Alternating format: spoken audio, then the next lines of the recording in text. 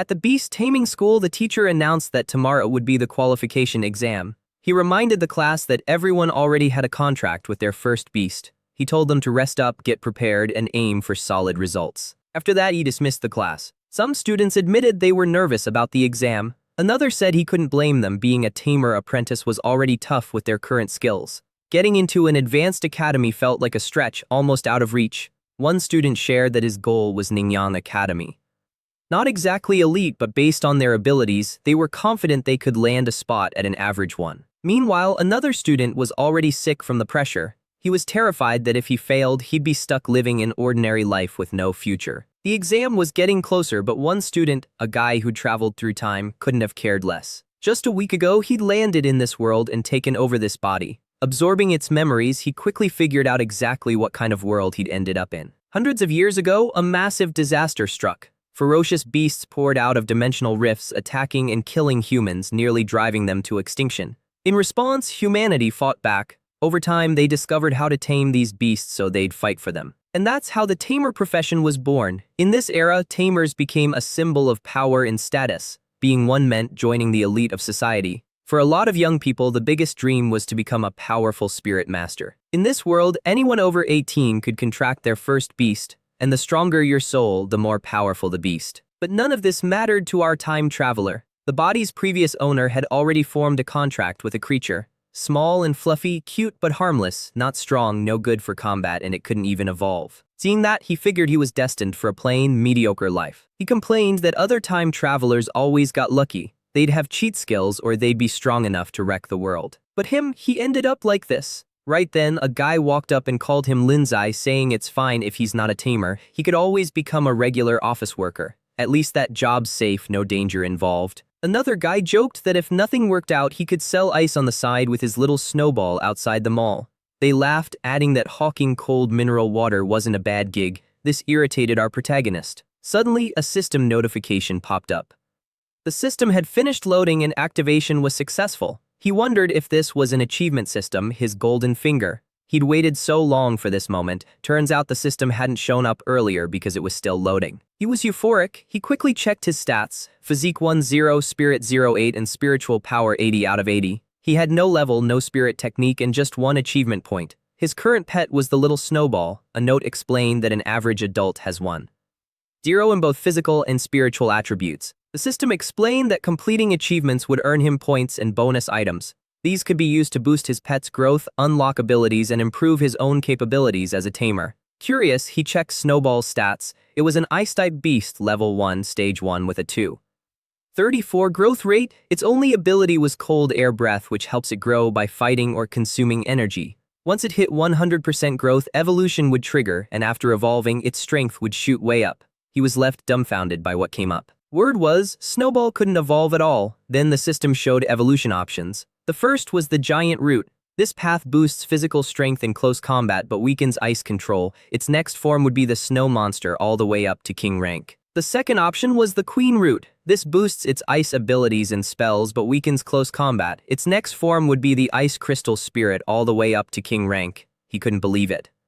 He'd assumed Snowball had 0 potential, yet here it was with real evolution paths, which meant he wouldn't have to sell ice on the side anymore. Now he actually had a shot at being a tamer. He got excited that the Queen Root could reach King rank, but to evolve, it needed 100% growth, had to absorb 20 low-level ice essences and obtain a Spirit Jade. Without hesitating, he tried using achievement points to upgrade Snowball. The system notified him he'd successfully contracted his first pet. For this achievement, he earned points and a Spirit Crystal. His reward was ready. The next achievement was becoming a tamer apprentice, passing the exam and completing the first baptism. Completing it would give him 200 achievement points and a spirit crystal. The last achievement listed was enrollment, getting accepted into any tamer academy. That would give him 300 achievement points, a spirit crystal, and a strength one. He claimed the available rewards, then he used them right away. He watched impatiently. Come on, evolve. Snowball started glowing intensely. It successfully evolved to rank 1, stage 2, now sitting at 100% growth. He was hyped that it worked. The system told him he'd spent 77 achievement points, leaving him with 23. He was a little disappointed. The evolution light show didn't last long. Still, he knew this was just the beginning. If he wanted it to evolve further, he'd need 20 ice essences and a spirit jade, and those weren't cheap. He came up with a plan to make money and buy materials at the shop. But before he could leave, the same crew started mocking him again, asking if he was off to go sell ice. He ignored them and told Snowball not to listen to their nonsense. He was counting on his pet for tomorrow's exam. One of the guys took offense and stepped forward. He was from the Zhang family, the second most powerful family in Yangning City. He figured no one could afford to cross someone like him. But our boy wasn't backing down, so he said, "We'll see who's really at the bottom." He meant during the exam. That made the Zhang guy react. He burst out laughing because they looked down on him and his plushie. They told him not to even bother showing up to the exam since there was no way he'd pass. A woman named Zhang Hao stepped in and reminded them not to take it too far. The guys told her they weren't going overboard. Instead of defending our boy, they told her she'd be better off going with them. Our boy told her to let it go, no need to argue. When the time came, they'd handle themselves. He added that he had to head to the shop and she could come along later. Outside the shop, he groaned about how insanely expensive the materials were. Months of savings, gone in an instant. On his way back, someone called out to him. She said her mom wanted to know if he'd be eating dinner at their place. He agreed. She tucked her hair. She tucked it behind her ear and asked if he'd go with her tomorrow. She meant to the exam. He said yes since he'd be taking it too, and that made her happy. He cheered him on, especially so he could prove his worth. She wanted him to prove it against Zhang Hao and his crew. He promised her he would. Then she said goodbye. Back home, he pulled out the items and told Snowball that leveling up was going to cost a fortune. He handed Snowball the materials. Snowball gobbled them up like a glutton, let out a burp, and started to glow. He watched, full of hope for the evolution. A blinding light flooded the room, then a shape began to take form. Fingers formed, then legs, and it started to come together. It took shape right before him. When it was done, standing in front of him was a small blue girl with crystal horns and a tail of ice. Despite her size, she looked intimidating. Her stats now read rank 2, stage 2 with 0% growth. She gained abilities like Icicle and Extreme Cold Mastery.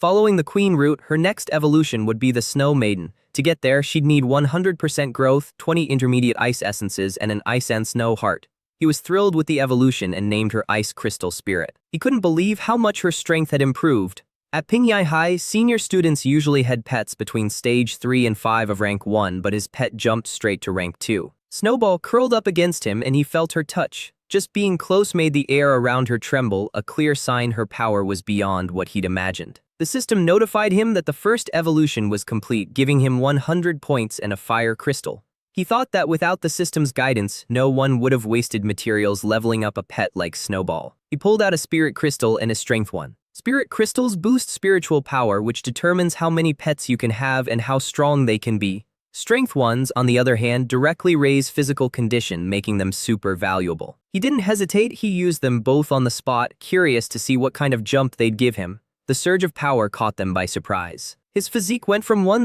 to 20, his spirit from 08 to 18, and his spiritual power from 80 to 180.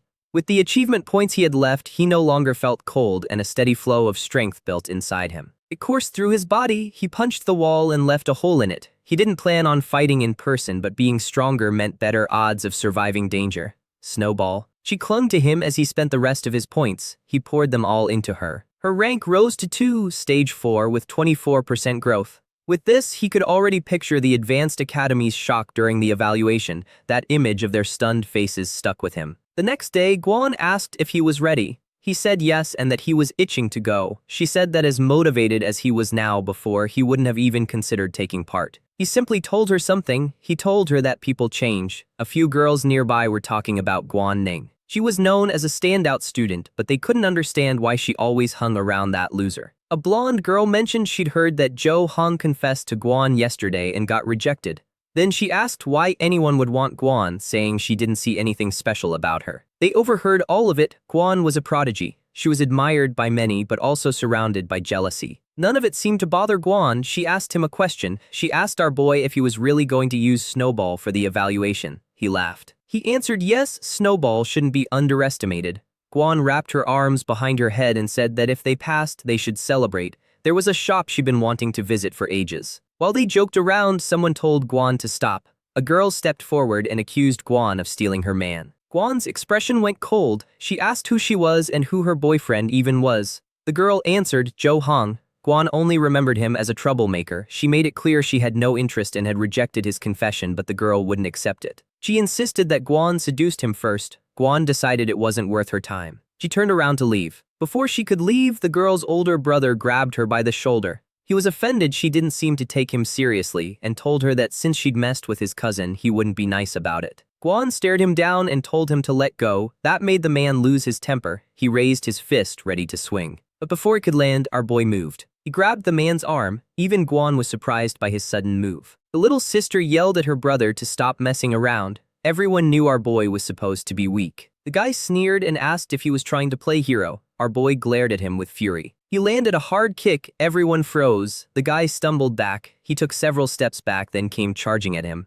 Our boy told him he was Guan's cousin, so if he had a problem, he'd have to deal with him too. The man gritted his teeth in rage. Meanwhile, Guan realized something. She realized for the first time that our boy could actually fight. Even he hadn't expected his physical boost to give him this much power. The man yelled that he was looking to die, then lunged at him. But he stopped when his arms started to glow. A blue light formed, growing brighter. Our boy didn't even blink. A ghost wolf appeared, rank 2, stage 1. The man looked down on them. He thought they were just 2 students. He had total confidence in his rank 2 ghost wolf. Guan felt the pressure. Her own pet was only rank 1, stage 7. Even if she trusted her skills, her chances of winning were slim, but she had no other choice. Then our boy did something that surprised her. Guan asked if he was planning to use Snowball. He told her that if she got hurt, it could affect her evaluation. The girl who'd accused Guan scoffed, thinking our boy was a joke, a nobody talking big. The man ordered his wolf to charge. Our boy summoned his pet. He called Snowball out. A blinding light burst into the air. The wolf was almost on top of them when suddenly it froze in place.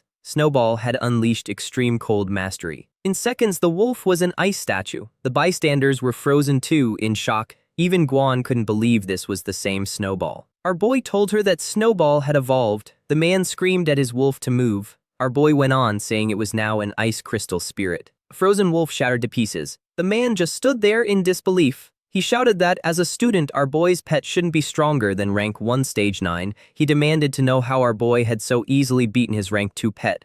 His sister nervously asked what they should do.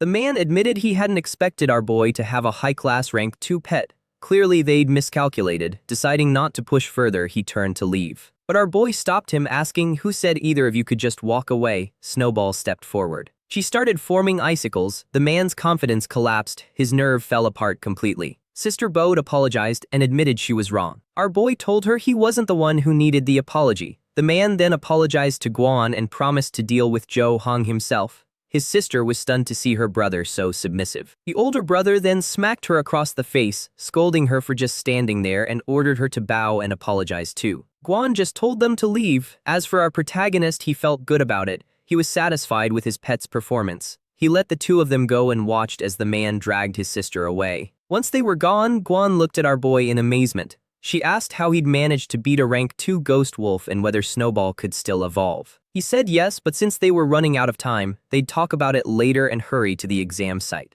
At the Beast Association building, there was a scene. A whole crowd had gathered. Everyone's eyes were locked on the origin stone. Some commented on how huge it was, others said it didn't look that special. He arrived just as they announced this was the last evaluation of the year. For some, failing meant losing the chance to be a tamer forever.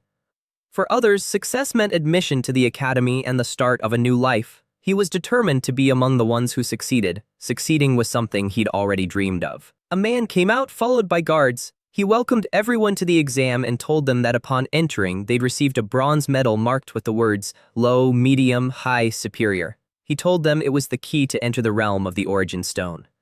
They'd need to choose the difficulty of the challenge they were about to face. The harder it was, the richer the rewards. He told them to look at the screen. It showed the details of each difficulty. First, low difficulty. After passing, you get promoted to Tamer Apprentice, gain +1 spirit, and the designated pet's growth rate is 5%. For medium difficulty, after passing, you receive +2 spirit, +1 physique, and +10% pet growth rate. After passing high difficulty, you get +3 spirit, +2 physique, +20% growth rate, and a second pet slot. Finally, for superior difficulty, the rewards are +5 spirit, +3 physique, +30% growth rate, and a second pet slot. The examinees loved the rewards. Some aimed higher, while others just wanted to pass the lowest one. Guan turned to our boy and asked which one he was picking. The examiner advised them to think carefully before choosing, since it was tied to their future prospects. He told them to weigh their own strength and pick the difficulty level that suited them. He said to choose with a calm and steady mind. He read the words off his bronze token. Finally, the results came in. 46 people chose low difficulty, 10 chose medium, 1 person chose high, and 1 person chose superior. They mocked the choice. They wondered who the reckless fool was that picked superior difficulty. They joked that whoever did it must have been half asleep. The person whose thumb landed on superior difficulty was our boy. People already figured he wouldn't be able to apply to the Imperial Academy that year. Our boy held up the bronze token in his hand. Guan looked at him in disbelief. He'd chosen superior difficulty. That meant if he failed, he wouldn't be able to apply to any tamer academy for the entire year. He told her to relax, assuring her he knew what he was doing. The crowd whispered, wondering if he'd pressed the wrong option. The examiner frowned and scolded him, reminding him he should have chosen more carefully. He answered that his choice was made after careful consideration. The examiner wasn't pleased and asked if our boy was implying he thought he could pass superior difficulty. He answered confidently, of course. The examiner shook his head, saying young people were always so arrogant. Since he'd already given his warning, if our boy still wanted to take the risk, so be it, after everyone made their choices. He announced the start of the evaluation. The participants sat down on the floor as a green mist surrounded them. The great origin stone glowed intensely. Tiny glowing bubbles formed around each one. While the others focused, the examiner kept a close eye on our boy, finding it interesting. Our boy was suddenly transported to an arena. He started to get up and scanned his surroundings. It was clear he'd entered the virtual realm of the origin stone. Here, any injury, whether to the participants or their pets, wouldn't affect them in reality. Knowing this, our boy was ready to fight with everything he had. The system suddenly appeared, ordering him to act. It told him to defeat a ghost wolf. He was glad he could use the system here. He completed the task and earned 100 achievement points and a spirit crystal. He used it immediately. His spirit attribute rose from 1.8 to 2.8. Snowball's growth rate jumped from 24% to 44%, and her rank advanced from rank 2, stage 1 to rank 2, stage 6. With that, he felt even more confident about winning. Then, as he was getting ready, something dropped from the sky. It was a monster. The monster had a name. It was called the Fire Lizard, a rank 1 fire-type beast. Our boy expected superior difficulty to be brutal, so it was odd the first opponent was just the Fire Lizard. Just the Fire Lizard all on its own. Our boy ordered Snowball to use Icicle, and she obeyed instantly. Flames in the icicles collided. Massive explosion erupted. When the smoke cleared, the Fire Lizard was frozen solid. Our boy smiled. Her icicle ability was way stronger than before the exam. Then a door appeared. It opened and out of it came a creature. It was a mummy type, an undead bandage monster of rank 2, stage 9. For most people, even rank 1 opponents at that stage were already tough. Meanwhile, the examiner watched closely. Our boy dispatched the bandage monster with total ease. The examiner remarked that our boy got lucky. So far, his opponents had been weak against his attributes, but he knew the next challenges wouldn't be so simple. Our boy cleared the second level. He moved on and the next enemy appeared. It was a strange creature with frenzied eyes. It was a withered vine, a plant-type monster of rank 2, stage 2. The examiner assumed our boy's pet was rank 2, stage 1 at most. He was sure our boy wouldn't pass this round. Our boy ordered Snowball to use Icicle again, but the attack barely left a mark. He realized the beast's rough bark and thick skin were protecting it. The monster counterattacked. Roots sprouted from the ground. They wrapped around Snowball. It used a technique. It was called Net Vine or something like it. Then it charged at her. The examiner smiled, convinced this was the end. But what happened next wiped the smugness off his face. The beast screeched in pain as the ground beneath it began to freeze. The ground froze over. Our boy had activated Extreme Cold Mastery. He pointed out that they weren't limited to a single ability. Another attack came. An icicle fired off. The beast tried to block it. It tried to block it with its arms. From above, the scene was clear. The beast was frozen from the feet up. The ground crystallized. Its arms were pierced by sharp ice spikes. Suddenly, more icicles formed from above. The monster let out a loud groan as ice spears punctured its body. Then it collapsed. Our boy had finally cleared the third level. Only 2 levels left. Meanwhile, in the exam hall, a student suddenly woke from the virtual realm. He cursed in frustration. He'd been so close to beating the beast. Another student cried, upset at failing again. Not even the lowest difficulty was easy. The 5th level had a rank 1, stage 6 beast. One student, though, was grinning ear to ear, celebrating. He'd become a beast master apprentice. Everyone turned their heads when someone shouted. Someone shouted about a beast with vicious claws. They looked at the Origin Stone screen and saw a rank 2 pet. Many questioned why such a strong creature would show up in an evaluation. They saw Lin's eye, who'd chosen superior difficulty, and realized he'd cleared the 4th level. Final round was about to begin. The round began. The students whispered, wondering why he was so strong. One of them, who knew all the top students, insisted there was no one like him. Then Guan woke from the challenge. She came out of the virtual realm and she was happy. She'd become a beast master apprentice, but right away she wondered how our boy was doing. Noticing the crowd in front of the stone, her curiosity grew. She walked over and saw that our boy had passed the 4th level of superior difficulty. The crowd held its breath waiting for the next monster. A saber-toothed lion emerged, a rank 2, stage 5 monster. Gasps broke out. Many thought it impossible for a newbie to beat something that strong. Our boy, however, accepted the challenge. He threw an icicle, but the lion was too fast. It dodged it easily. He was caught off guard by its speed. The lion countered with a claw leap. Snowball's back got grazed, leaving a mark on her icy body. The examiner leaned in, watching carefully. He secretly admitted our boy was strong, but he believed this was his limit. Our boy understood that even though the ice crystal spirit was a higher rank, battles aren't decided by rank alone. Attributes, conditions, environment, and strategy all play a key role. Right now, Snowball excelled in 3 to 4 fights while the lion shined in one-on-one combat.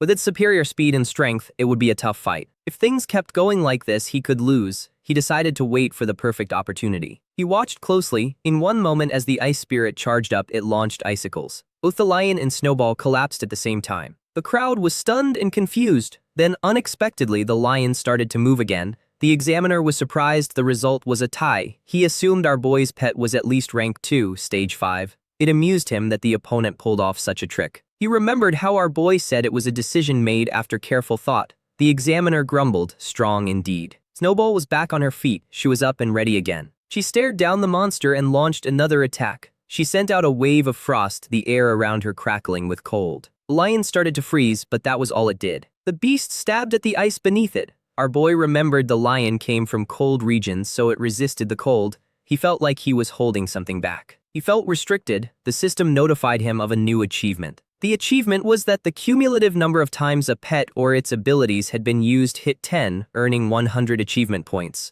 With that, the ability unlock function opened up. He wondered what it was. The system showed abilities like Arctic Chains, a control ability that manipulates ice to create chains and bind the target. It required a 40% growth rate and 50 achievement points. Next was Ice Shield, a defensive ability that shapes ice into a shield to block from any direction. To unlock it, you needed a 60% growth rate and 50 achievement points. Finally, there was Frost Nova, an area attack that compresses ice into a single point and releases explosive damage. To unlock it, you needed an 80% growth rate and 100 achievement points. He was surprised he could add more abilities. He knew pets could have a maximum of 2 basic abilities. Icicle was a primary attack and relied more on control. And while Extreme Cold Mastery had great range, it wasn't powerful enough. He needed a single target control technique. He chose the ability. He picked Arctic Chains while the lion was about to leap on them, but before it could attack, it was wrapped in a blue mist. And our boy leveled up Snowball. He used his remaining points. Ice Crystal Spirit hit rank 2, stage 7. Her growth rose to 54%. The light flooded the area, leaving everyone curious. They realized it was a level up, and that left their jaws on the floor. They couldn't understand how it was possible without seeing any materials. They knew that even with experience, leveling up was only possible through grinding. They could tell something was off. Our boy provoked the monster, then he told Snowball to try the chains. The lion got wrapped in ice chains. Since it couldn't move, our boy found the perfect moment. He found the right moment and launched the icicle. This time the attack landed at full force. The crowd watching was confused. They wondered what ability that was. The examiner wondered why his pet could use all 3 abilities. They watched intensely. The icicles pierced the lion, but our boy noticed how thick its skin was. He was ready for another round. But the lion went down. A notification appeared saying the level was cleared. With that, he'd successfully passed the superior difficulty evaluation. Guan was happy that he pulled it off. Nobody could believe it. Some said he'd bribed the examiner. The examiner admitted he hadn't seen it coming. He'd seen plenty of slow-starting youngsters, but never a complete unknown who became famous overnight. Our boy's physique rose to 5, his spirit from 2.8 to 7.8. At apprentice level, he had 780 spiritual power, no spirit technique, and 3 achievement points. His ice crystal spirit was now at rank 3, stage 1 with 84% growth and abilities like Arctic Mastery and Arctic Chains. Our boy called this his superior difficulty promotion, impressed by his progress. The system notified him that he could contract a second pet. It got him thinking about what to pick. He decided to check the pet shop. For passing the evaluation, he received 299 achievement points and a spirit stone. The examiner told him the rewards had been distributed. He could exit the test. When he opened his eyes, he saw everyone staring. They were all staring at him, bombarding him with questions. Our boy had become the most popular celebrity in the city. Unexpectedly, he got a hug from behind. It was Guan and she was thrilled for him. The examiner came over and told him his performance was incredible. He took back what he'd said earlier about him being impulsive because now he knew he had confidence backed by strength. The examiner apologizing was shocking. Then he invited our boy to join the Tamer Association. He offered him a position as a reserve officer with generous benefits and pay, no conflict with his application to the Imperial Academy, and he'd be named a deacon of the association upon graduation. He asked our boy what he thought. Everyone's jaws dropped. Guan urged him to accept fast since only top students from the Imperial Academy are eligible to join the association. She said the competition was fierce, like 1,000 troops crossing a single bridge. If our boy accepted, he wouldn't have to worry about living expenses and tuition for 4 years, and everyone would admire him. Still, he knew everything has a price, and the more he received now, the more he'd have to pay later.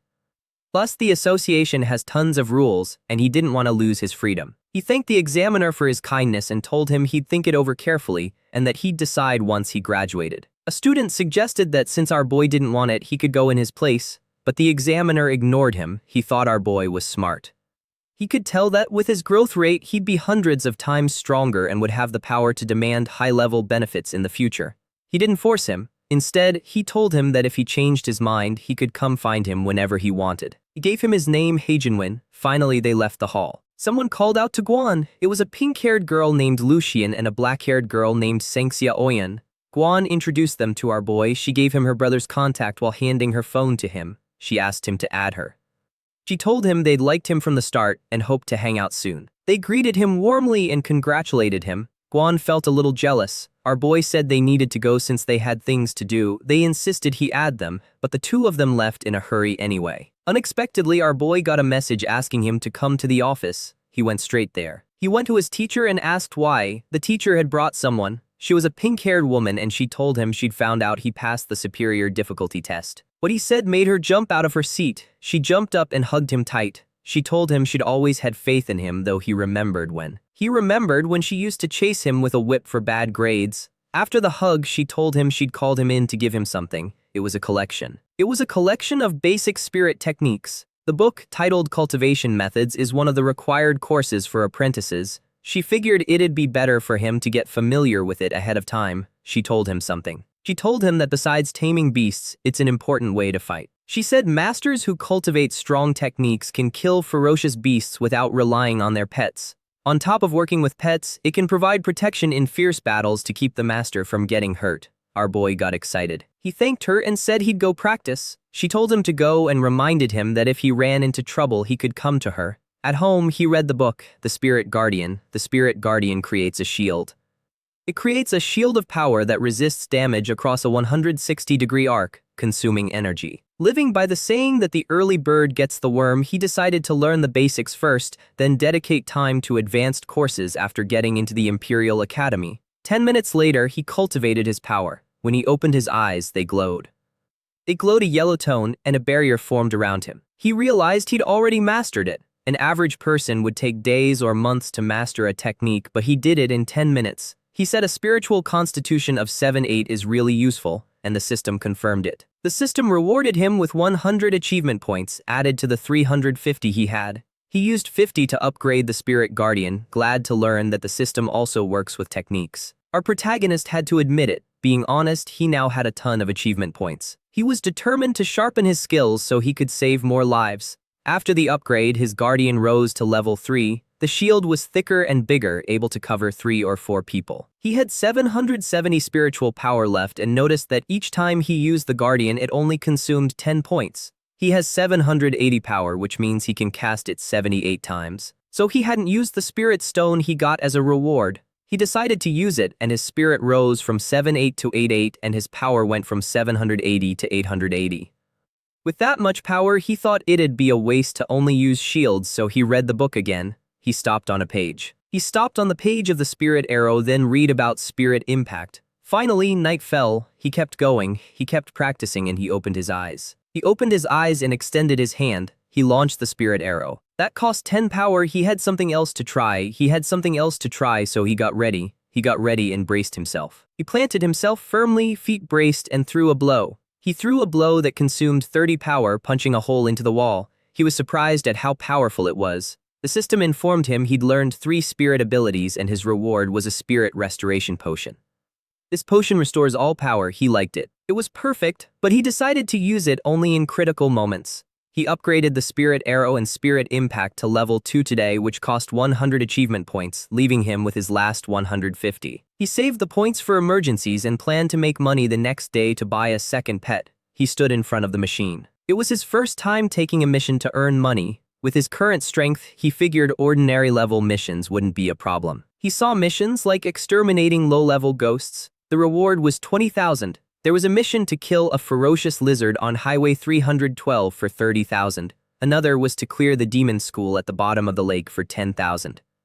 Finally, there was a mission to clear beetles in the Canyon of Death with a reward of 40,000. Naturally, he chose the highest reward. Since he was an apprentice, for safety he was paired with 3 teammates. Our boy was annoyed because he felt cheated and knew he could handle it alone. The machine told him to go to the Canyon of Death. It said to be there before 2 p.m. He finally arrived, greeted the person there, but got a rude attitude in return. This person was a low-level master. His name was Shang Lei, a long-haired man. Ming Xian asked how a newbie who hadn't even graduated ended up here. Then a woman in a crop top told him not to scare him off. She asked our boy to come closer. He politely answered that he hadn't graduated yet and that he'd cause them trouble. Ming Xian made a comment. He said Su Yun was acting like a lovesick fool again. He told her to be serious since the mission might be harder than she thinks. He warned her not to lose her life over it. She just clicked her tongue in response.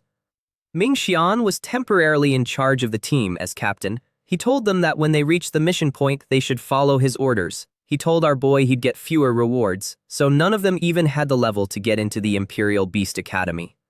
They saw Ming Xian as a guy who survives doing missions with the mediocre skills he learned in high school. When he heard that rewards are based on the work, the more pay, Ming Xian said he was a sensible kid. With that, they went in. There was a hole. Some monstrous bugs crawled out. Ming Xian looked them over. He saw that there were tons of them. Ming Xian told them to cover the hole and wipe out the beetles. He summoned his rank 2 horned rhino. Shang Lei summoned his rank 2 wind-cutting mantis and Su Yun asked our boy something. She asked him to keep her safe while she sent her rank 2 level 5 abyss beast into the fight. He decided to watch and learn what they were capable of before acting. More bugs poured out. Ming Xian gave an order. He ordered his rhino to attack. It sent the beasts flying and wiped out several. Shang Lei jumped into action too. His mantis sliced through bugs. Them flew up and swarmed the mantis, but the mantis shook them off. It struck with a venomous stinger attack. The bugs dropped lifeless. Pleased, Ming Xian asked the newbie what he thought. He said they made a good team and asked him to just watch and cheer.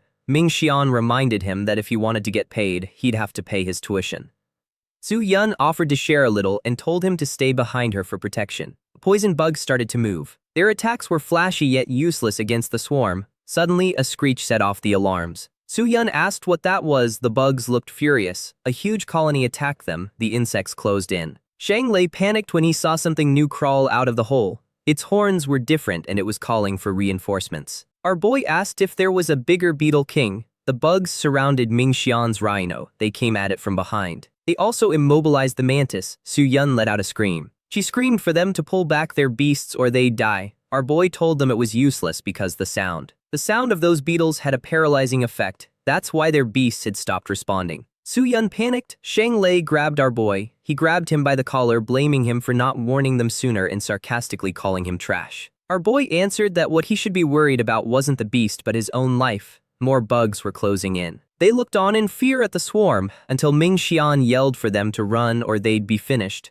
He griped that this crappy mission was anything but normal. So many were chasing them, packed so tight. There was no dodging them here, but to their surprise, a barrier protected them. Our boy had saved them. He used the Spirit Guardian. They were shocked he knew a spirit technique, something exclusive to the Imperial Academy. They were curious how a high schooler pulled it off. He told them to stop talking and look behind them. They were stunned, then our boy summoned Little Snowball. Everyone was floored to see a beast like that. Our boy figured that if the beetles had a rank, they'd be rank 1, stage 7 at most, but they had an advantage. His team had no area attacks, so they couldn't win. But his rank 3 beast had a massive attack. It used Arctic Mastery. It froze all the bugs. He ordered them to recall their beasts before it was too late, but it would cost them all their rewards. Ming Xian accepted just to get out alive. Shang Lei was furious. He didn't like that the brat dared to threaten them. He asked if he thought he was Linzai, the legendary candidate who passed the superior difficulty test. Our boy answered that he is Linzai. Shang Lei didn't believe him since he doubted a student could have that kind of strength. He told him to save their beasts. Shang Lei still didn't believe him, refusing to thaw them to recover his pets.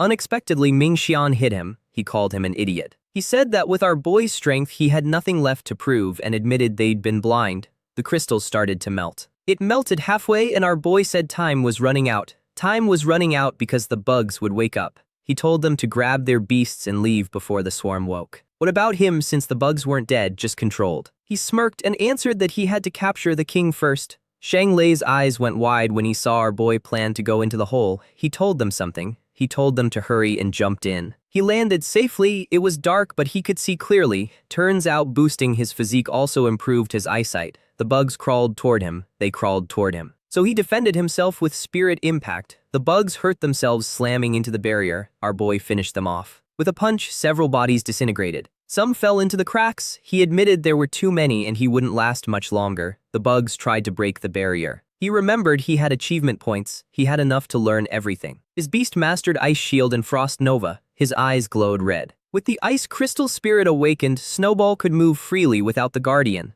Frost Nova was perfect for area damage, but he had to gather ice elements first, coordinated with Arctic Mastery. He broke the barrier and used it. He used Arctic Mastery, freezing all the beetles. Then he made his next move. He raised the Guardian again and gave the order. He ordered Frost Nova. Snowball gathered her power. Light gathered at her fingertip, while the bugs swarmed in the dark. And she unleashed Frost Nova on everything. The system told him he'd killed 50 beetles. The protective shield broke. He was happy. The move was explosive and seriously powerful. He checked his stats. The Ice Crystal Spirit went from rank 3, stage 1 to level 2. Its growth rate rose from 84% to 89%, and the next stage is Snow Maiden. The spirit mastered Icicle, Arctic Mastery, Arctic Chains, and Frost Nova. He was glad his pets could grow. They gain experience and level up in battle. Even though it's slow, there are so many bugs that this is a great place to grind. With the growth boost, he hoped Snowball would evolve soon. Suddenly, a loud roar. More beetles came out. He figured the king was inside. Meanwhile, outside, his ex-teammates rested. Su Yun said something. She said she'd report how dangerous the mission was. She wanted to make sure they flagged the risk. Shang Lei asked her why she cared about a kid who was looking to die. Someone arrived and caught their attention. It was a man. He asked if the mission point was up ahead. He was a bronze beast master named Luda. He called out Ming Xian. Ming Xian said yes but advised against it. He advised him not to go in. When they realized he was bronze rank, their jaws dropped. The badge is from the Tamer Association, split into bronze, top 30%, silver 12%, and gold 3%. This guy introduced himself as Luda and said the association had caught the difficulty mix-up and sent him to clean up the mess. Su Yun was sure that with him they'd win. She asked to go with him. He took her by the chin and said something. Since he wanted to see her in action, he'd bring her along. Then he told the other two they weren't qualified. They felt relieved. They didn't want to go. Meanwhile, inside the cave, the system congratulated our boy for the Beast Slayer achievement. And there was an explosive seed card that bumps a pet up 1 rank for 60 seconds. He didn't know such an achievement existed. He compared it to slaying humans, but this time there were way more rewards. The Ice Spirit rose to rank 3, level 3 with 94% growth. It was close to evolving. A loud sound distracted him. He expected the king to come out. But when he saw it, he never imagined it'd be this huge. According to the mission, the crisis started a week ago, so that thing must have evolved recently. A loud roar, the system warned of danger. It was an armored beetle of rank 4, level 1. Even so, he wasn't backing down because otherwise he wouldn't earn a single cent. He was determined to give it everything. Suddenly, a golem dropped from the ceiling behind him. It was a terrifying thing, followed by Luda himself. Luda had arrived. Su Yun was relieved to see our boy was okay. He asked why she came back. Su Yun was confused to see him there. She told him to back off, it was too dangerous. She said the beetle is the legendary king. It's a rank 4 that appears once every 10,000 years and controls the swarm. He knew it was causing trouble and he was going to face it while the others watched. But our boy grabbed Luda by the clothes. He said the boss was his. Luda asked if he knew who he was. The beetle roared. It tried to attack Luda, but his golem blocked it. Luda asked who he was to talk to him like that. The monster was a rank 3 mid-level rock golem. When the beetle moved, it counterattacked. It used a claw, but our boy bound it with Arctic chains. Luda looked closer. He looked familiar. He asked if he was the one who passed the superior test. He acknowledged his skill, but said he'd finished the bronze test. so he wasn't impressed by it. Snowball screeched at them to quit arguing, move. The beetle behind them broke free. But Luda decided to show the gap in their levels. He used a strengthening spirit technique. And the golem rose to rank 4, level 2. Our boy was surprised such a technique even existed. The golem leaped and slammed the beetle with a rock quake attack. But the bug didn't budge. Luda looked smug, saying that mastering a high-level technique isn't for just anyone. That was the gap. The beetle got furious. It went for a body slam. It was a piercing one. It entered berserk mode, its power now rank 4, level 3. Luda commented that it was tough to take down. Snowball and our boy attacked together. The spirit impact left a dent in the beetle's back. It turned its attention toward them. Our boy braced himself. He watched it come. He chained it, but it broke free easily. Our boy looked like he was in trouble. While he was in shock, the beetle charged, but the golem grabbed it to stop it. Luda said they were in this together. He called them brothers, but the beetle launched something from a distance. It slammed into the wall and fell. The beetle's force made Su-Yun panic. She knew they'd die. Luda suggested they retreat. But our boy refused. He wanted to stay. He wanted to stay and kill it. Luda called him crazy, shouting that not even the strengthened golem could do anything. He pointed out that Luda himself said earlier the difference was that he'd learned advanced techniques. Luda answered yes and asked what he was thinking. He strengthened himself and little Snowball. Luda was shocked to see he could boost spirit techniques too. He couldn't believe it. Meanwhile, little Snowball exhaled a powerful wind, her eyes glowing pink. Luda was overwhelmed by her strength and asked who he was. The system notified him. It told him that rank 4, stage 3 would only last 60 seconds. With his spirit techniques, he figured it should be enough. He anticipated the beetle's attack. Then he used Arctic Chains. As the ice crystal spirit's level rises, the ability's power grows too, but he knew he couldn't control it for long. So instead, he focused on the damage. He used Spirit Impact. He had 40 seconds left and the rest of his strength. It sent the Death Striker reeling. Luda got worried for our boy and asked him to stop because if he kept draining his life and spiritual power, he'd die. He answered that he was fine since he'd only used half his energy. Luda shouted that that was impossible. Su-Yun called him a genius, which made her believe it might actually be possible to defeat the Death Striker. The monster was strong. He used Frost Nova. The impact was so potent. It was so potent it knocked the thing off balance. He went in for the finish. Luda commented that it was incredible strength. The Death Striker was badly hurt. He added that it was no wonder he'd never seen a pet like that, Then, when asked about it, he gave his answer. He said that in ancient times, mythical beasts joined the fight. Humans gathered the 5 greatest elemental beasts to end the world chaos. They disappeared after that, and he believes our boy's pet might be tied to them. At this point, our boy only had 30 seconds left. He knew it was time to finish off that bug. He condensed his energy for the final blow. The little bug made a move. It tried to dig away, but he didn't let it escape. His attack left a dent in its back. The system notified him of the kill. Our boy had won. Luda felt bad for stealing their spotlight. Little Snowball reverted as the explosive seed card's effect wore off. He caught her before she hit the ground, recognizing her huge effort. Later, he got a notification that she rose to rank 3, stage 5 with 100% growth rate, requiring advanced ice crystal evolution material. Little Snowball wanted to sleep, though he decided they'd talk about the evolution after her rest. The system notified him of the achievement and his reward: 500 points, a revival potion, and 10 advanced ice crystal evolution materials. Our boy was thrilled they'd even hand over evolution materials. Luda put a hand on his shoulder and called out to him. He said he had something to discuss. He asked them to give him the credit for killing the Death Striker. Su-Yun was disappointed since it was our boy who beat it, but Luda offered 10 watts in exchange. Our boy knew the Tamer Association sent Luda to evaluate the mission, and if he failed it'd hurt his promotion, so he cared about the result. He also considered how good the deal was since he could buy a new pet with 10 watts, but he was smart not to accept right away to see if he could squeeze out better terms. Luda tried to convince him, saying 10 watts was half a year's savings.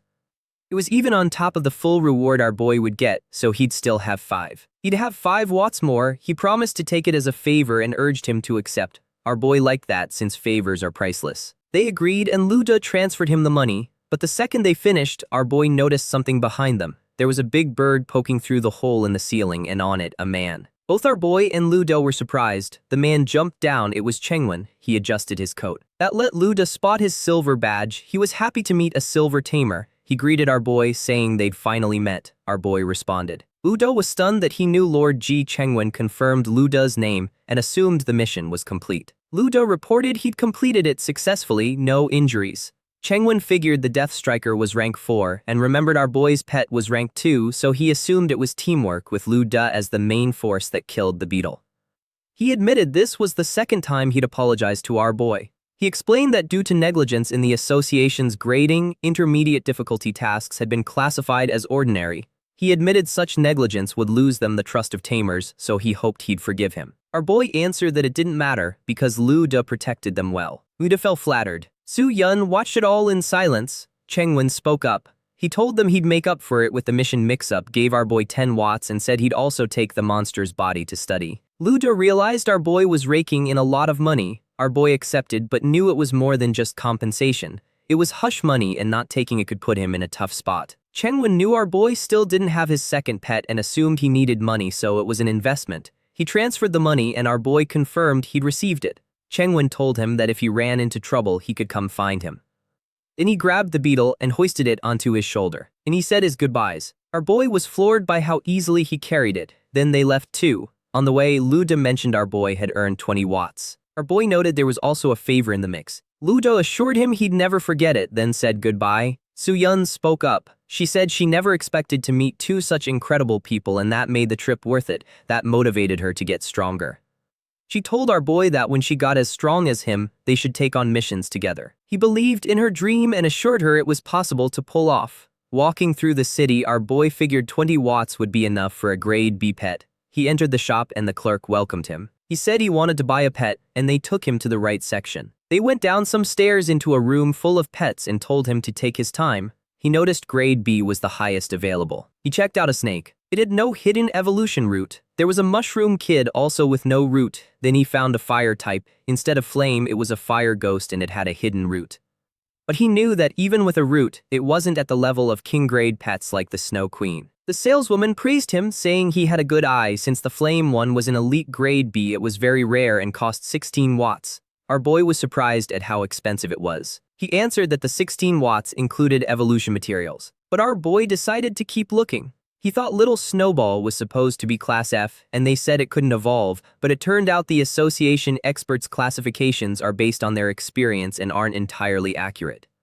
This time he detected a pet with a king grade evolution root. He decided to check it out. It looked familiar, a rock-type stone monster. Its normal evolution is a giant rock monster which boosts power and defense, grows a lot, and has higher elemental resistance. The hidden evolution root is Rock God, which traces the path of ancient bloodlines, unearthing a spark of divinity with the ability to control rock and earth. Its next form is Rock Phantom, which requires 100% growth, 20 intermediate earth element essences, and 500 grams of undead dust. Our boy wondered why it was so familiar. Lu De's pet, the giant rock monster, evolved from this little thing but on the more common route. He imagined Lu De never thought this type had the potential to become a god. From another angle, the strengths of ice crystals are explosive damage and control, mage type. He figured the stone monster was warrior type. The saleswoman encouraged him to buy it. She told him the little stone monster is the pick of many since it's easy to carry, fights well, and its materials are cheap. She priced it at 8 watts and our boy closed the deal. Then he asked for materials like earth essence and undead dust. The woman's expression shifted to concern. She asked if he was trying to evolve the monster and said those materials wouldn't be enough.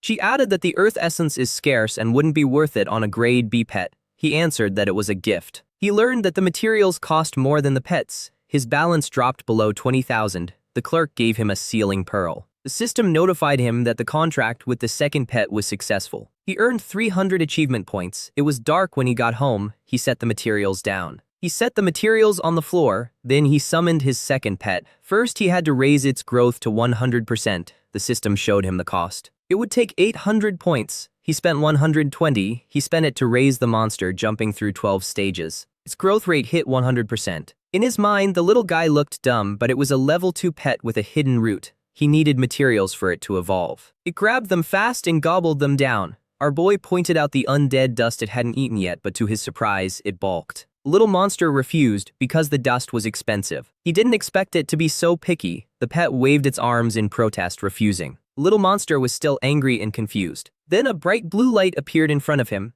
Little Snowball showed up and stared the monster down. That scared it. Our boy was glad to see Snowball had recovered well while the second pet kept acting difficult. When the rock pet tried to attack, it took a hit to the head. It got bonked on the head, leaving a bump. Snowball hit it hard. It was a real blow to the head for our boy's rock-skinned pet. It was forced to eat the dust under Snowball's supervision. It must have tasted awful, judging by the look of total disgust on its face. Eventually, its eyes turned red and its growth hit 100%. It gave off a black light. It grew bigger. Now it became a bipedal monster. The evolved form is called Rock Phantom, a combination of rock and ghost type at rank 1, stage 9 with 0% growth. Its abilities are Earth Spikes, Stone Throw, and Crushing Impact. Its next form is Earth Spirit, which requires 100% growth and high-grade Earth Essence. Our boy felt grateful toward Luda since he never knew the monster could evolve like this. The rock monster had gotten strong. Our boy was about to ask it something. It made spikes shoot up from the ground, forcing Snowball to jump aside. Snowball had to leap to dodge them. The rock pet was ready to fight. Snowball covered the area in mist. The rock pet was caught by surprise. Then Snowball activated her ice shield. Our boy panicked over his wall and scolded the pet, saying training is fine, but if it wrecked his things, he'd teach it the rules. The system informed our boy that the ice crystal spirit had met the conditions to evolve. He was ready to show the rock pet who's boss. Snowball consumed 10 advanced materials. She started to change. A blinding light appeared. Then another 10 materials were consumed and the evolution succeeded. She became a snow maiden at rank 4, stage 1 with 0% growth. As for abilities, Icicle upgraded to Ice Rain, which condenses ice blades over the area that fall like a cascade for massive damage. Ice Shield upgraded to Crystal Mirror, keeping the shield's defense and adding reflection. Arctic Mastery upgraded to Blizzard, boosting damage and duration by forming a storm over the area. Our boy couldn't believe that ability got upgraded too. The rock pet let out a deep howl, but it was caught off guard. The ground froze and its feet got trapped. Our boy ordered the Snow Maiden to use Ice Rain. Sharp ice rained down on the rock pet. It could only submit. It submitted to the Snow Maiden. Our boy told it that it was his partner after the contract and owed him respect. He warned that if it didn't change its difficult nature, he wouldn't hesitate to get rid of it. He asked if it was convinced or not. He stared it down intensely. He warned it never to do that again. While they were at it, the doorbell rang, and someone demanded he open the door. A tall, muscular guy towered over our boy, furious, and asked what happened to his wall. Our boy apologized, explaining he was training and would make it up to him. The man said it wasn't the first or second time and demanded compensation for mental damages too, asking for 30 watts. Our boy's jaw dropped. The man told him to hand it over within 3 days. He grabbed our boy by the neck and threatened him, but stopped when the rock pet's shadow loomed over him. The rock pet raised its arm. The man got scared. When the blow was about to land, our boy gave the order to stop. The guy was sweating profusely as he asked if it was his pet since he didn't know what monster it was. The rock pet had gotten strong. Our boy apologized if his pet's training had bothered him. The rock pet stared at the man while our boy asked about the compensation. Terrified, the man answered that they could forget the compensation. He made a cheap excuse, saying a man of character doesn't get bothered over little things.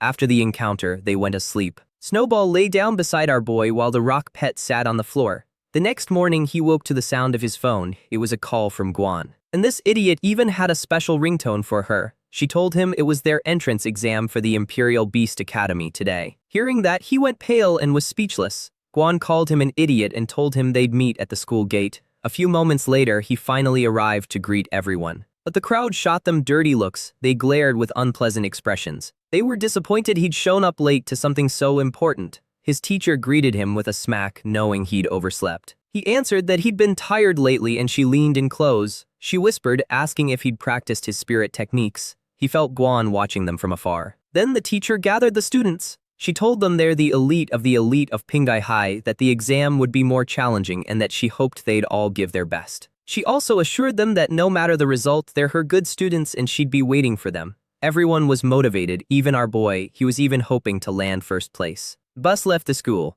Guan sat next to him and asked what he'd been up to lately since he wasn't answering her messages. He'd been so busy he forgot to check them. Guan shared that her ferocious magic bird had successfully evolved. Our boy felt no pressure and assumed the exam would be no trouble. Then they arrived at the city. Guan sat near the aisle, so she stood and leaned toward the window to admire the beautiful view. That put her chest right in front of our boy's face and it made him blush. He blushed, though she didn't show any reaction. That embarrassed her, so she went back to her seat right away. Shinji and our boy noticed and laughed. Finally, they arrived at the Yongning Imperial Beast Academy. It was beautiful. One of the students said that just seeing it made his whole life worth it. He heard someone shout to make way as several men walked through. In the center was Lepenian, who announced that 17 students from Chimping School had arrived. Another group arrived. One of them was Jan, who announced that 21 students from Kancha School number 3 had arrived. Beside him stood a pink-haired girl chewing gum named Agujo Shinji. He cheered for Guan since she was her class leader. She looked at our boy, who gave her a thumbs up. She announced that 2 students from Pingai School number 1 had arrived. One of the students from another school called them Hicks. That was because Pingai is more remote than Kancha and Chimping. With all the students inside, a man jumped off a platform. His name was China. Pleased with their energy, he greeted them and introduced himself as the professor in charge of registration. First, he congratulated them for completing the test but advised them not to get too happy. He explained that applying to the academy isn't comparable to the Tamer test, and based on past data, the elimination rate is 80%, meaning only 10 people from their group can be admitted. The other students started thinking the low difficulty ones would definitely be eliminated. A student from another school declared that no one from Pingai would pass, and Shinji started getting annoyed. Our boy asked Shinji who else she thought would pass besides those 2. She looked around carefully, then she answered that Penjun stands out. She checked the others, her eyes fixed on our boy. She commented that he's pretty strange. Lepenian asked what happened. She answered nothing except that our boy's strength is impossible to read. Lepenian clicked his tongue and dismissed him as a country bumpkin, adding that Pingai number 1 is a tier below them, so there's nothing to worry about. He told everyone to check into the hotel inside the academy, wished them a good rest, and advised them to prepare well. He mentioned the cafeteria offers free, delicious food during the exam and encouraged them to enjoy their free time. Guan invited our boy to eat. They entered a golden dining hall. A man at another table noticed Guan for her beauty inside. The man he was talking to scolded him and warned him not to bring shame to their chimping school, although he admitted he liked her too. Meanwhile, Guan gave our boy more food and encouraged him to eat. He had mountains of chicken on his plate, so he told her that was enough already. Shang and Shinji walked up to Guan and teased her, saying they should give them food too since there wasn't enough. They called them a couple, and that made Guan blush. The guy who first said he liked Guan didn't like the girl's attention around our boy growing. That made him resentful, especially since he thinks our boy isn't as handsome as him. A person walked up to our boy's table and asked if he could join them. He even asked for the leftovers, and Guan watched him. Then she answered coldly, telling him to sit down. The man introduced himself as Cho Shang from Chimpanzee Prep. Our boy asked what was going on. He answered that he'd heard a student from Pingai City passed superior difficulty and wondered if that guy had come. Our boy asked why he wanted to know. Shang was annoyed they hadn't even taken the exams yet and he was already gathering information, suspecting he's a spy from his school. Cho Shang clarified that he just wanted to make friends. He added that those who aren't prominent figures need brains to have even a slight chance, and he's good at that. Guan answered she had nothing to say to him, so he could leave. He told her not to be hostile and shared that he has a good idea of who the entrance exam examiners are. He pointed at the leader of the Chimping Prep School. Then he shared that Pen Jun is a well-known local prep school genius who passed the high-level apprentice evaluation 2 months ago, and his pet is a rank 3 poison ivy plant monster. They couldn't believe a prep school student had a rank 3 pet. He added that Pen Jun's family is well-known and gave him high-level evolution materials. Basically, Pen Jun is a second-generation rich kid. Meanwhile, Guan thought about the gap with rank 3, since she's only at rank 3, stage 7. Then Cho Shang pointed out the twins to one side. He said Shinji is a troublesome girl in Kancha City. She formed a contract with her first pet only in her 3rd year of prep school and in just 1 month passed the advanced apprentice evaluation. Her pet is a young steel-patterned dragon of rank 2, stage 7. His jaw dropped and he questioned whether it's possible to train a pet to rank 2 in half a year. Kae-yun suggested the beast may already have been at rank 2, stage 7 when she signed the contract. He explained that if a person's spiritual power is high enough, they can directly contract a more powerful pet. Our boy just listened while looking at the other table. Shinji felt his gaze, so she turned toward him. And she winked at him while making the peace sign. Our boy was caught by surprise. Cho Shang pointed out a guy in Kancha City with a dual-element pet. The 2 ladies couldn't believe it. Guan recalled the teacher mentioning that prized pets sometimes have dual attributes, but they're mainly found in extremely dangerous areas and most can't be tamed. Our boy remembered the rock phantom is a combination of ghost and rock type, which made him realize developing the dual attribute would be worth it. Cho Shang said he'd told them what he knew, then asked about the guy who passed superior difficulty. Our boy was about to answer when Guan cut him off. She simply told Cho Shang the guy wasn't there. And those 3 were stunned. Our boy apologized that the person they were looking for wasn't there. After that, Cho Shang left. He could sense she was hiding something. This led him to suspect the guy who passed superior difficulty might be among these few people. He went to the table of the 3 men and told them he'd test that guy's strength later. Shinji asked our boy why he didn't tell them the truth when he should be proud. Whether he prefers a low profile or didn't want to become a target so soon, he also considered the info Choshang shared might not be accurate. Guan was proud of how thorough he was. They left the hall and Guan invited the two to train that night. She wanted them to train so they wouldn't lose to the other prep school students. She also suggested they all stay in one room so the four of them could be together. Our boy imagined them in sexy pajamas. He was surprised when a man slapped him on the rear. It was those three he'd called over earlier. They also wanted to go to Guan's room. They smiled maliciously. Guan instinctively hit him, but the man grabbed her wrist and remarked that she looked really sexy. The other men burst out laughing as they started crowding around her. Our boy got angry. He told them to let her go. Guan shook her head, knowing that if she fought them she'd be punished. Man said Pingai girls are pretty, while the men are all softies. Our boy stopped his fist right in front of the man's face. Then he stepped back to gain momentum and threw the punch. Man's friends got worried for him. The other two were ready to fight. Our boy warned that they can say anything to him, but they dared to stare at his sister. They were taken aback by him. He told them he wouldn't let them go. Rook Su got up and called him an imbecile, challenging him to compete right there, but someone grabbed his hand.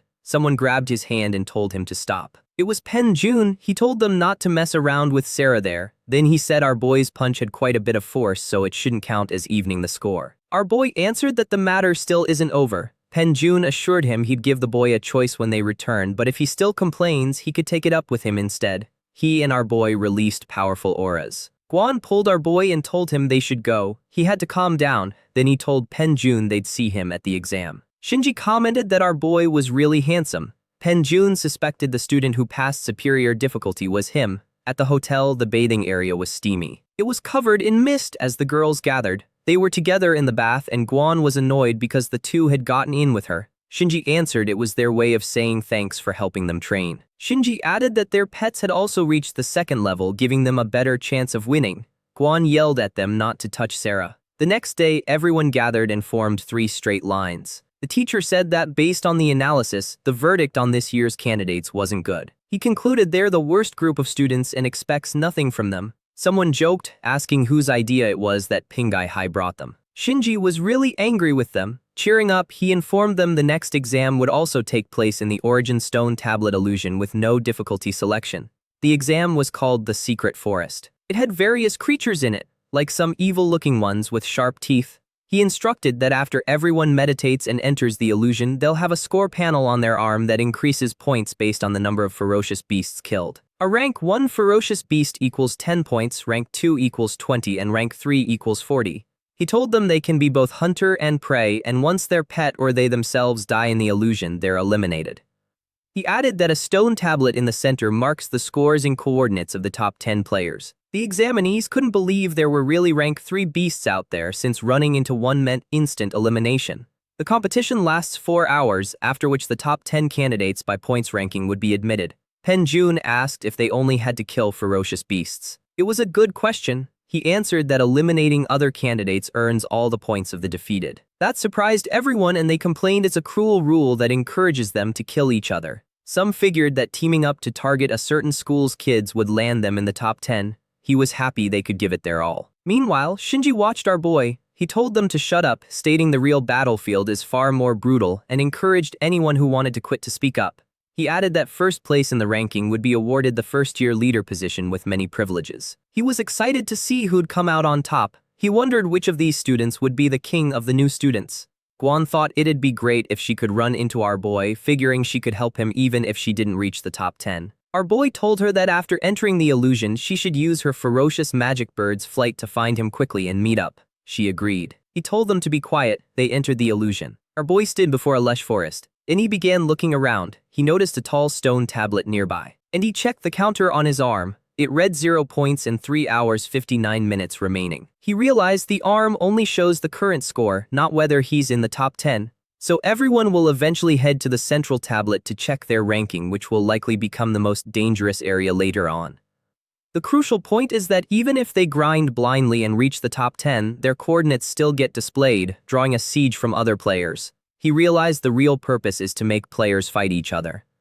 As long as someone's strong enough, they can ignore the rules since only the strong can snatch points. But since it's just a game, he thinks happiness is still the most important thing. Something shattered against his barrier. It was the fangs of a 2-headed forest python beast, rank 1, stage 9, that tried to attack him stealthily and struck his barrier. For safety, he decided to keep the spirit guardian on since it doesn't consume much power anyway. He summoned the rock phantom. He decided to hide his strength for now and test the rock phantom's true potential, thinking the dual attributes are worth developing. Curious, the rock phantom looked at the tangled snakes. Our boy told it to forget them since rank 1 stage 9 only gives 10 points, yet its strength isn't much different from a rank 2 stage 1 worth 20 points, making the top stage of each rank the least worthwhile. And since they're testing the rock phantom, he wanted to challenge stronger beasts, which excited it. But he worried about one thing, whether he'd find Guan. He hoped everything would go well. At that moment, Guan had 30 points and 3 hours 45 minutes left. She let her ferocious magic bird go, and it flew up into the sky scanning the ground. She searched for him desperate. Her pet beast kept flying. She focused on checking the surroundings. She saw players being toyed with by beasts. The bird returned since pets can't stray too far from their master. She realized she had to try her luck, figuring that if our boy was strong enough to be in the top 10, she could check his coordinates on the stone tablet. Boar-like beast charged from behind. Our boy jumped to dodge, then he kept running, recalling the tamer's beast is rank 2, stage 5. He knew it wouldn't be a match for his rank 2 magic flame bird, so he stayed calm. His bird struck it, easily securing 20 points. Surprisingly, something hit the bird. He turned to see who it was. A pet caught the boomerang that came back. It was Rui, whose pet is a humanoid type rank 2 stage 4. He greeted Guan. Guan remembered him too and told him stealing kills is shameless. He told her there's nothing in the rules against stealing kills. He also planned to steal from her and ordered his beast to knock down the silly bird. The beast threw the boomerang and Guan told her bird to dodge fast,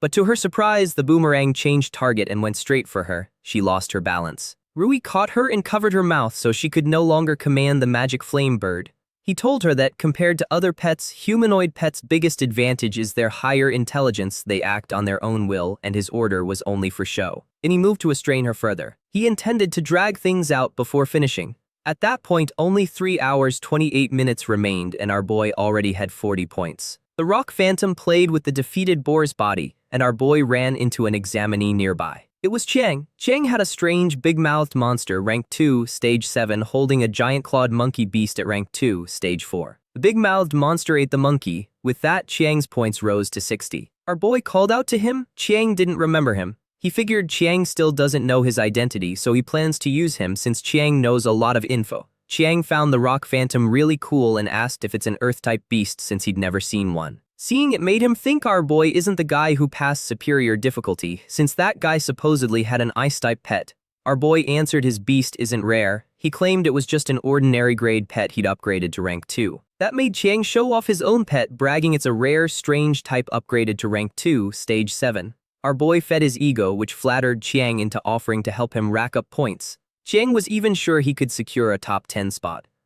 Our boy said that's great. However, Chang was cunning, planning that once our boy was no longer useful, he'd find a chance to kill him and take his points. In another part of the forest, Guan grabbed Rui's arm. She grabbed his arm and threw him to the ground. He cursed at her, but when he saw her expression, he was terrified. She glared him down. She told him his brother got to act before her last time, but this time she won't let him off so easily. Her eyes lit up, and her flames turned pink. The bird transformed into a fiery pink form and flapped its wings. Rui called for his beast's help, but it was too terrified to move. Then Guan screamed for it to come back. Rui grumbled that his pet having its own intelligence wasn't a good thing. He resigned himself to his fate and only begged her not to hit him where she'd already hit him. In came his loud scream. As Guan defeated him, she took his points. The stone tablet showed Penjun first with 170 points, followed by Shinji with 120, then Gang with 100, Nin with 70, and Rui with 60.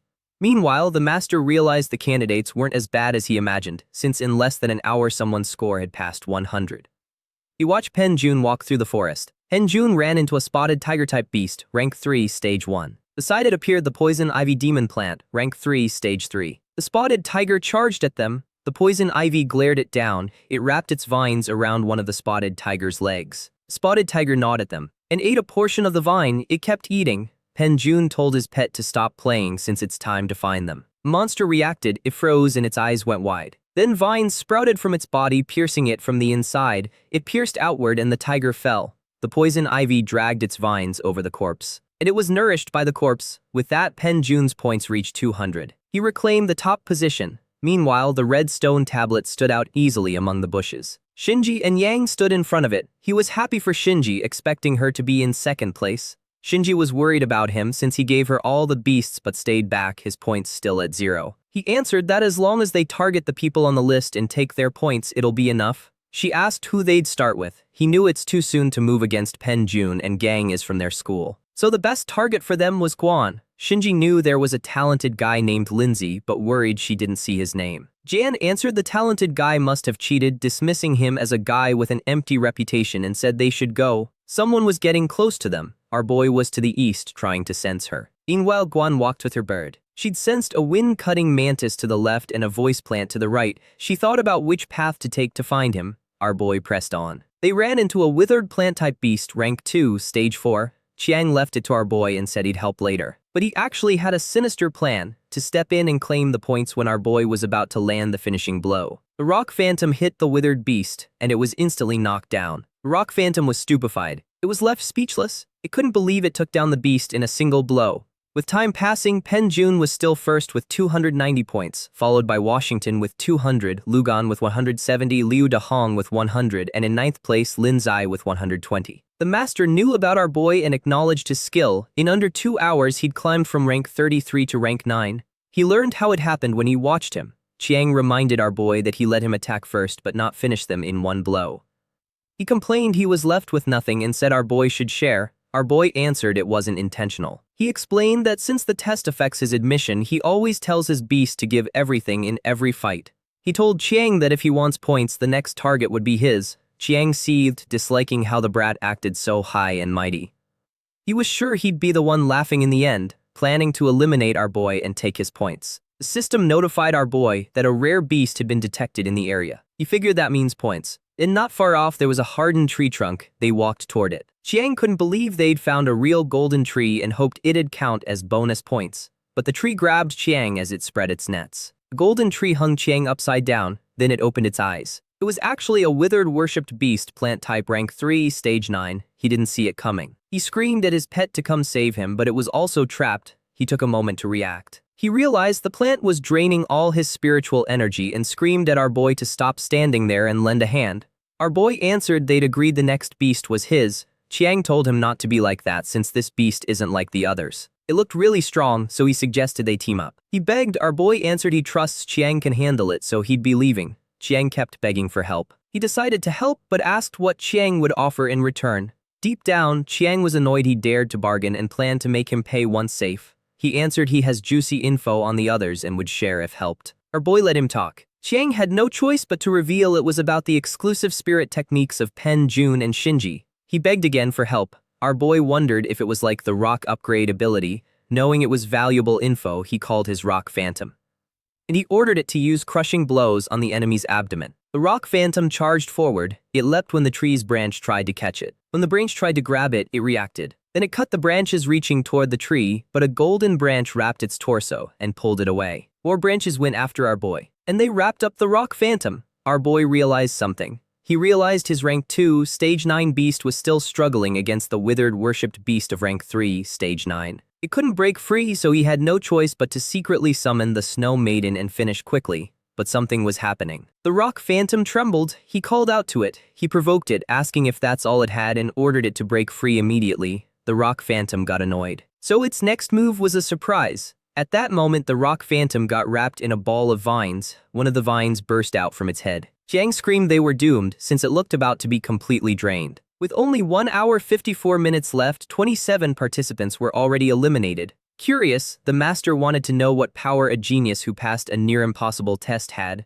The rock phantom turned into smoke. And that smoke began to swirl. Our boy was shocked. The rock phantom unlocked a new ability, a spectral form lasting 30 seconds. Jiang touched it. As our boy expected, those with dual attributes had special abilities. He was excited to see how powerful the spectral form really is. The tree howled. It tried to pierce the rock phantom, but its branches passed right through. It was confusing. Our boy noticed that in spectral form, the rock monster has no physical body, so it avoids all physical damage and control. He was impressed. He saw on the screen that its abilities are Stone Projectile, Crushing Blow, Unavailable, and Earth Spikes. He ordered it to use Stone Projectile, aiming for the eyes and the core. It activated its stealth power and pelted the tree with rocks. The tree fell and Chiang was thrown to the ground along with his beast. Our boy noticed the gap in rank. The damage wasn't enough to defeat the withered worshipped beast. The big-mouthed monster grabbed Chiang and started to run, and our boy yelled at him to run now. He was worried because if the brat goes down, the points drain away. Our boy said it's his problem,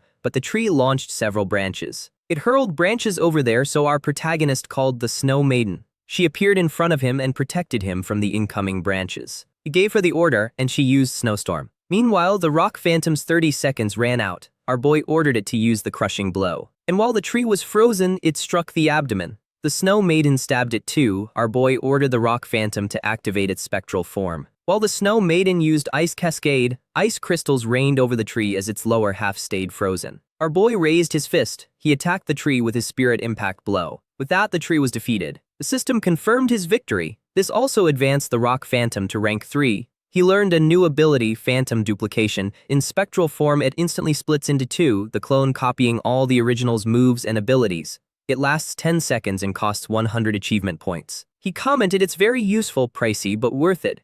After splitting, the spectral form doubles its combat power and can even level up in battle. No surprise our boy was pleased, even though it isn't king rank. At the same time, with 1 hour 20 minutes left, our boy's points reached 108. The master was impressed by what he did, and seeing the ice beast he summoned, he could tell it has divine rank potential. He wondered how the brat managed it. He understood a rank 3 beast gives 60 points, so what he did made keeping a low profile impossible. Suddenly, someone asked him what's going on. It was Chiang, asking if the withered worshipped beast was gone. He had a nervous, surprised look as he asked. Our boy said he defeated it, then pointed at the Snow Maiden and asked where she came from, even asking what kind of beast she was. Our boy had forgotten to dismiss her. Since Chiang saw her, he knew he couldn't keep pretending, so he played dumb. He answered that he had no idea. He told Chiang it was she who defeated the withered worshipped beast. Chiang realized she's also a beast and that the beasts fought each other. He also figured she was a summoned pet whose master might be nearby. But he noticed she's ice type, which made him think her master is the legendary Linzai.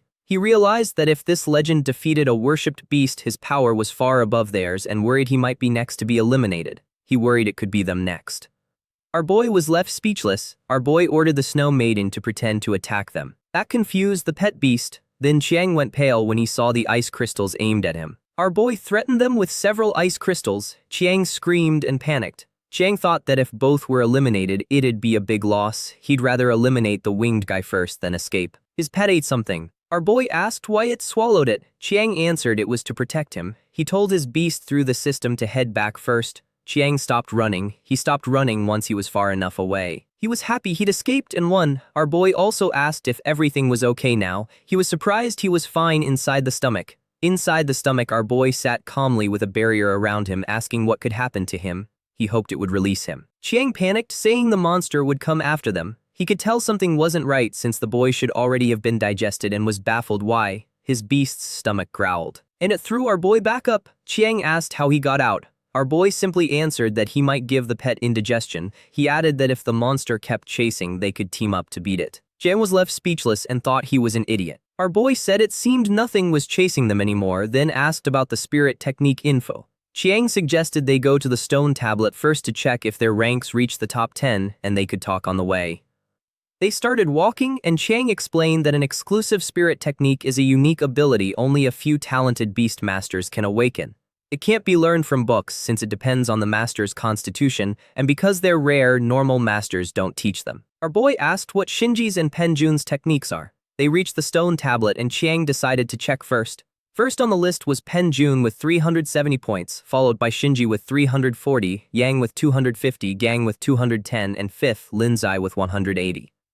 After him came Dajan with 140, Tian with 130, Heian with 120, and Shinsei with 100. 58 minutes left. Jian was discouraged because his name wasn't there, but he still thinks there's a chance since he has time and 10th place only has 100 points. If he adds those stupid kids to his points, he knew he could reach the top. He called out to our boy. His eyes went wide. He saw on our boy's arm that he has 180 points. He couldn't believe it, and when he checked the stone tablet, only Linzai had that amount. That made him ask our boy's name while trembling as he realized the truth. Our boy revealed his real name. Chiang couldn't believe it, especially since he'd wanted to tag along with him. Then he remembered those who pass super difficult levels can have 2 beasts. He realized the boy had hidden his power the whole time, that the ice beast was his too, and that he'd wanted to defeat him.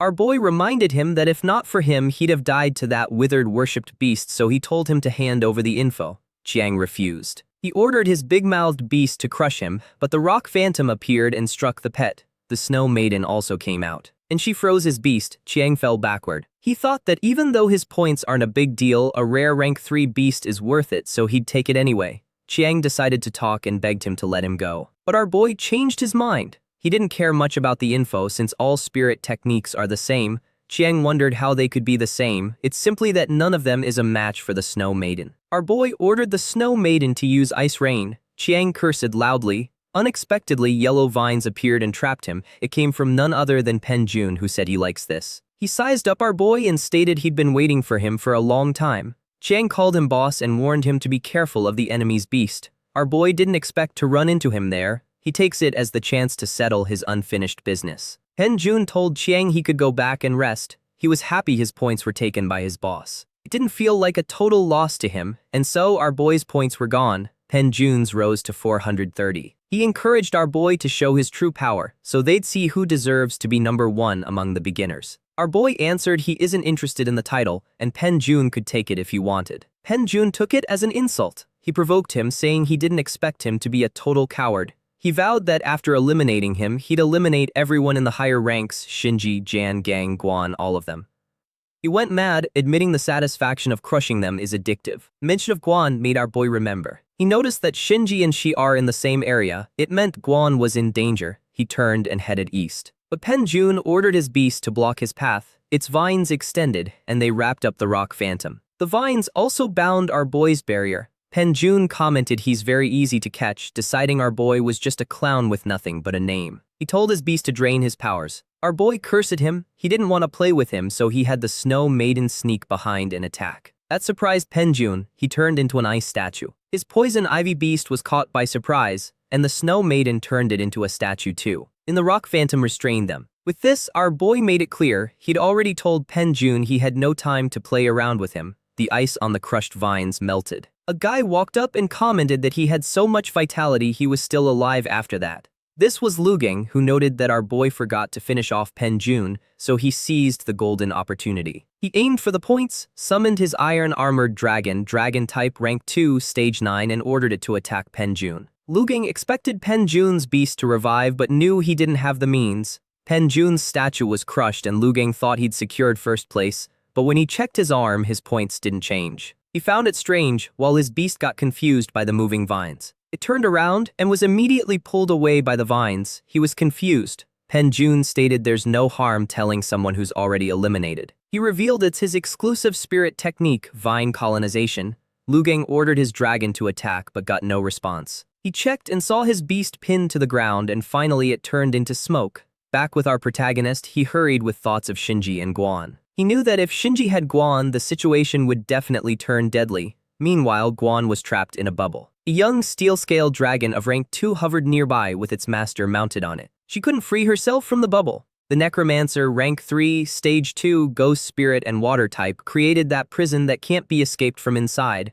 Yang told Shinji to leave it to her since taking Guan's points would make her the new class leader. He asked why, and she joked it's maybe because she's too pretty for him to handle. He answered he isn't interested in other girls. Shinji told her there's no rush and they should wait before acting. He asked what she was waiting for. She watched the forest. She waited for the fat fish to take the bait. They were attacked with earth spikes. Yang reacted and used a water shield. The steel dragon beast deflected the attack. Our boy appeared and called out to Shinji and Yang, and he told them to let her go. They were surprised he has 2 pet beasts. Even Guan was shocked. Guan was shocked and warned him they're very strong, so he should be careful. He assured her he'd save her right away. Yang asked if he's the guy who supposedly cleared the superior difficulty level. He was happy to confirm it in his heart. He saw that our boy is different from the others from the start. Yang wanted to fight him and see his strength firsthand. She warned him the guy isn't ordinary. He answered that if he beats Yang and gives his points to her, she'll be the new class leader. He added he'd rather lose his points to her. He ordered the necromancer to hold him back with water prison, and water formed around our boy,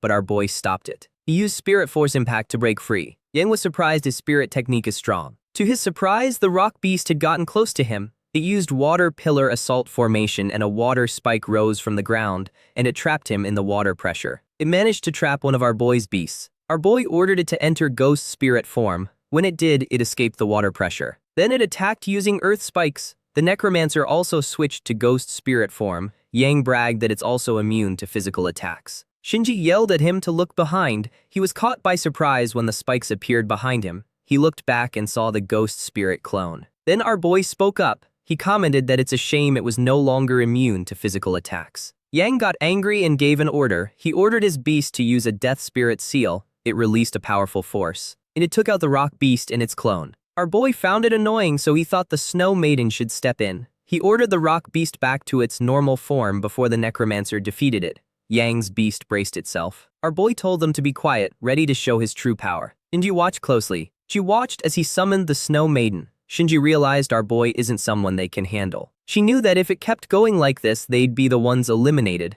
Shinji told them to stop and offered to talk it out. Our boy frowned. She told him everyone reached the top 10 and there's no need to keep fighting, especially since they'll be classmates. But the snow maiden stayed in attack position. Shinji ordered Yang to release the girl. Yang answered that if they let them go and those two join forces, it'd be worse for them. Shinji yelled at him to do as she said. He obeyed and canceled the water prison. The water came undone. And the dragon jumped off its beast. Guan thanked our boy for saving her. He assured her that as long as he's there, no one will dare touch her. Then he told those two they could still save their sister even if it means eliminating them, so their offer didn't satisfy him. Yang got angry and decided to fight all out. He ordered his beast to attack first. But she told our boy she had something that might satisfy him. Our boy simply answered her. Then she told him about her exclusive spirit technique where she can use her sensitivity to help him unlock his own unique ability. He answered it's a good offer. Yang yelled there's no need to help the idiot. His face went pale when he saw her blush. That made him hate our boy even more. A few moments later, someone arrived to join them. Our boy realized he's still alive. It was Penjun, glad they were all gathered so he could eliminate them all at once. His presence annoyed Shinji even more, so she suggested they work together and take first place. Our boy noticed how things were getting complicated with only 10 minutes left. The master watched. The master personally wanted to keep some of the new students, but if they fight each other, he could lose some talents. He told someone to intervene. They have 10 minutes to calm the situation. Yang whispered to Shinji. Yang whispered to Shinji, asking if she wasn't serious, and said he'd planned for Penjun to hold our boy back to gain an advantage. She apologized because she really wanted to help our boy. His jaw dropped and he came to think she's in love with him. He decided to fight alone. Penjun challenged them to fight all together. But someone stopped them. Someone stated there's no need to fight since they've all been accepted and that a special challenge mission was prepared for them. A portal appeared, and someone came out of it. Since those students surpassed their peers, Master G wanted to test their real limit. He presented the Academy's second-year students, all of mid-rank. They'd face them. Whoever won would receive a unique baptism, but losers could still enroll. Guan shouted it was unfair, since they aren't even students yet and they're already paired with second-years. And they've all been through many battles, so their beasts are exhausted. But our boy looked excited as they called him over. Penjun said it's a shame they can't eliminate them, but since they're classmates now, there'll be many chances to fight. Gang shouted for them to pass the second-year test first. Shinji asked Yang if that means they're still allies. She smiled at him. But our boy stayed expressionless. Yang interrupted, saying her brother hasn't accepted yet. Our boy wanted the baptism reward since it improves physical strength and soul power. But they only sent 4 when there are 5 of them, which seemed like they're being underestimated. Our boy told Shinji that if they want to be allies, she has to team up with his sister to fight one of those second years. Gang and the others also balked at being teamed with him. He told Guan he'd fight alone and if she joins, they'll have a better chance of winning. One of the newcomers asked if they were done arguing, then asked who'd fight him, adding they can all come at once if they like. That was fine with him too. Our boy wanted to fight, taking the chance to test himself before facing Shinji. Tavo acknowledged his courage but advised him not to charge in recklessly. He summoned his wind-cutting mantis insect type rank 3, stage 8. Changman pointed at Penjun and said she's interested in him. Penjun answered he won't go easy on her just because she's a girl. She summoned her thunder lion beast type rank 3, stage 9. Her face flushed when he encouraged her to fight with everything she's got. Shinji rolled her eyes. She stated that between the two who are left, the girl was relatively weaker. The guy with the pompadour called our boy to fight because his hairstyle annoys him. Tian accepted and told him to be gentle. Meanwhile, the blue-haired girl commented that the first-year girls are cute. She stated she hates girls cuter than her, so she won't hold back in the fight. Those two felt a sense of dread. Meanwhile, in the exam hall, the eliminated gathered. Su Yun and Ming Xian were sad for having been eliminated. Su Yun's friend accepted there were too many geniuses and unless a miracle happened they'd definitely be eliminated. Meanwhile, Chiang wailed and screamed. Gang felt bad since he'd played it safe the whole game but lost in the end. He felt his cheeks aching. The master noted the ones who stood out. Unexpectedly, someone touched his shoulder. It was Gao Wemby, who told him to leave the next candidates to him. With this, the master knew Gao was there to snatch some students after he'd worked hard selecting them. Master Gao answered that his testing methods were too extreme so he could miss talented students. He said he has 10 vacancies, so it's not too much to ask to find some gems among those who failed. Master told him to handle it himself. Master Gao announced good news for those who didn't make it. He still had 10 vacancies and anyone who passed his test could be accepted. That made the students happy. Chiang was happy a miracle really did happen and told Chia Oyan there was still hope. Everyone was determined. Meanwhile, back in the forest, Yang complained about the overwhelming difference in level. Tavo laughed at Jan for losing to him. Tavo's beast struck Jan down with crackling rays. Changman said Pen Jun's resistance was incredible but he got roasted and lost, and if they keep going it'll be a one-sided massacre. Pen Jun moved but he was completely defeated. Changman realized she could no longer flee him. Tavo stated the so-called geniuses are ridiculous and told the girls the school isn't short on geniuses. His pet was intimidating, a berserker humanoid type rank 3, stage 7. He gave them a lesson: the time they spend on makeup they should spend training. Back in the exam hall, Master Gao said he doesn't agree with the master's methods, thinking one-sided oppression only crushes confidence.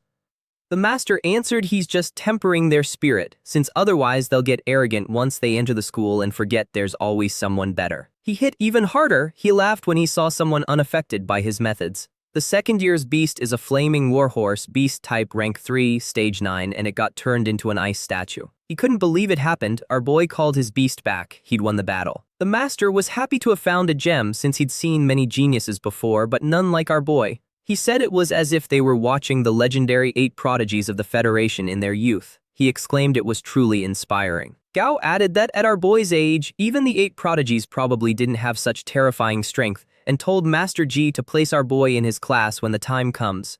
The master answered it wouldn't be fair since top 10 students must be placed according to the rules. The system notified our boy that the warhorse had been defeated, and the second year couldn't believe he lost. Juan celebrated our boy's victory. Jinji admitted she didn't expect him to be so strong. Jan was frustrated by how big the gap was, but he was determined to turn the frustration into motivation when he got back. Tavo asked if the second years had gone easy, unable to believe a student who hadn't even enrolled had beaten one of them. Our boy asked the second years if they wanted to keep fighting, and Tavo warned him not to underestimate him just because he used a trick. Our boy asked if the 3 of them were going to attack him at once. Tavo called him arrogant and sent his mantis to attack. Rock Phantom charged, and it blocked the mantis. Gao urged the master to stop the fight since the second year was no match for our boy from the start, and continuing would only make the second year lose face and earn our boy more enemies. The master agreed, so the master announced the test was over. Tavo protested, but the master said the only one who truly passed was our boy while acknowledging the others did well, and added that their strength would improve a lot after entering Yangning Academy. Tavo pointed at our boy and said they'd settle it once he enrolled. Our boy gave him a thumbs up and said there was no need to fight since he was simply better. That sarcastic comment angered Tavo even more. Tavo shouted he wouldn't forget this. They left. Afterward, our boy received his baptism rewards. His constitution rose from 8-8 to 10-8, his soul power increased to 1080, and his physical constitution rose from 5 to 9. The master congratulated our boy on his admission to Yangning Academy. The system informed him the baptism was complete, that he gained 500 achievement points, and that he had 18 achievement points left. The Rock Phantom's total growth over a month was at 33%, while the Snow Maiden's was at 12%. The Rock Phantom's growth was at 33% and the Snow Maiden's at 12%. When he returned to the exam hall, the crowd had surrounded him with a mix of awe and curiosity. Our boy couldn't help thinking it's the same scene every time he wakes up. A woman took him by the arm, and she told him she could sense his Rock Phantom still has an unopened form. She told him that if he wanted to know more, he should look for her after the exam. He answered okay. The master called for silence and announced that the students who scored in the top 10 were officially admitted. Then he announced Pen Jun as the best first-year student. Everyone applauded, but they all had a look of confusion on their faces. They wondered how it was him. Pen Jun also knew our boy clearly performed better than him, so he felt off about it. Master Gao whispered to the master that our boy deserved the best student spot more. He said it was unfair, but the master answered they can't bet everything on one person and that the rules said first place is based on the score. Gao accepted it for now. Then he announced that those participating in the resurrection test should follow him, while those already in the top 10 could leave and wait for the entrance ceremony in 10 days. Guan looked toward Ulan and Sijin, having faith they'd pass the resurrection test. Shinji walked up to our boy. She admitted her information wasn't good enough because she didn't know it was him. She praised his fighting style and offered him an answer. Our boy got worried. She asked to be his subordinate. Our boy was shocked. Jan declared his respect for him overflows like an endless river, but our boy answered he doesn't accept subordinates. On top of that, Shinji hasn't even qualified for enrollment yet. She answered she'll definitely pass, so he should wait. Penjun saw it. And he sneered. After that, they walked outside and Guan said they should celebrate and spend a day out in the city. Our boy agreed since he was also exhausted and needed time to relax. Guan told him they'd go back tomorrow and stay in the city. Our boy accepted the suggestion. It made her blush. But then our boy took out his phone and he checked the hotel prices. He went pale, realizing he'd spent all his money last time buying evolution materials for the stubborn rock beast with only 300 left. She asked what was wrong and suggested they go eat first. They went to a premium restaurant that allows dining alongside your pet beasts. Our boy was confused. He didn't know such a place existed. Guan said she'd wanted to go there for a long time and suggested he summon his beasts too since they'd been fighting all day and deserved a good meal. For that reason, our boy agreed. Guan was shocked. Because the last time she saw little Snowball, she was a tiny girl, and she couldn't believe she evolved so fast and looked beautiful too, so she asked how he did it.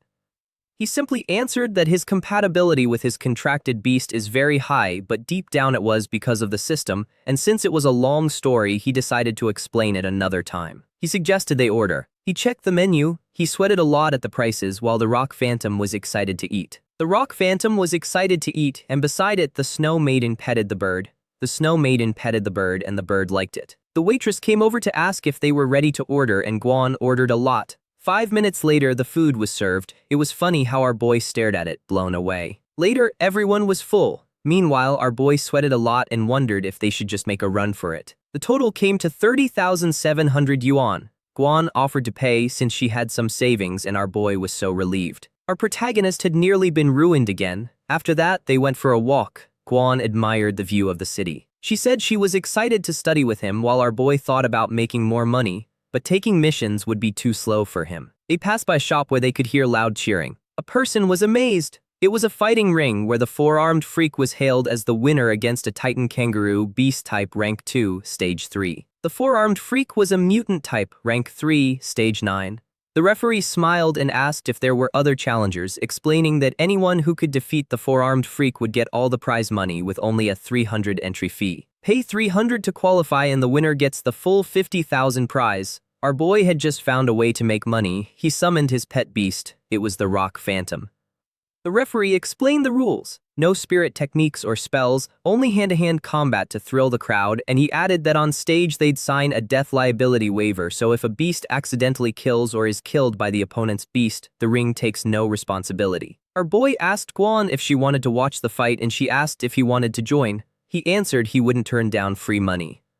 The system confirmed the four-armed freak is rank 3, stage 1, and his rock beast is rank 2, stage 9, so he made sure to get the upper hand. For now, he placed a hand on his beast. He laid a hand on it and released a powerful red glow, upgrading it to rank 3, stage 3, which cost 780 achievement points and left him only a few hundred. The higher the level, the more achievement points needed to upgrade.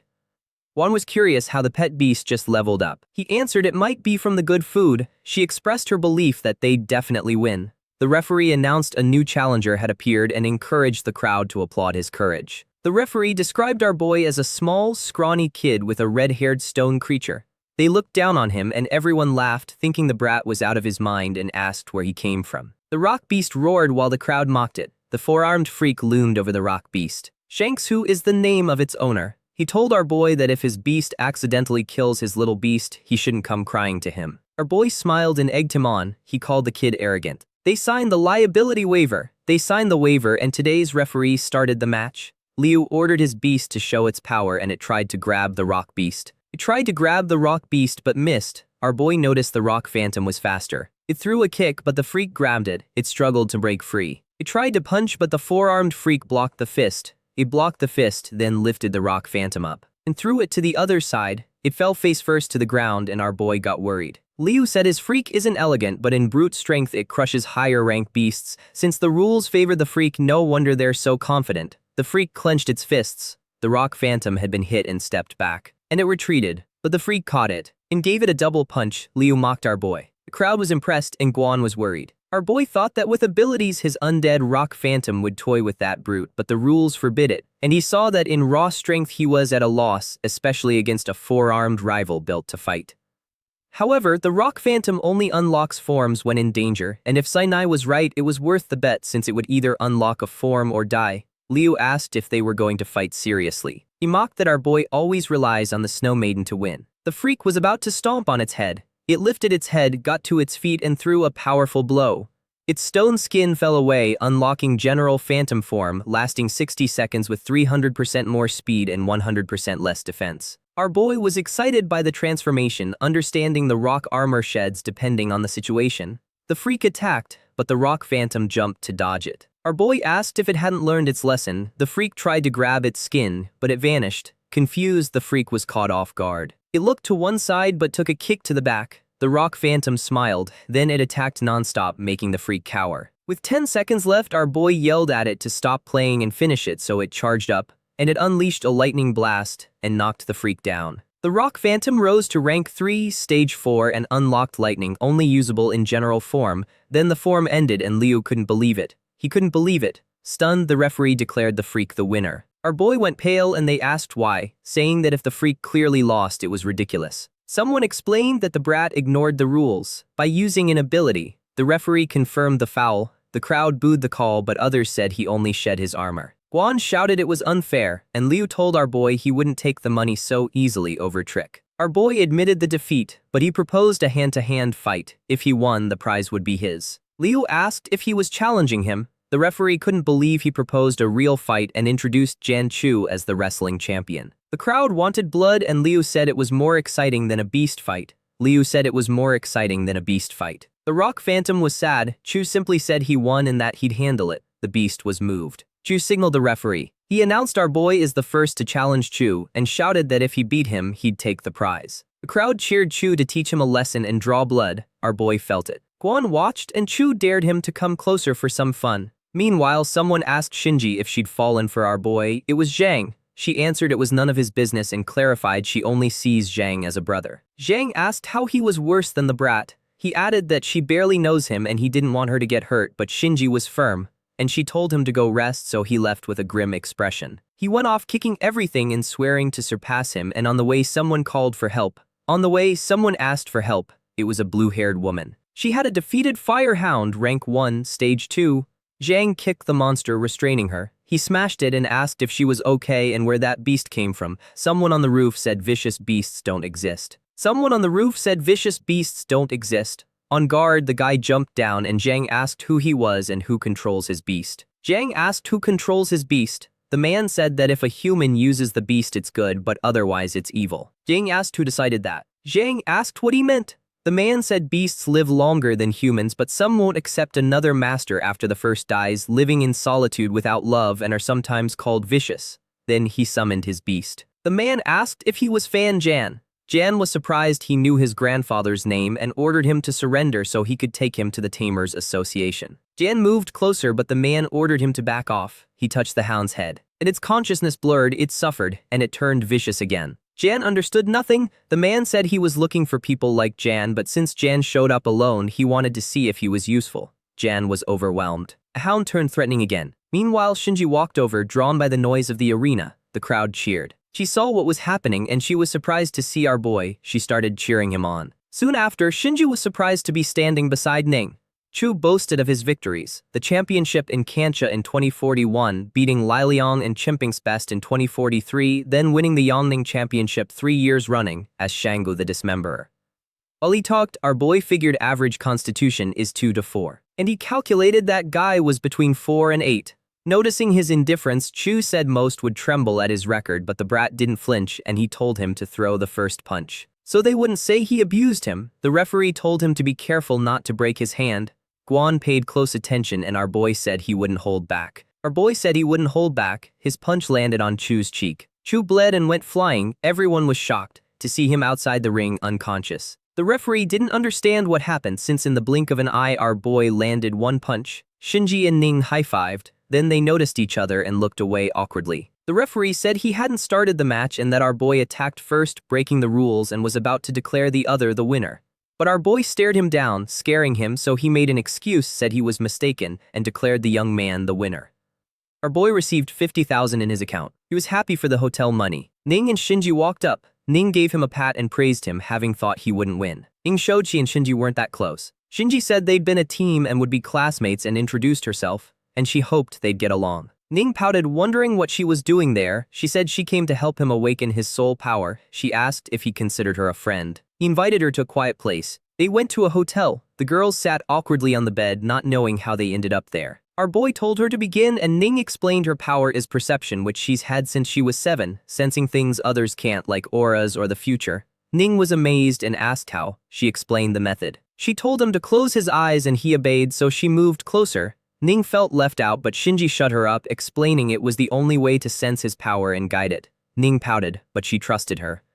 Shinji was distracted by how fast her heart was racing. Her heart was racing. He concentrated and saw a swirl of colors and a figure, but only its shape. He said he saw a strange beast. It wasn't his phantom or the maiden. It was like a fusion of both. Our boy asked if it was a fusion and she said yes, but her constitution wasn't high. Her constitution wasn't high, so she only sensed vague information. He told Ning it was her turn. Ning asked if they had to be face to face and she said yes. She said hidden potential can only be felt that way. She closed her eyes and when she opened them she was startled. She saw something. A horned-tailed figure surrounded by crawling creatures. The central creature looked at her. She got scared and stepped back. Ning asked what she saw and she said they were shadows. She suggested his potential hasn't awakened and requires more training. But deep down she had a bad feeling and decided not to tell him anything yet. It was 11:29 at night. It was late and she said she was a girl with nowhere to go who feared running into bad people, so she hoped to stay. Ning and our boy were surprised. They didn't answer, so she assumed it was a yes and thanked them.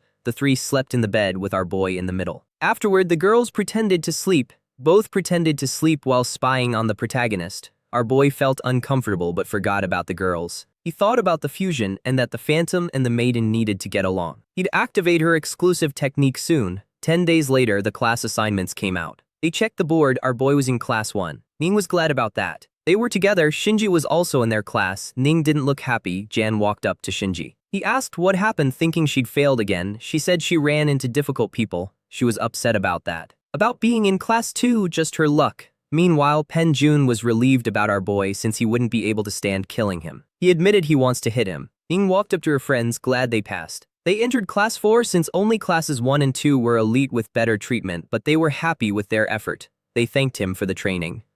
In the classroom, the professor announced he'd be the homeroom tutor for class 1, the elite, and would guide their cultivation for 3 years. They had many classes, free to attend or not. But he demanded that even if they don't attend, they never stop cultivating. There'd be evaluations where whoever fails goes to a regular class and the top 3 would receive 100,000. He commented it was a high scholarship since with 2 wins they could buy a high-grade beast. The professor added that the school offers clubs and after-school programs, but there's a mandatory one with virtual battles in a room behind the building. It was a room for students. Through virtual battles they gain experience and level up, and since it's a global network they won't only face classmates, but tamers from all over the Federation. Rising in rank earns rewards, and points for the bronze, silver, gold, and tamer levels. Our boy thought of leveling up his beasts quickly, remembering the room. He asked them to fuse, but it failed due to the level difference. Then the professor withdrew and dismissed the class. Our boy wanted to go to the virtual area. As he left, he was bombarded with club offers. A woman approached. She was from the Winter Club, saying they were the best at ice beasts. A man from the Colossus Club approached, focused on rock beasts and training together, and someone from the Spirit Club came too. Our boy turned them all down. Someone noticed the Mountain Club had arrived. They were very stuck up and our boy wondered who that was. The girl from the Spirit Club said they're the Academy's top 5, all elite. The second year up front was a club officer, top 3 in the exams. They approached and Liu Han confirmed it was our boy. The trash guy confirmed it. Shinji smelled trouble. She'd expected the guy from before to be from the club. Our boy wondered what the problem was and Han said he'd give him a chance. He'd give him an opportunity. And if he joined, they'd forget the past. He pointed out they don't recruit just anyone, and a member told our boy to be smart and not waste the opportunity. Even so, our boy refused. Joining a club would bring unnecessary trouble and wouldn't help him grow, least of all that club. Hang got offended. A member shouted at him not to be ungrateful, since he'd become an enemy of the club. Our boy said he didn't care and walked off. Hang gritted his teeth. Shinji was proud while Ning was worried. Our boy said clubs only bring headaches. Clubs only bring headaches. Ning added that if they're capable, they should prove it with strength and change his mind. They reached the room, which was crowded, and our boy decided to begin. Ning got ready too. Ning was determined to keep up with his pace. They closed their eyes and were transported. They were cut off into a fully virtual space. Our boy checked his stats. He saw 0 learned and 0 points. 1 match, 0% win rate, rank 573,620. He saw there were a lot of people and set himself a goal, reach the top 10,000. The matchmaking was successful and would start in 10 seconds. He was surprised when the field changed. The opponent grazed him. He asked if it was his first time. He asked if he was a student. Our boy felt it. The man smiled and said every year newbies arrive. Newbies arrive during school season.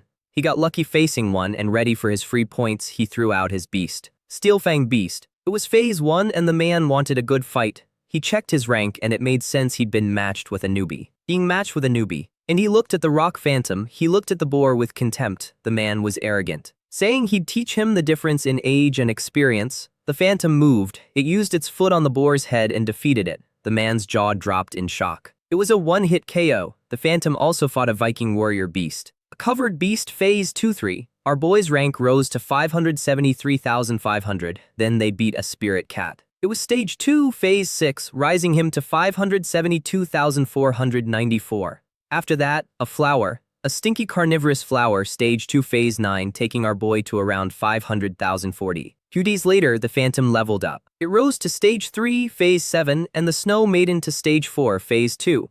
Our boy's rank was 99,832, putting him in the top 100,000, which gave him 1,000 achievement points. He thought about how 2 days of intense battles helped. 2 days of intense battles pushed the phantom up 3 phases. He decided to call it for the day, knowing he was exhausted, then read the article about the newbie, about the one who entered the top 100,000 in 3 days.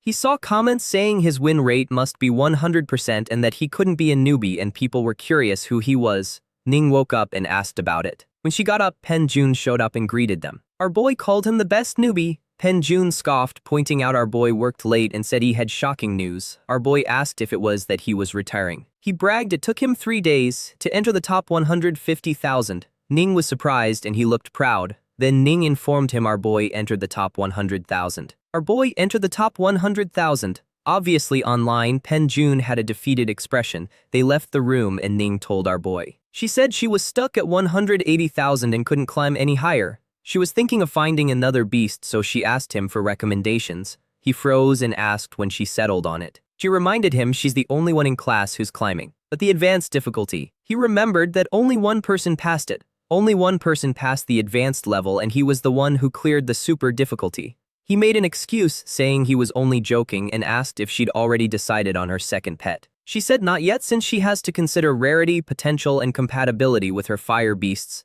He told her not to worry, that he has experience picking beasts, and that he'd help her choose. He also thinks it's time she got one with a hidden evolution. She invited him to the pet shop. On the weekend, without knowing Shinji was watching. Shinji had just come from the senator. About to say goodbye, the girls teased our boy, saying they seem like a couple. Since they train, study, and even eat together, she was curious what their real relationship was. Our boy started to answer. He said that if she didn't need anything else he'd go rest, but she took his hand and shouted that they could be in trouble. She said Jan had been attacked by someone mysterious, and from his memories the target seemed to be the candidates. He asked who it was and what they were after, but she had no idea, only that they possess a unique, powerful soul technique. A unique, powerful soul technique capable of demonizing beasts. She warned him to be careful and he thanked her for the warning. After she left, Ning wondered if the demonization was connected to the future she'd foreseen for him, which left her uneasy. The next day, our boy's goal. His goal was to reach the top 10,000, and by battling with the Snow Maiden he reached a high rank. He reached rank 10,200 without him knowing. Someone was investigating him. This suspicious guy marked him to put him to the test, queuing up against him in the virtual combat room. In a match, our boy was surprised by his opponent, who wore a skeleton mask. He asked when it became the fashion to wear that in battle. The man didn't answer, and he proceeded to summon his pets, a spiked shell turtle. It was a spiked shell turtle, Earth-type Phase 4, and a fish dragon, Water-type Phase 4. Then he told our boy not to expect to be the only one with 2 beasts. Our boy accepted the 2-on-2 since it was fair. Both the Rock Phantom and the Snow Maiden were ready to fight. 2 Phase 4 beasts? It seemed anyone in the top 10,000 was a powerhouse, and he couldn't imagine how strong the top 10 would be. The man knew his name, and he admitted he didn't expect him to rise so fast. He said those before were nothing, and only by defeating him and entering the top 10,000 would he be a true elite, and only then would he qualify to work with them. He said he doesn't go after others without their consent. He wanted to stop talking and start the fight. The man was determined to show him that there's a sky beyond the sky and a man beyond every man. The fish dragon launched a water beam, and the Snow Maiden blocked it with ice. The Rock Phantom charged. While the turtle set itself in a stance, the Phantom saw it and used its form, its ghost spirit form. The turtle shifted into a war chariot form. The maiden blocked with a shield. She blocked with a shield, so it spun. But it bounced to the side. The attack was followed by a whirlpool of water from the fish dragon holding the maiden back while the turtle spun again. The Phantom launched earth spikes, but it didn't stop the turtle, which kept spinning toward the Snow Maiden. Our boy saw it and snapped his fingers, unleashing a new ice burst. The turtle stopped and part of it froze. The owner acknowledged it wasn't bad, that he had real skill. Although he had the advantage, our boy was on the defensive. He saw how the man's 2 beasts coordinated well and realized he needed his maiden and his phantom to have more synergy. The man said the real battle was just starting. He used a morphlock. The turtle covered itself in mud, while the fish sprayed it with water and the mud took form. As a joint technique, earth-water reforge, that made the turtle bigger, and our boy was surprised that such a technique existed. It broadened his horizons, then it started spinning again. Phantom waited to attack, but it was crushed. He used Extreme Frost Dominion. The maiden released ice over the front of the turtle. The turtle froze, so he used Soul Force Impact, but this time the man was proud because the turtle's defense has no equal, especially with frozen mud hard as steel. He told the kid he had a lot to learn and had the fish use more high-temperature water. Our boy was surprised the fish spit hot water and panicked because he couldn't activate Frost Dominion so soon. He covered the maiden with a shield, but the spinning turtle destroyed his barrier. Then the man told our protagonist he'd passed, seeing he was hurt. The maiden wanted to attack, but our boy ordered her to stop. He admitted he lost cleanly and that they still have time to train and grow.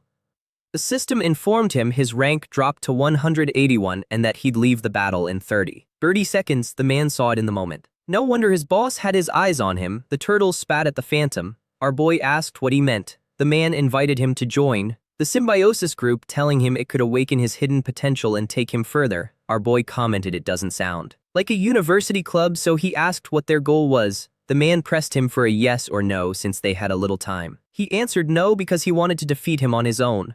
The man said that was fine and that he'd wait there. It was big news when the freshly risen Warstar stalled at rank 10,000 after his first loss. A comment said that for a newbie he was pretty strong, while others hoped the brat would crash for being so arrogant. Pen Jun kept reading. When he saw our boy, he asked if he'd also run into the symbiosis group. He answered yes and asked if Pen Jun joined, but Pen Jun assured him no, since that would mean being underestimated. He told our boy that anyone who tries to show off in front of him will pay the price.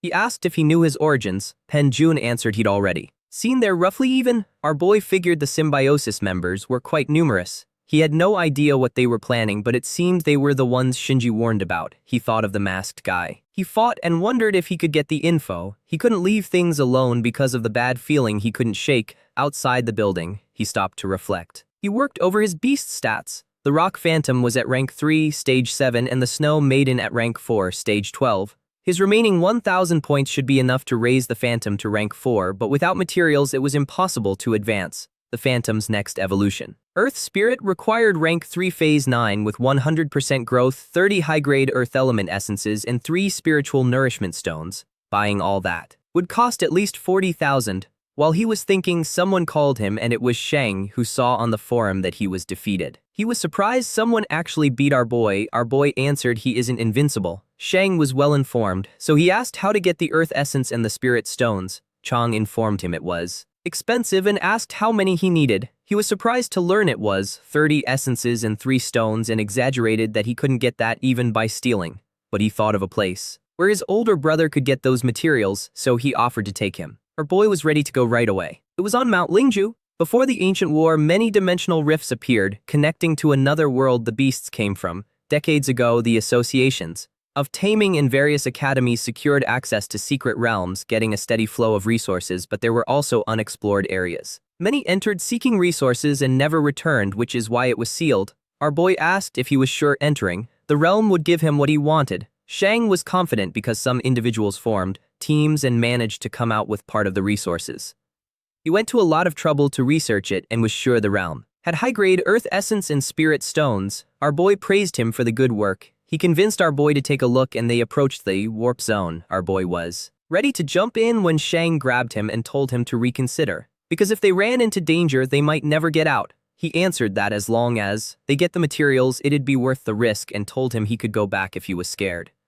Despite that, he was set on going, saying the whole point of gathering all that information was for this very moment. With his older brother nearby, he believes they'll get a lot of good things and get rich. They jumped into the zone. Shang screamed when his legs hit the concrete floor. They reached a cave and barely arrived when our boy saw something shocking and immediately sent his beast to collect the crystals. They were low-grade ones that improve low-level earth beasts. Although they don't cost much, things that cost money could be gotten for free in that realm. Shang eagerly had his beast grab a lot, but our boy sensed something was wrong, so he told him to stop. At that moment, a lizard covered in crystals appeared. It was a crystal gecko, a rock-type beast of rank 2, stage 4. Our boy realized that the materials grow on other beasts since the so-called evolution materials were parts of their bodies. Since it was only rank 2, stage 4, he expected Shang could handle it, and Shang trusted his big-mouthed monster. His big-mouthed monster ate it, and they only had to wait for it to digest in its belly, but unexpectedly the monster spit it out. It looked like its belly hurt. Shang understood it was saying it couldn't eat it because it was too hard. Our boy was surprised Shang could understand beast language. The gecko made a loud noise and they grew cautious since several appeared and surrounded them. It wasn't suited for group battles. Our boy told Shang to step back and the snow maiden used blizzard, then the phantom struck the brats. Once frozen, Shang collected them, saying he'd make them rich. Shang informed him his monster would store those things for him, and when they got out he'd get 70% and our boy 30%, but our boy ordered him to throw it all away.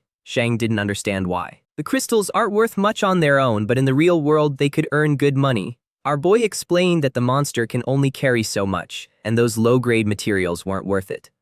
He hoped to find better materials deep in the realm, and once they found them he'd let him collect all he wanted. Shang agreed, so they went deeper and saw a green bug. It seemed our boy wouldn't find the high-grade earth essence or the spirit stones in those bugs. They reached a well-lit part of the cave where something crawled along the floor. Shang asked what those things were. Suddenly a rock-looking snake bit the monster. Our boy jumped at the attack and got clear, then the phantom struck the monster. It was a giant rock snake, a rock type rank 3, phase 4. Our boy was happy those things stayed down after one blow, but they were stuck defending, which put them at a disadvantage, so they prepared in advance.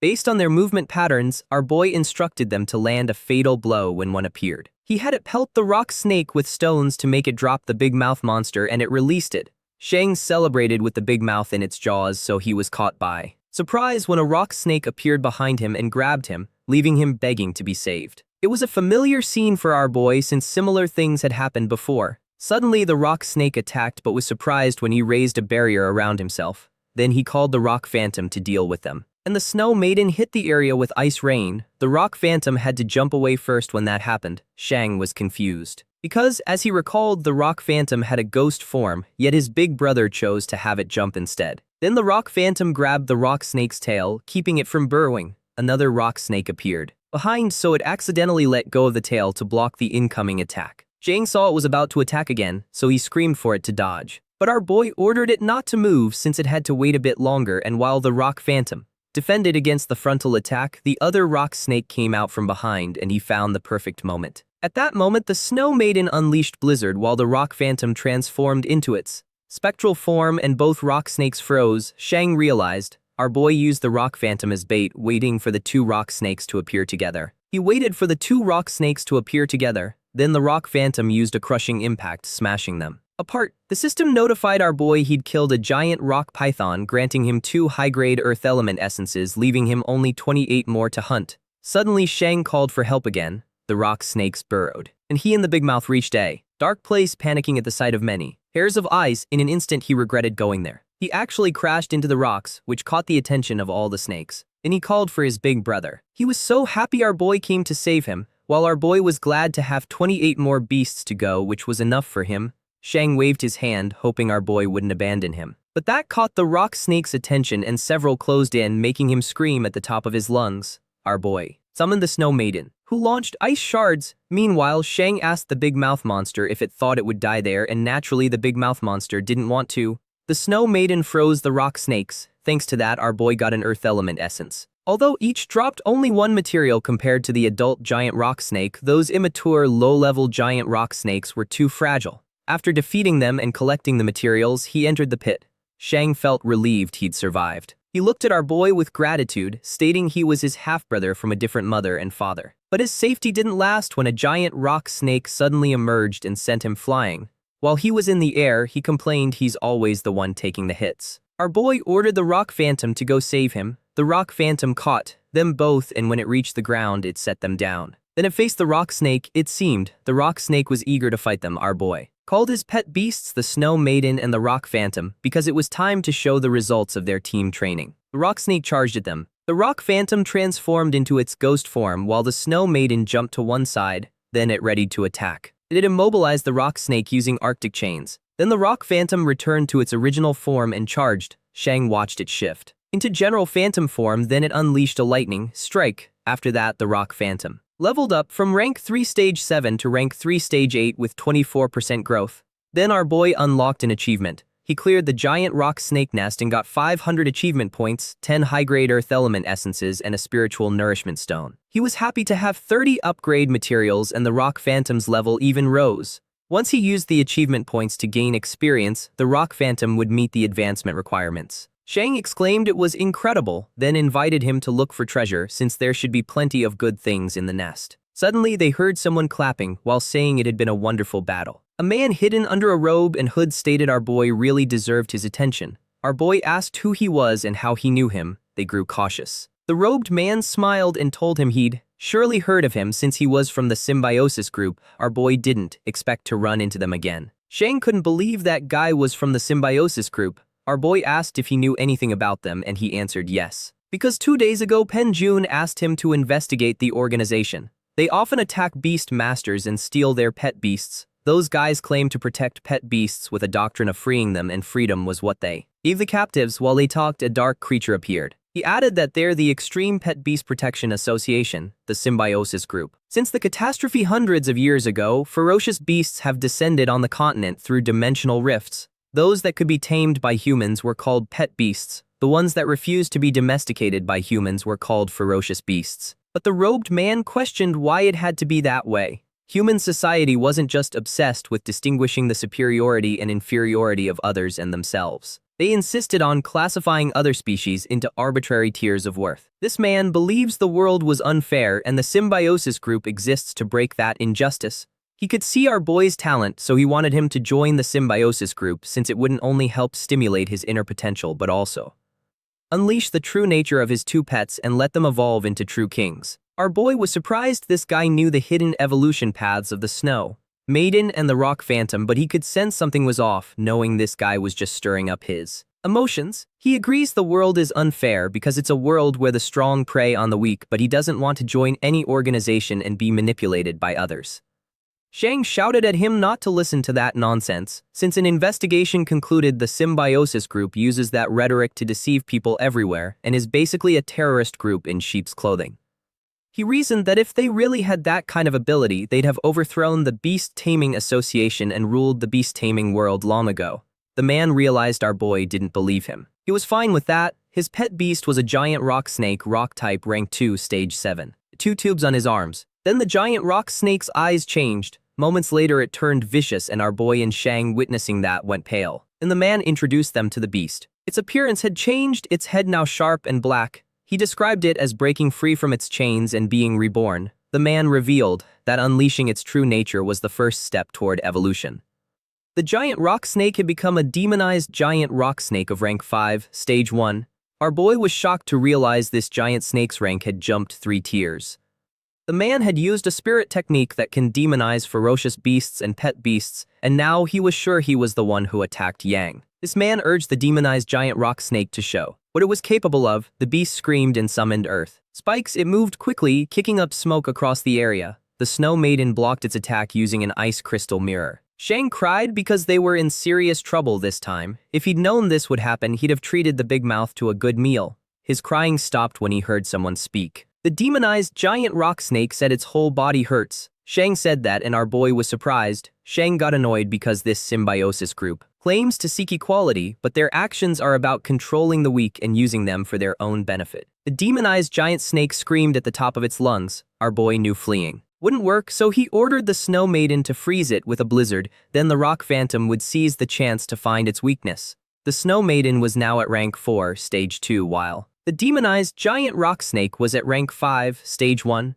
Ice type against earth type gives no elemental advantage under normal circumstances unless they could pull out another card. Otherwise, it'd be nearly impossible to leap a whole rank higher to defeat an enemy. But the demonized giant rock snake wasn't really at rank 5, stage 1. Our boy recalled that a spirit technique surpassing a pet beast's potential would definitely bring it a huge backlash. The system prompted him to confirm spending all his skill points to boost the rock phantom's growth. The rock phantom's growth rate increased, leveling it from rank 3 stage 8 to rank 3 stage 9 with 100% growth. Was the demonized giant rock snake going to attack? Some rocks fell from the rock snake's body. General phantom form can boost the rock phantom's speed by 300%, but defense drops by 100%, turning it into a glass cannon. Our boy ordered the snow maiden to cover it with him. She iced the falling rocks so they wouldn't hit the rock phantom. And then they fused. Fusion rate rose, which unlocked a combined ability, a beast skill, Ice Core Impact, a powerful attack that injects ice energy into a rock core, filling it with extreme cold, exploding on hitting the enemy with power and spiritual power cost determined by charge time. Our boy was surprised. He'd actually unlocked combined abilities. He realized that to unlock the fusion spirit technique, it's not only required that the snow maiden and the rock phantom be at the same level, but they also need a tacit understanding between them. The rock phantom rose high, and the demonized giant rock snake followed it. The rock phantom hit its weak point, making the demonized giant rock snake stagger backward, but that didn't last long. The rock snake got wrapped in ice and broke free. The snow maiden seemed to be having a hard time. Our boy noticed the situation wasn't good because the demonized giant rock snake attacked too frequently and the snow maiden couldn't move the ice crystal mirror fast enough to protect the rock phantom. The robed man advised them to brace themselves more and not die so easily. Our boy had the rock phantom and the snow maiden use their combined ability. He realized the robed man was just toying with them, and who knows what he planned next, so they had to end the fight quickly. He ordered Chiang and the Big Mouth to find a way to draw the demonized giant rock snake's attention while his pet beast's abilities handled the rest. Shang was scared to draw attention, but our boy reasoned that they could all die there and no one would collect their corpses. Of course, Shang didn't want to die, so the Big Mouth used acid attacks. The Big Mouth spat acid, and it wounded the demonized giant rock snake. Meanwhile, a giant rock formed, and as soon as it was ready, it was launched on top of the snake. This was the Ice Core Impact ability. It was a combined effort of the Snow Maiden and the Rock Phantom. Our boy ordered them to attack, and that caused a huge explosion. Shang and the others stayed safe because they were sealed in a bubble. Shang knew the demonized giant rock snake was still alive since he could still hear it. He decided to take a look, hesitated, but finally went with our boy. He hesitated to go there, but finally went with our boy. The demonized giant rock snake was there and said it was in pain. It was uncomfortable and in pain and asked for help. Shang relayed it to our boy, so he encouraged it to put an end to its suffering. Shang had a look of pain on his face while he concentrated his power into his fingertips. Then he struck the demonized giant rock snake in the head. The system notified him of the achievement he'd unlocked. He defeated the demonized giant rock snake by jumping levels and got 1,000 achievement points, 10 high-grade elemental essences, and an explosive seed card. Another achievement was that he helped the demonized giant rock snake find release, earning 500 achievement points, 2 spiritual nourishment stones, a soul crystal, and a soul recovery elixir.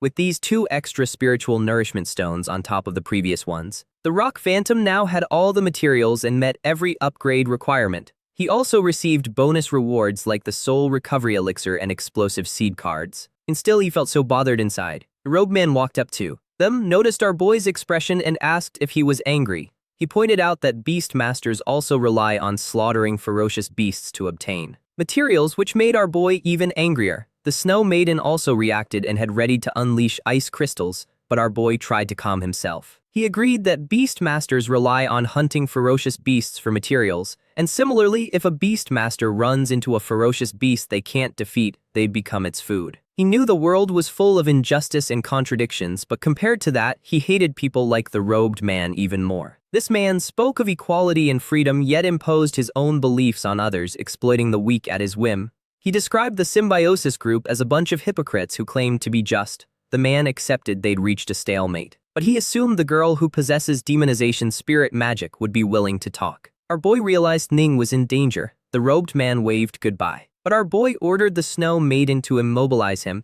That resulted in an explosion. When the smoke cleared, they saw he'd escaped anyway. Back at the Beastmaster's Academy, Song Ning, our boy, was in a panic while asking students if they'd seen Ning. The passers-by noticed him asking if they'd seen Ning. Shang noticed he was anxious and was annoyed that she worried so much about Ning. He let it go to ask him what was happening. When she asked what was going on, he told her he'd met the man who attacked Yang and the next target could be Ning. Our boy remembered Ning said she'd go to the virtual battle room to practice, so he headed there immediately, and Shang decided to go with him. Since he was confused about what was happening, our boy brought him up to speed and he was surprised. He demanded why he hadn't said anything earlier. They rushed off to help because our boy didn't want it to happen again, searching for her everywhere. He thought of the others calling Pen Jun. Pen Jun informed them he knew where she'd gone, and that if they wanted to know they should beg him, and if he was in a good mood maybe he'd tell them. But our boy grabbed him by the collar and shouted at him to talk, which forced him to. He explained he found her by chance. He'd heard Ning's friend, surnamed Zhang, say they were going to buy materials, so he assumed they went together to the pet shop. Our boy got even more anxious since he couldn't reach her on her phone either. He ordered Shang to notify the school immediately so everyone could search together. Meanwhile, Ning slowly regained consciousness. She had no idea where she was, and then she saw Shay Yuan unconscious on the floor. All her senses snapped to alert. Some men approached and asked if she was awake yet. She asked who they were and why they'd kidnapped them. Those men explained it wasn't a kidnapping, they only wanted to be friends. They revealed they were from the symbiosis group, and at that, Ning shouted that nobody wanted to be their friend and demanded they let them go. She knew the fire attribute of the demonic flame bird could counter plant types, so she planned to summon it and burn the vines binding her. But suddenly she felt immense pain in her body. The man in the black robe explained his poison ivy demon had already injected her with poison, so if she didn't want to be crippled, she shouldn't channel her spiritual power. She decided to buy time first and wait for the poison to wear off and asked them to spit out what they wanted to do. The robed man explained they only wanted her to join the symbiosis group for a greater purpose. They need her strength to break the unjust world together since they heard she possesses a unique spirit technique that can demonize pet beasts. They want her to cooperate with them and answer the questions correctly. She argued her pet beast could transform into a demon, but that was only the demonic flame bird's own ability. Man realized she had no plans to tell the truth, but they had to resort to some special methods. She screamed at them to stop and insisted she knew nothing about any unique spirit technique. Just then, the door opened. They threatened to take her down and her pet beast dog let out a small bark. Wait, it's a new pet. Everyone turned toward the door. Ning was relieved to see our boy. The robed man was surprised to see our boy because the boss said he was going to meet with him. At the same time, he recognized the masked person whom he'd met on the battlefield, and then this masked guy realized something. When he saw the spirit mastiff animal type rank 12 stage 3, it now made sense to him how our boy was found. Its ability is spirit tracking, which can track a designated target scent regardless of visual obstructions, and the fresher the trail, the more effective the tracking. The masked guy knew it was a tracking pet created by the Beast Taming Association's search team. He realized that this time they'd armed many people and decided to band together to defeat them. The poison ivy lashed out and Ning warned our boy about this poison ivy demon, which has poison and can block the flow of spiritual power. Poison ivy demon attacked. Our boy was able to dodge the attack. Then the Snow Maiden and the Rock Phantom counterattacked. Someone reminded our boy that this wasn't a virtual battle, which meant they could be wounded or killed. The masked guy used a combined earth-water reforge ability and had it charge forward. His pet created a vine then. The masked guy boasted that both his pets were at rank 4, so our boy was no match for him, so he warned our boy to behave to suffer less. The poisonous fog limited the Snow Maiden, so the Rock Phantom would have to be the main force. Our boy told the masked guy his pet beasts weren't the only ones at rank 4. Before coming here, the rock phantom had already met the conditions for evolution, but he was in a hurry to find Ning, so it couldn't eat the spiritual nourishment stone, which was the only step left. So at that moment he let it eat it, and the system indicated the rock phantom's evolution conditions had been met. It evolved into Earth Spirit. Ning was surprised his big brother's pet beasts were evolving so fast again, and she also noticed the mud turtle seemed to have suddenly become afraid to fight. The masked man wondered what was happening. He'd never seen an armored turtle behave like that, and there shouldn't be any restrictive effect between the same type. Our boy confirmed his thoughts that there shouldn't be any restrictive effect between the same type. But his Earth Spirit wasn't an ordinary rock-type pet beast. It acquired a new ability, Earthly Majesty. It's a crowd control that inflicts divine pressure from the very core of the Earth on enemies in the area. All enemy rock-type units in the zone would suffer suppression based on their level, with the effectiveness determined by the level difference. While Symbiosis group members complained that something was wrong, they realized it wasn't wise to face him directly, so they decided to just take the woman and retreat. The man in the black robe ordered his poison ivy demon. It wrapped its vines around Zioyan and Ning. Ning was determined not to be a burden to her big brother. She figured the toxins had already worn off, so she called the flame bird, the demonic flame bird, and it cut the vines around her. Then she informed our boy they were fine, since Shayam was only asleep. She also told him to make sure to capture them. The Symbiosis group members only planned to retreat because the search team would arrive soon. They used the poison ivy demon's poisonous fog. Our boy knew they wanted to escape, just as they got outside the building. The masked guy blamed the one in the black robe for failing to hold onto the woman.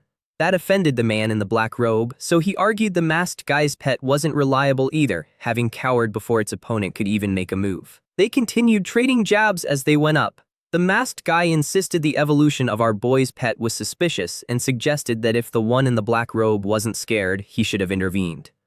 He told him to stop talking nonsense and flee, because the poison ivy demon's fog would disappear soon and they'd come after them. Suddenly the Earth Spirit appeared, in their path surprising them. The Earth Spirit looked, stared at them, and let out a loud cry. A moment later, Ning demanded they talk about the exclusive demonization spirit technique and the greater purpose they spoke of. These men were bound with ice chains and their mouths were gagged with cloth. Our boy recalled that the demonization spirit technique was the ability possessed by that hooded guy, so he wondered how an evil spirit technique could be connected to Ning. Our boy gave them the chance to tell the truth, threatening them. So the man with the black hood got scared and was forced to talk. He revealed a scout reported that the rookie from the Janine Beast Tamers Academy had great potential. The masked guy had his mouth gagged with cloth and couldn't believe his friend confessed just like that. But the guy continued, sharing that most of the people who joined the Symbiosis group were low-level beast tamers and low-rank disabled people, and that if they wanted to become stronger, they had to gather more strength. And Ning particularly caught their attention because her pet beast was demonized during the evaluation.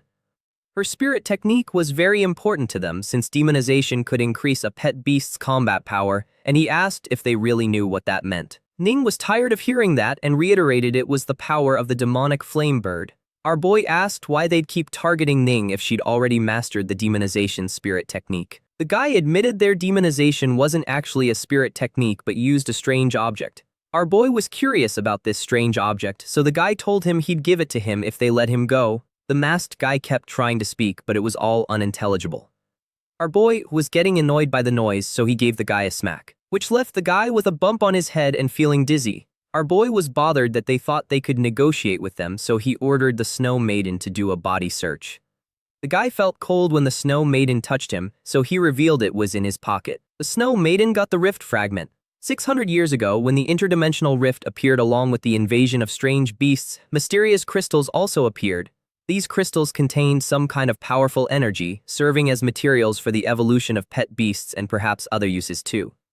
Ning asked what it was, having never seen this in the Encyclopedia of Strange Objects. The so-called strange objects refer to supernatural objects that possess unusual powers. They originated during the Great Cataclysm and were the product of the collision between the interdimensional rift and this world. Their functions vary. Some possess an enormous space far exceeding their apparent size for storing objects or rare and precious materials that could improve the combat power of beast tamers and their pet beasts, like various spirit herbs and minerals.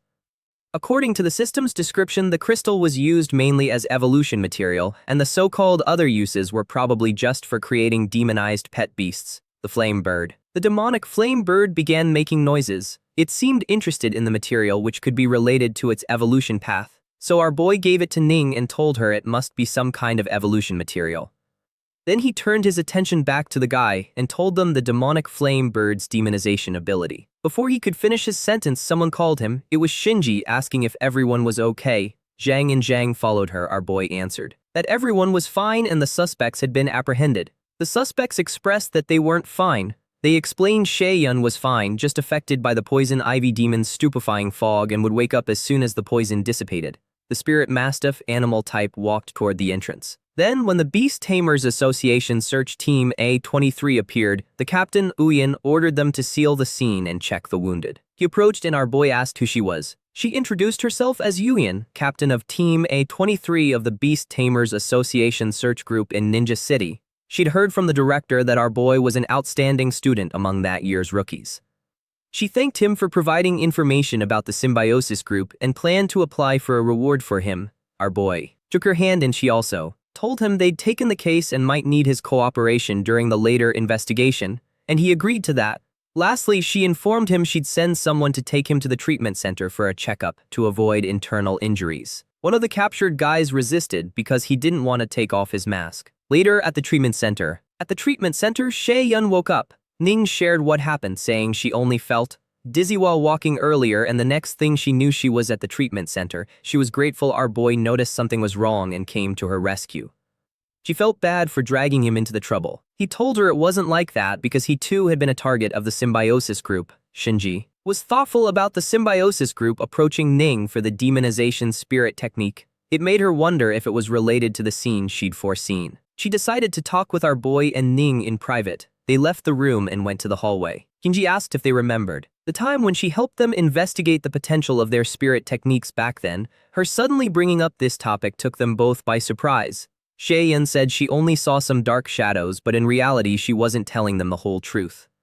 What she saw was a figure with demonic features and an endless number of this type of demon bowing at its feet. She blamed herself for the strange scene and originally planned to investigate a bit and get a rough idea before telling them. Ning answered she'd only heard of demon-type ferocious beasts. Shinji explained demon types were a very special branch characterized by their extremely fast growth rate. However, those ferocious beasts were generally violent and cruel, and after being contracted as pets they can gradually erode the beast tamer.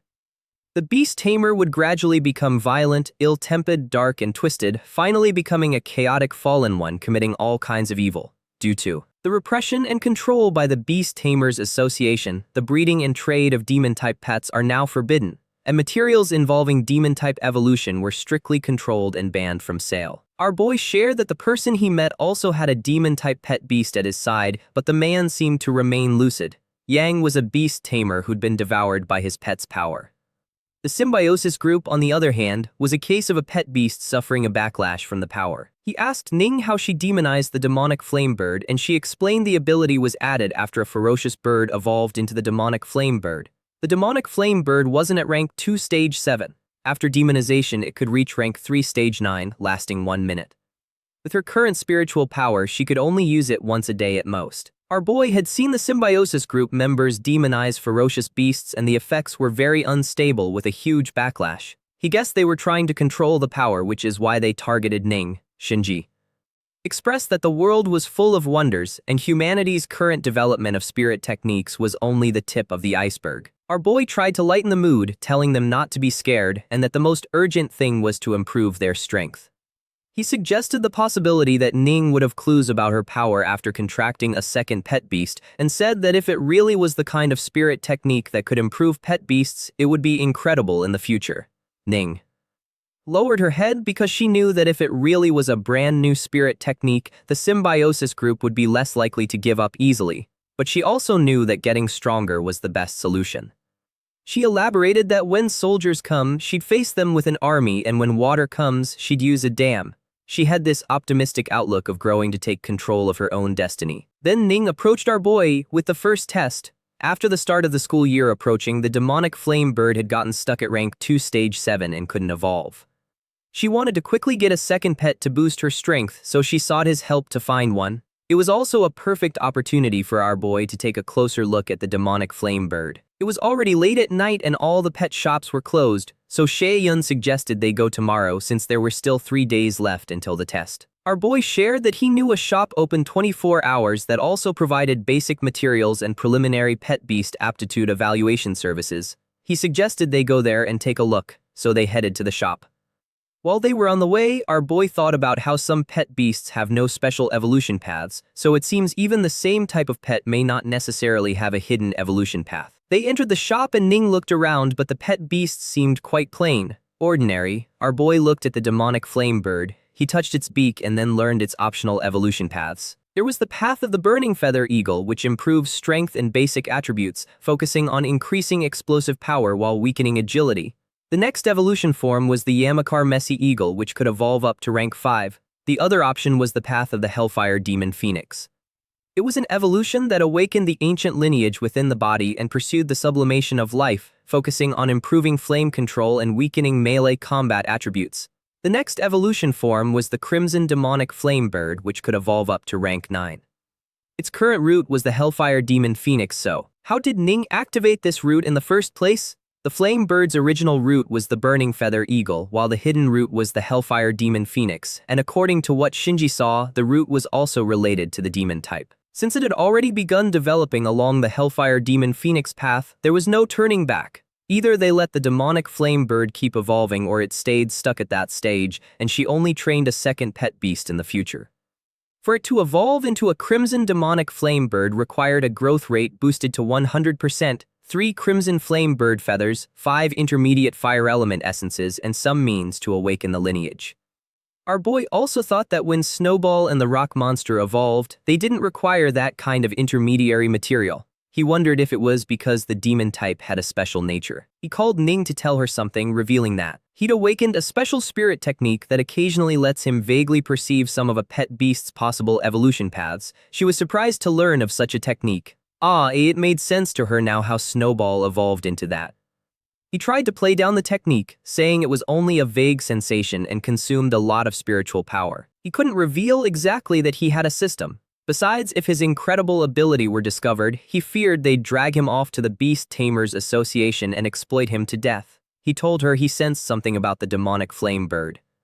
It was an exceptionally powerful force that seemed latent within its body. This evolution path was extremely powerful and far surpassed the ordinary Burning Feather Eagle route. But it was also an extremely dangerous route. He also shared that he could sense the power was full of savagery and uncertainty, and as it evolved further it would have connections to the demon type. She asked if what he was saying was that it could evolve into a dual-type pet beast like fire type combined with demon. He knew it was rare but not entirely impossible, and he also told her it would require a very ancient means to awaken that power. Now she understands why it never evolved, but they have the will to control that power anyway. He thought about what means he could use to unleash its potential. Then he thought of something. It went back home so she could get the rift fragment. The system says any ancient means would work and the rift fragment should meet the requirements, but our boy didn't know how to tell Ning. He'd used the spirit technique excuse before just to sense the paths. Ning could faintly sense the energy fluctuations within the crystal. This led her to think there really was a resonance with the demonic flame bird. But she realized it wasn't just resonance since the demonic flame bird craved that object. They were left jaw-dropped when it ate the whole thing, and then the bird turned into purple flames. It was evolving. They panicked because the fire was getting close to them. Our boy raised a barrier and told her not to be afraid. Finally, the fire began to take shape. It revealed the demonic flame bird's new evolved form, the Crimson Demonic Flame Bird Fire Type Rank 3 Stage 1. Ning opened her arms to it. Our boy was happy it evolved successfully and promised to take another look the next time it evolved, and Ning petted it happily. Then she went pale. She realized they were in trouble. The room was a mess. They ran into the receptionist and got scolded that next time they trained with their beasts it was recommended to go to a professional training ground, and they were charged for the destruction of the room. The money the Beast Tamers Association had just awarded was instantly gone, so our boy felt pressured to make money right away. Meanwhile, somewhere in a warehouse, the boss of the symbiosis group touched a tall, large purple crystal. Then a member informed him that his 2 guys were captured by the search team. He already knew what should they do next. He wants them to pass the message to everyone to refrain from taking any action for now. He plans to wait calmly until the right moment came and those people would come to them on their own initiative. At the same time, our boy was at a training ground. After the Secret Realm test ends, the first evaluation of the new semester would take place. If they get good results in the evaluation, they'd receive a 100,000 scholarship. At the same time, improving their ranking in virtual battles could also earn them medal prizes and valuable rewards. When he entered the virtual battlefield, his stats appeared. He has 10,970 points, played 10,970 matches with a 99% win rate, and ranked 11,985. He hadn't played in a few days and his ranking had dropped almost 22,000 spots, so he started the matchmaking process. He was determined to push forward and climb straight to the next rank. He set a small goal before the evaluation: enter the top 100. The Earth Spirit defeated a humanoid monk type rank 2 stage 3 and his ranking improved to 1038. Then it was the cloud-treading turtle animal type rank 3 defeated by the Snow Maiden, and our boy rose to 8,890. After that, the three-headed dog dark type rank 3 stage 3, which the Earth Spirit struggled to finish. His rank improved to 593. His rank kept improving until 37th place. Uyin marveled at how fast he climbed in rank, going from 10,000 to the top 100 in a single day with a 99.9% win rate. The comments kept coming. People couldn't believe he won a match every half minute on average. The slowest only took a minute and it was insane. Some hoped he'd break into the top 10 before nightfall, while others thought it would be impossible. One company knew our boy was a newcomer who'd gone viral a while back. This man had a hairy bat animal type rank 4 stage 3 and a sacred pheasant light type rank 4 stage 1. He faced our boy on the battlefield and expressed that he admired him. This man was Yang Lian, rank 9, who claimed to be the one who'd end our boy's winning streak. Our boy was simply unbothered and told him they should start. His attitude annoyed Leon, who also felt offended that our boy only brought out one pet beast and challenged him to bring out the other two, but in one. In the blink of an eye, the Snow Maiden trapped him and his pet in crystal, and he was defeated. Our boy gave the Snow Maiden a wink and also petted her head, which she liked. The Snow Maiden was at rank 4 stage 4 with a 100% growth rate, and her next evolution form was the Blue Frost Maiden. The requirement for that was a 100% growth rate, 30 high-grade ice element essences, and a blue ice tier. The intense battles had finally maximized her growth rate. Now, once our boy had the necessary materials, he could make her evolve. Unexpectedly, he received several notifications about his Bronze Glory ranking.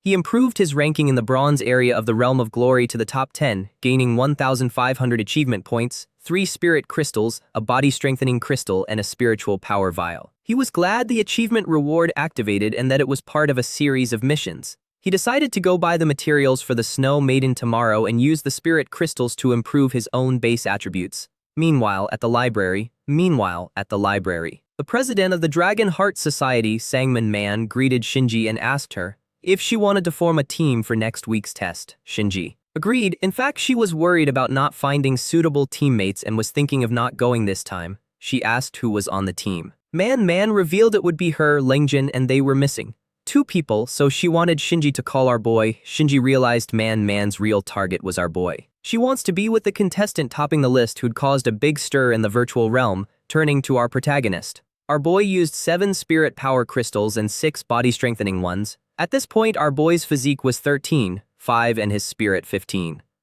His spiritual power was at 1,500 of 1,500, and his spirit arts were Spirit Guardian level 4, Spirit Arrow level 3, Spirit Impact level 2.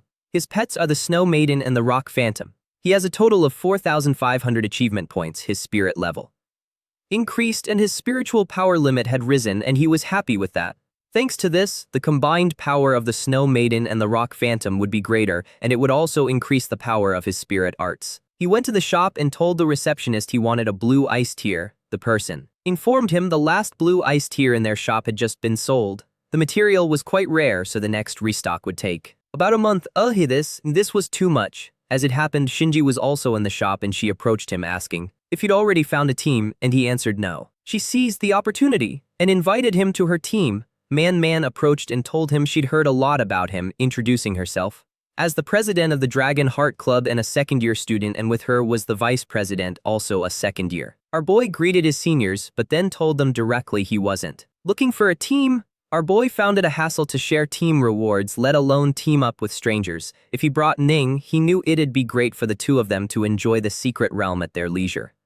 Shinji asked if he wasn't planning to go to the secret realm. Lengjin informed him that to ensure safety, the tests organized by the academy had to be done in teams of at least 5 people. He was surprised such a rule existed. Shinji suspected he was maybe planning to go alone, so then Lengjin interrupted and asked him if earlier he was trying to buy a blue ice tear. She showed him the object and told him to join her team and she'd give it to him as a reward after the test, plus 10 additional ice-type materials. He was left jaw-dropped at seeing it. It was irresistible, but it seemed inappropriate to him. Then Lengjin added that they'd give him an extra share of all the rewards. Before he could even state his condition, Lengjin had already answered that he could bring her along, and the deal was done. They'd meet next Monday. Shinji was stunned at how easy it was.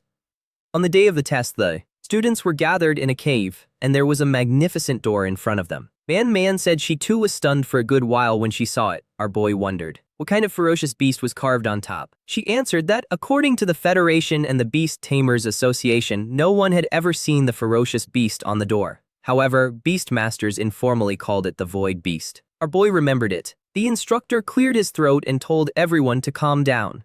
He announced for their attention that the semester's first secret realm test for the whole class was about to begin, so the enrolled students should be ready for the challenge. In this test, they could freely distribute all the materials they obtained among themselves, with no need to hand them over to the school. Everyone was glad to hear that. Then he explained that the Red Earth secret realm was divided into 5 rings, with the danger increasing the closer you got to the center. Each ring has a door leading to the next, and each has a different environment and ferocious beasts. One last reminder for the students not to go to the innermost ring without authorization. The test would last 7 days, and they could withdraw at any time. Our boy and his team reached the 5th ring of the Red Earth secret realm. Lengjin called her pet beasts the Lightning Dragon Beast, Dragon Type, Rank 3 Stage 8, and the Ice Spine Dragon, Ice Type, Rank 3 Stage 5. Man called her pet beast to watch the perimeter. The first was a Rock Dragon Lion, Rock Type, Rank 4 Stage 1, the next the Crimson Giant Spirit, Fire Type, Rank 4 Stage 1, and lastly the Silver Centaur, Light Type, Rank 4 Stage 2. Our boy was impressed. She had 3 Rank 4 pets. She revealed she was the second best among the second years and assured them she'd protect them. When she saw our boy's beasts, she couldn't help admiring them. She stated the Snow Maiden was incredibly beautiful and the Earth Spirit was awesome overall, and those two got shy. Ning asked Shinji if she wouldn't summon her beasts. Shinji simply answered she had a secret artifact. The artifact was a hairpin shaped like a disc. Ning commented it looked strange. Shinji said the hairpin was a spatial object and the fog was the strange artifact she'd placed inside.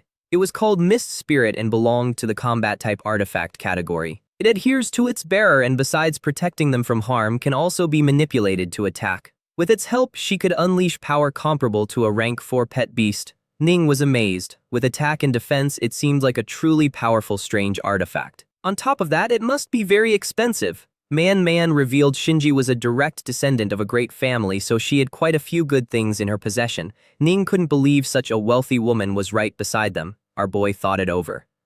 And he knew that as his strength increased, he'd spend more time in the wild and secret realms, so he considered getting spatial artifacts when he had the chance. Lengjin told them they should head out and, along the way, they found a defeated beast. She inspected it and discovered it was a ferocious beast of about rank 2 in the 5th ring area, and a total of 15 had been wiped out in a single blow. There were many human footprints on the ground in the area, so it seemed a formidable team was ahead of them. Shinji said that saved them the trouble with those ferocious beasts, and they pressed on. Lengjin and Man stayed a few steps behind. Man asked Lengjin what was wrong since she seemed to have something on her mind. Lengjin answered she'd never seen our boys or Ning's beasts before. That was a surprising revelation for Man, especially that the supposed pet beast encyclopedia couldn't even recognize them.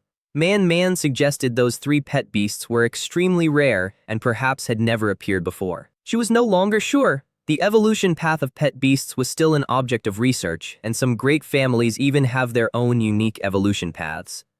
However, pet beast breeding has always been an important secret for beast masters, and unless the relationship was very close, it wasn't something one could easily ask about. Although she was very curious, she knew she shouldn't ask hastily. In the 4th ring, they ran into Black Mantle Dark Type, Rank 3 Stage 4. It was an evolved form of the mummy. The Snow Maiden attacked it. She struck it right in the chest and it was killed. Our boy left the fight to her so she could gain practical experience since it was a rare chance to practice the spirit technique. Suddenly, a mummy came crawling out of the sand. In the blink of an eye, the earth spirit pushed it back where it came from. Our boy praised it since it was a good chance to increase the growth rate. Man and Lengjin acknowledged he had very good manners. After that, they looked up at the imposing wall. Man told them the wall was said to have been passed down from the era of the Great Cataclysm. It separates the third and fourth rings and is called the Pale Wall. From the third ring to the central area of the first ring, everything was surrounded by pale walls. To enter the third ring, they first had to pass through the Pale Wall. The Pale Wall has 4 entrances and they could find the gates by following the wall. Finally, they found it and the Earth Spirit opened the concrete door. The Earth Spirit opened the concrete door. How convenient it was to have such a powerful pet, making things much easier. Before, several of them would push the broken door and struggle with it for ages. They went through the gate and saw the place had tall tree trunks with hardly any leaves. Langjin warned them to be careful because the third ring has many more ferocious beasts than the first 2 areas and their levels were much higher. Besides, there was a departed spirit-type ferocious beast in the third ring called the Pale Lord. Single Pale Lord wasn't troublesome, and the truly terrifying part was its command ability. The Pale Lord possesses the ability to summon lower-level members of its race, and every time it appeared it came accompanied by a large number of pale guards. Their destination was the second ring, so the best thing was not to waste too much energy there.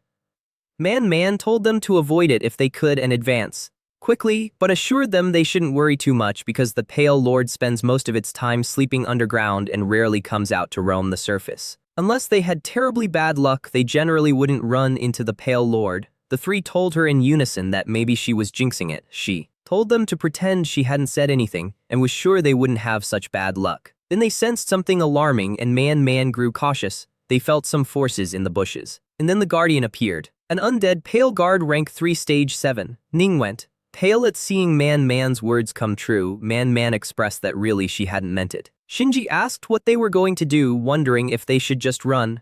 Langjin told them the Pale Guard was fast and undead-type ferocious beasts don't experience fatigue at all, so it was reckless to chase it in the wild. So the best approach was to face them head-on, and she prepared for battle the beast. The lightning dragon attacked and shattered the skeleton. Man hauled her Crimson Giant Spirit and had it use an explosive fireball. Several Pale Guards were knocked down. Shinji also joined in, sending those Pale Guards flying meanwhile the Snow Maiden created the Arctic Dominion and froze those Pale Guards in front of her. The Earth Spirit struck with an ice blast. Shinji was amazed they'd mastered an attack ability of that higher rank. Our boy thought about how the Pale Lord possesses formidable leadership abilities, so he figured an uprising of Pale Guards on such a large scale must be backed by the Pale Lord, but it struck him as strange he couldn't see it. So he ordered his pet beast to go find out where the Pale Lord was. His beast flew through the sky and spotted something. The Pale Lord, it informed him it had found it to the southeast, less than 100 meters away, and that it had in fact begun to move. It told our boy it was coming toward them. He intercepted it, using the Earth Spirit and Earth Spikes. It struck its horse, which felled it, but our boy noticed something. It consumed 1,200 achievement points then. He was notified again. Also, Spirit Arrow was upgraded to level 6. He saw the Pale Lord was wounded and also had to defend against the pet beast's attacks.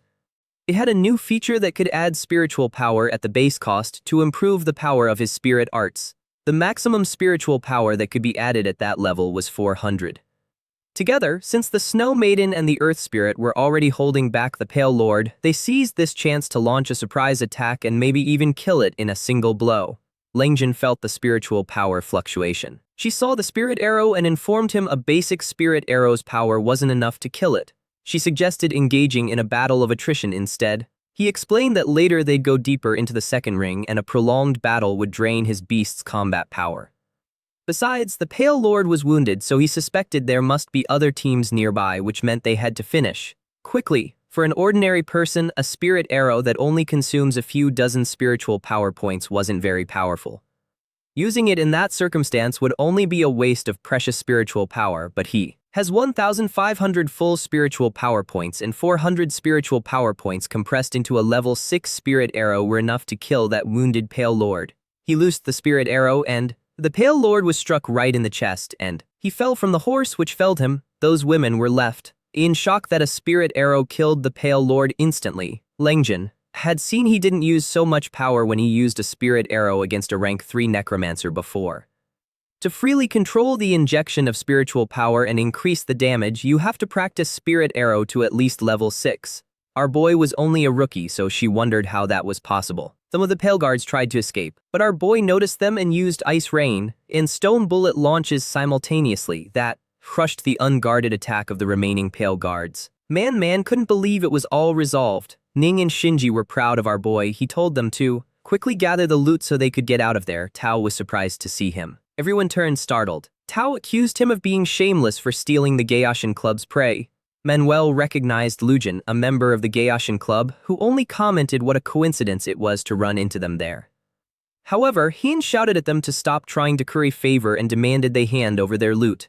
Backing him up, his friends insisted that all the materials dropped by the Pale Lord be handed over. In response, Man asked if they were implying the Pale Lord should belong to them. Before that, one of them pointed out that stealing another person's prey inside the secret realm was forbidden. He added he trusted the Dragon Heart Club hadn't forgotten this rule. Calmly, she argued it was simply an unwritten rule. Besides, she pointed out there was another attached clause.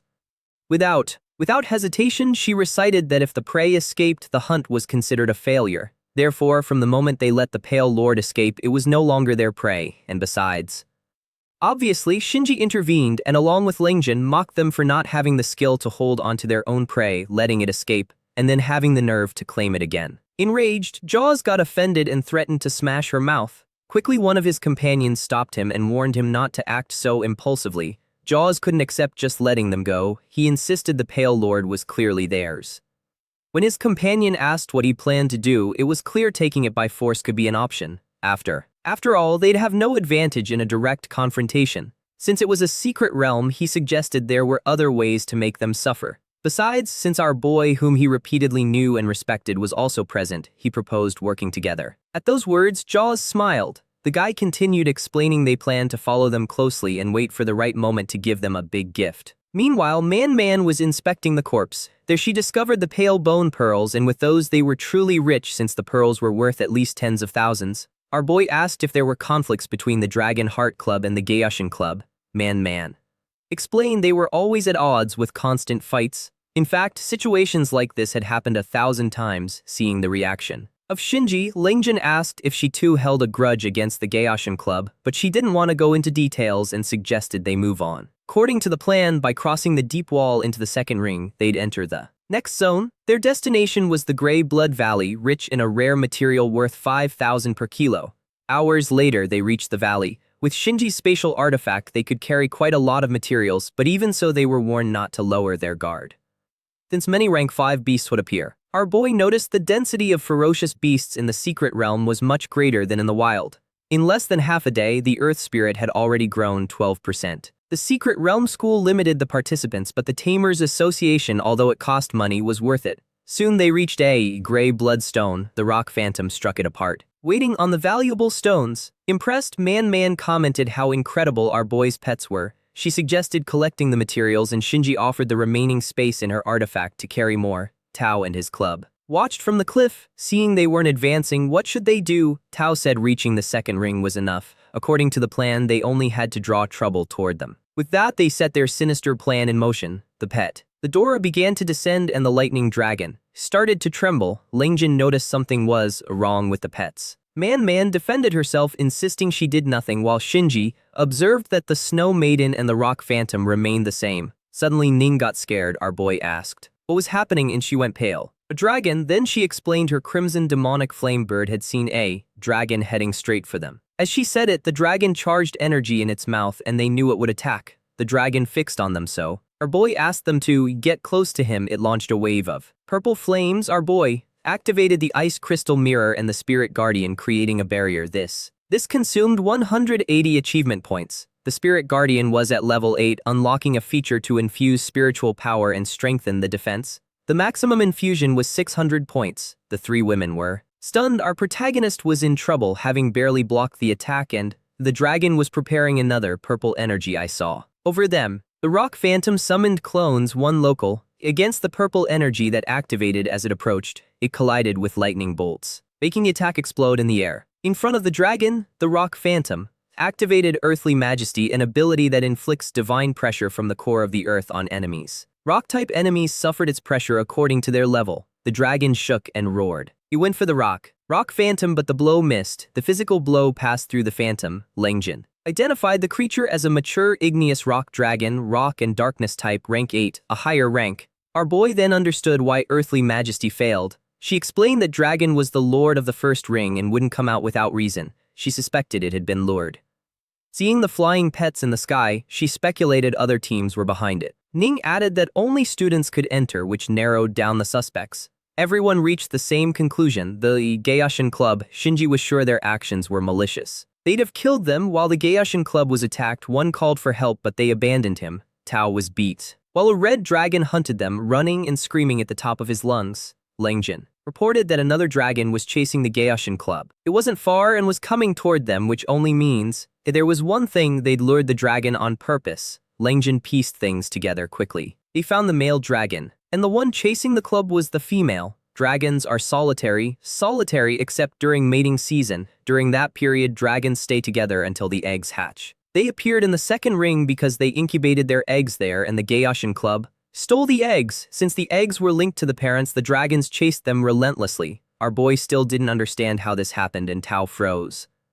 at seeing another dragon in front of him. That fueled his rage, and he decided to take everyone down with him. He informed our protagonist that Jaws was trying to bring the dragon. Without hesitation, they punched him. Tao was stunned, not believing our protagonist would do that, but in that moment of distraction, the dragon attacked, and our boy realized. He realized too late. The eggs were stolen, and the dragons would spare nothing. They were in trouble. Langjin summoned the ice spine dragon, and the lightning dragon joined in.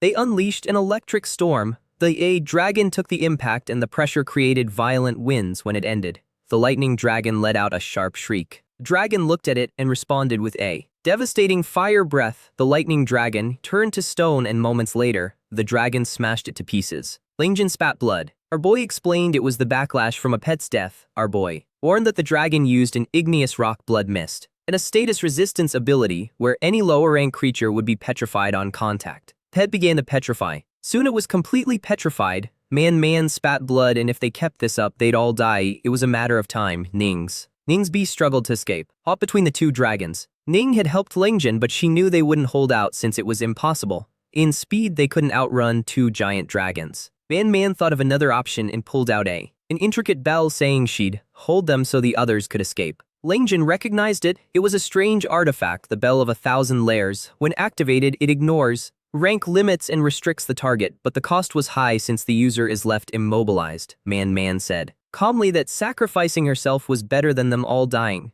A heavy silence fell. She looked at our boy and asked why he hesitated, and asked him to take the others away, assuring she'd give him the promised blue ice tier once he escaped. But our boy couldn't abandon his team, and besides, he didn't believe it was the end. He summoned the Snow Maiden and the Rock Phantom, activating the fusion of spirit arts. A violent wind arose, making it hard to see in the storm. The Maiden and the Phantom fused into the Visal Giant Frost Spirit. The fusion art was at rank 6 stage 2 and would last 60 seconds. Man was stunned, and on the other hand, Ning was simply thrilled. It was the same pet she'd sensed before, our boy's exclusive technique. Langjin noted it was rank 6 by its aura, yet still, against two rank 8 dragons it had no chance. But our protagonist wasn't done. He activated an explosive seed card, and the giant's blue crystal body began to glow with extreme cold. Its rank rose, rank 8 stage. Stage 4, the card would also last 60 seconds. Man was overwhelmed from rank 4 to 6 and now to 8. Its rank doubled in no time, and everyone wondered if the card was a rare artifact capable of raising rank. Our boy ordered the giant to kill the dragons. The giant surged up from below, striking toward the sky with explosive force. It activated a special ability, Absolute Zero, inflicting damage of ice and deep freeze. The two dragons were slammed against the ground. The giant roared while they struggled to rise, with panic in their eyes. Giving them no time, it used Frost Earth Hardening, a control ability that flowed enemies, and the dragons were left frozen in place. The giant threw a heavy punch, then another, and kept striking without rest, its fists of ice impacting again and again. The scene was terrifying, and our boy's companions were speechless. When the assault ended, the dragons' bodies were full of holes. The explosive seed card expired, and the fusion art dissipated. The Maiden and the Phantom appeared separately, both unconscious. Another pet caught the Phantom, and our boy caught the Maiden, praising them for their great work. The fusion consumed a lot of energy, so he told them to rest. Man couldn't believe the dragons were defeated just like that, and was about to ask about the card, but Langjin stopped her. She explained that combat artifacts raise a pet's rank by 3 or 4 stages, but our boys allowed breaking larger rank limits. The amplification was terrifying. Not even the most powerful creator families would have something like that. Shinji added she'd never seen anything like it. Langjin asked him to keep it secret. Our boy, Shinji, Man, and Ning Agreed. Afterward, our boy asked if they could collect the materials. There were Fang's blood, scales, skin, and dragon flesh. Man's and Shinji's eyes lit up and they began to collect, but our boy felt something was missing and remembered the dragon egg. Meanwhile, Jaws, whose body lay twisted on the ground. Ning asked what he was doing. She froze at seeing it. It was a spatial artifact. Our boy discovered it was a storage object. She asked him to open it. Artifacts have no blood restriction. No blood restriction, so anyone can use them. Our boy concentrated his mind and extended his sense. He was transported to another dimension. The space was 12 square meters. Like a master bedroom, it was bigger than expected, a pleasant surprise. An object caught his attention. It was a rock dragon egg. He checked its attributes. Curiosity and rock. Its evolution focused on awakening the primordial power of its lineage. Its next stage was hatchling in the ranking of pure dragons. Different from common pets, the stages were hatchling, juvenile, young, adult, mature, ancient, archaic, and primordial. These titles don't correspond to actual age. Our protagonist was happy since he finally had his third main pet. On leaving the realm, he planned to take part in the tamer evaluation. They hid the egg in the artifact, which is why the mother chased them. Lengjin said it all worked out because of him. As promised, everything gained, including the egg, would be our boy's. She'd give him the agreed materials. Our boy answered the egg and the blue ice tear were enough and the rest was for them. Man took his hand and said they could always return to the realm, but they each only have one life. Without him, none of them would have survived. The value of the materials didn't matter since they didn't compare to saving their lives. This moved our protagonist. And he refused, but Man insisted. In the end, he accepted 80% of the harvest. Ning remembered dragons like to hoard treasures, so she suggested going to the nest which her beast had already located. Everyone agreed it was a good idea and soon they reached a cave. Shinji frowned. It was different. Different from the novels, there were no piles of treasure. Lengjin explained the nests are for reproduction and only hold energy crystals. Lengjin explained that they're for reproduction, only holding energy crystals. Our boy wanted to take some, but Ning felt a strange familiarity. She felt an aura, but Shinji didn't. Ning said it came from behind a wall and at her touch. She froze because the wall opened. Shinji blinked in surprise. Wondering if dragons made secret doors, our boy suspected someone else made it. The idea intrigued him, yet still the realm was only for their academy. At seeing what was inside, he got scared.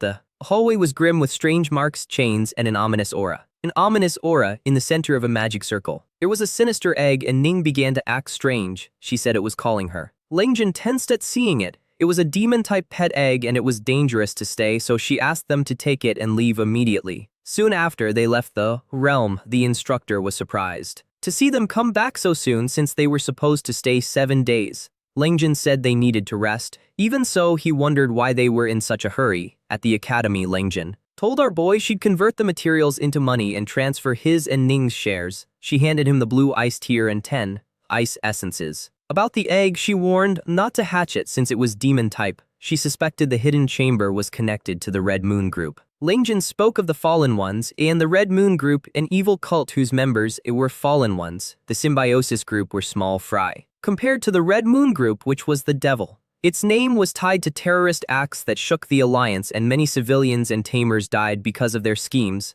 The demon eggs are only obtained through rituals, so I one appeared there. She asked if Red Moon members were hiding in the school. She said it would be the worst case. Or that remnants of a ritual flowed into the realm. About the egg, she suggested reporting it and destroying it soon. Man wrapped up the talk and asked them to keep in touch. They could visit the Dragon Heart Club whenever they wanted. They said goodbye and Ning asked about our boy's plans. He said he'd buy the missing materials so his pets could evolve. Night fell. A mountain of ice essences. On his bed, he gave them to the Snow Maiden and she smiled happily. She looked like Dr. Afu, the rock phantom Mayday. He sighed and commented she was being mischievous again. With so many materials, he felt something was missing and remembered he hadn't claimed his reward.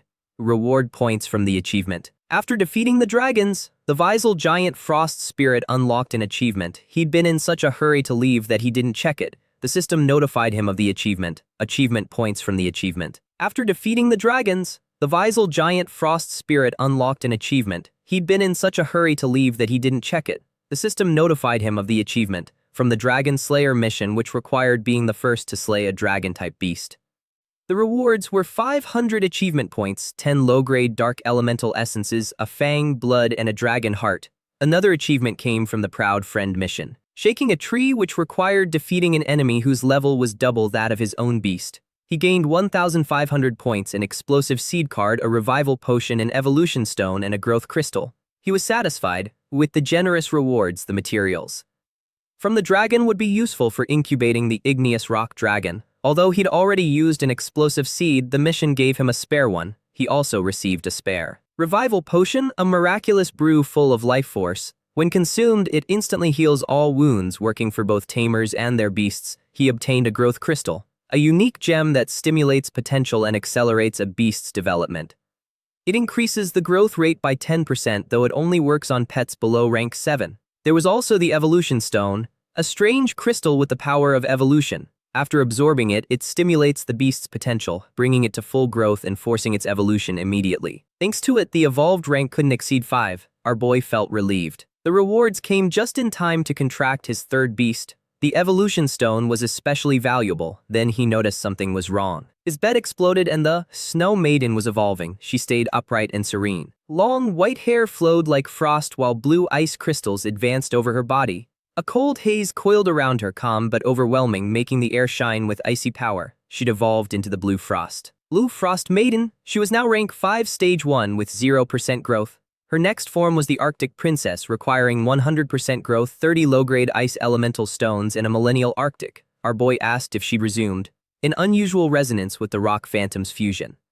He knew that even though her rank was higher than the Earth Spirits, it didn't mean the soul fusion would work. She shook her head, and that was great. It meant that on unlocking the fusion, beasts of different ranks could merge. She was already rank 5, while the Rock Phantom was just short at rank 4 stage 5 with 73% growth. Its next form was the Rock God Soldier. The requirements were 100% growth, 10 low-grade earth elemental stones, and an infinite earth. Based on their current strength, they were qualified to pass the evaluation without trouble. The next day at the exam center, a man cleared his throat and asked for silence. His name was Jason Ping, and he instructed the candidates to choose their test difficulty. As an addition, he gave a piece of advice. Based on their strength, they should pick the difficulty that suited them best, and he warned them not to aim too high so as not to waste this valuable opportunity. He asked the assistants if the choices were ready, and the assistant answered yes. On the crystal in front of them would appear the results: 1 for the top difficulty, 4 for high, 34 for medium, and 24 for low. Ping asked if anyone really chose the top one.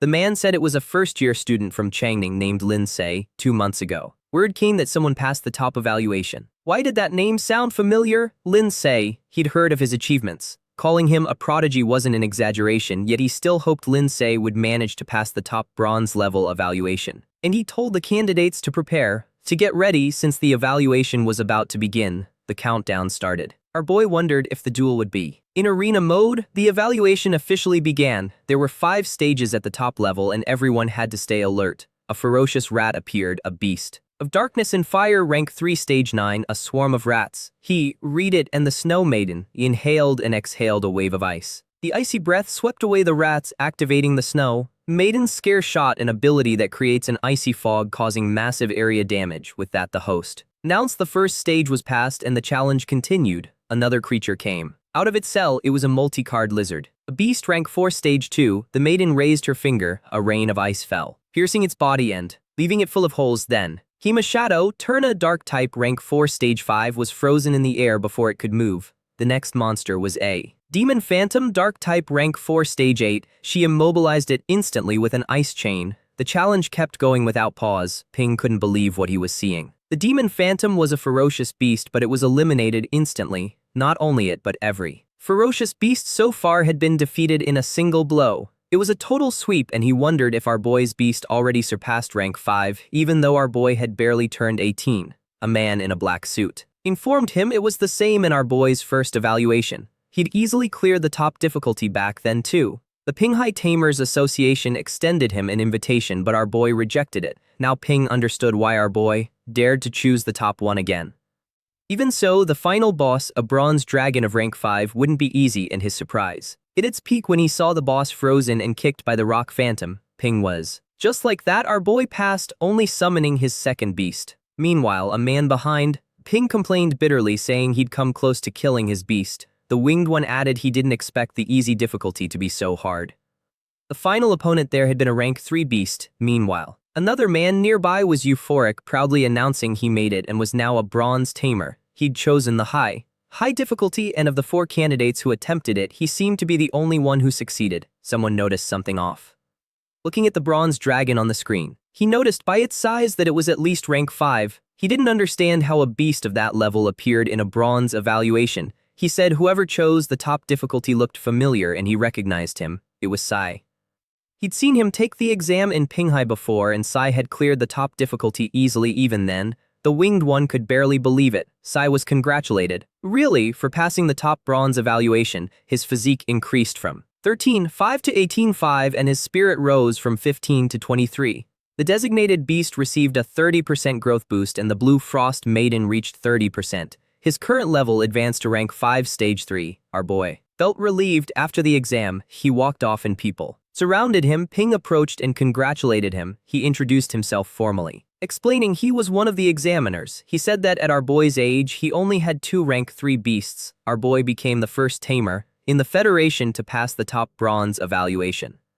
Ping asked if he was interested in joining the association, and our boy answered he only wanted to focus on cultivating for now. Ping laughed and inwardly admitted he'd been presumptuous. After all, our boy had already rejected the invitation in Pinghai. He handed him his card and said that if he changed his mind, the door would always be open. Our protagonist thanked him again that night at his residence. Our boy then used it with his 2 beasts standing quietly at his sides holding the dragon egg in his hands. Langjin had said that if he injected spiritual power into the egg, it would hatch, letting him form a contract. So he began channeling his energy into the egg, and almost immediately, he noticed the massive consumption. Even with his 2,300 spiritual power, he felt the strain.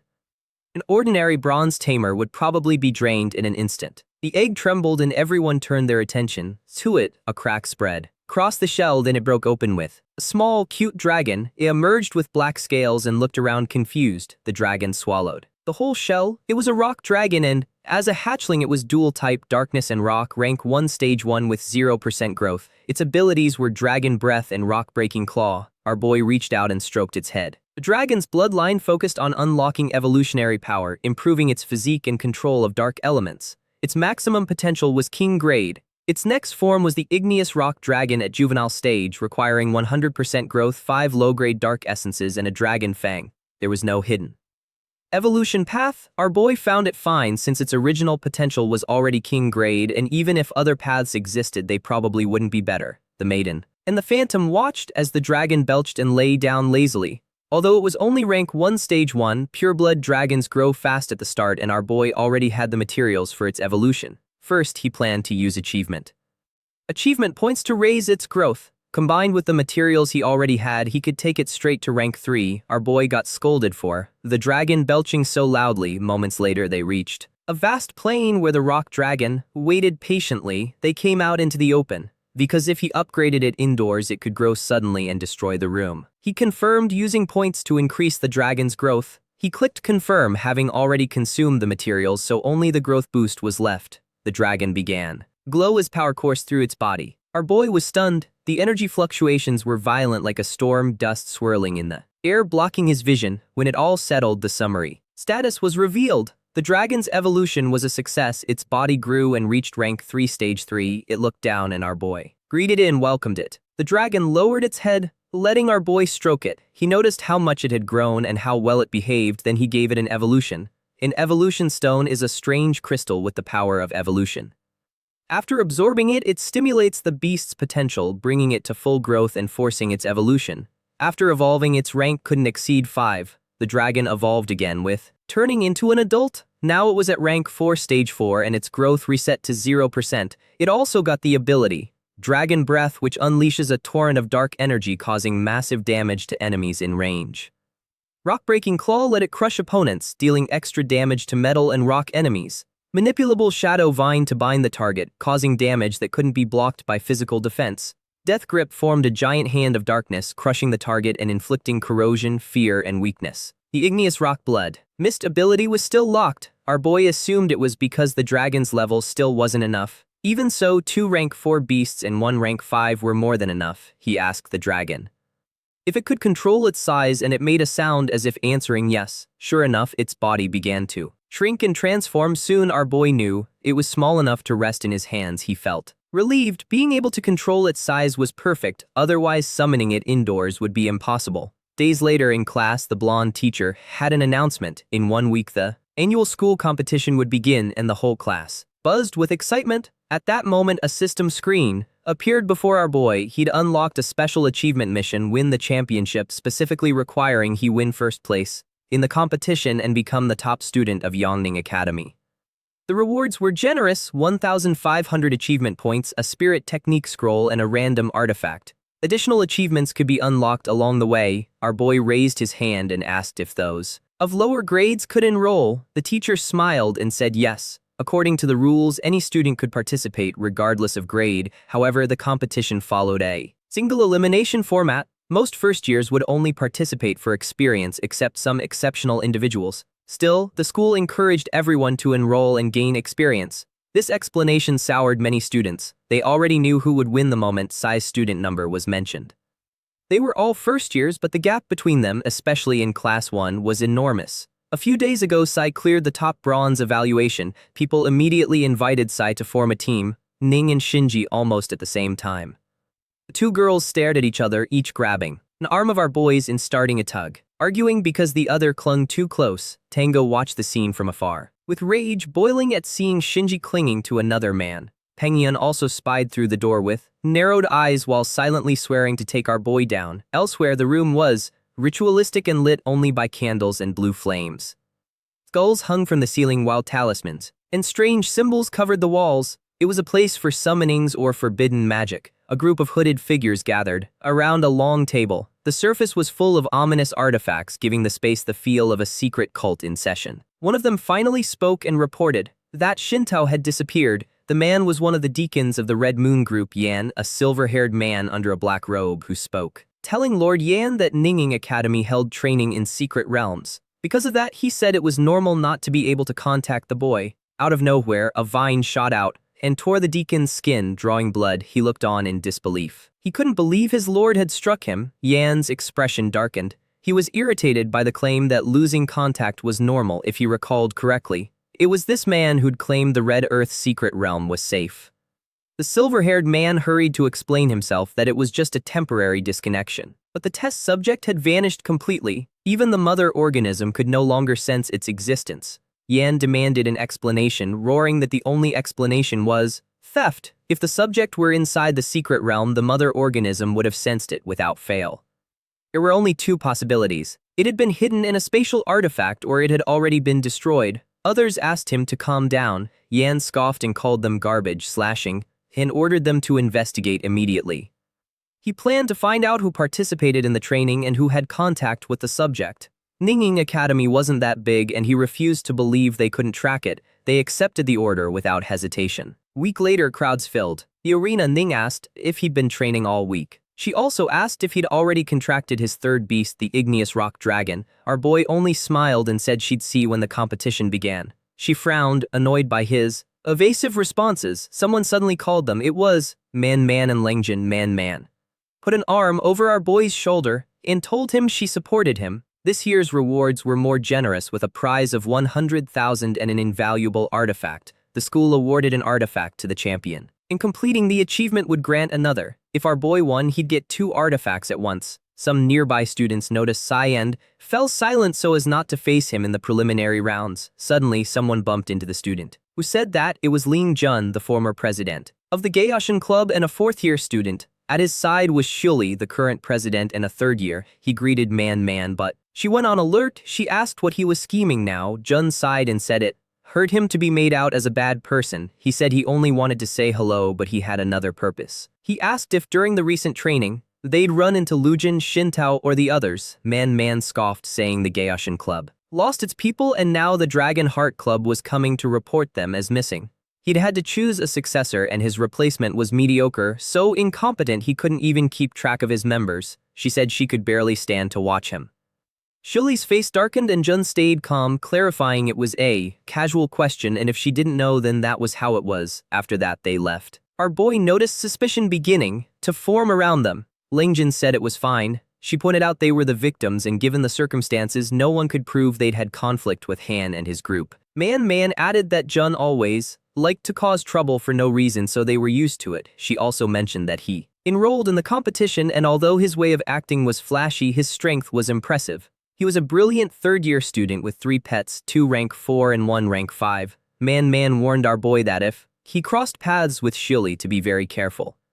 That guy was a cheater who always played dirty. Our boy understood perfectly. Inside the venue, Jun and his group stopped to one side. Shili punched the wall, furious, demanding to know if they were really going to let them go just like that. Jun answered calmly that without concrete proof they couldn't do anything, even if they were guilty. He suggested that instead of wasting energy, Shili should focus on dealing with our boy. It was irritating that someone of humble origin had so much strength and still rejected joining the Gaoshin club.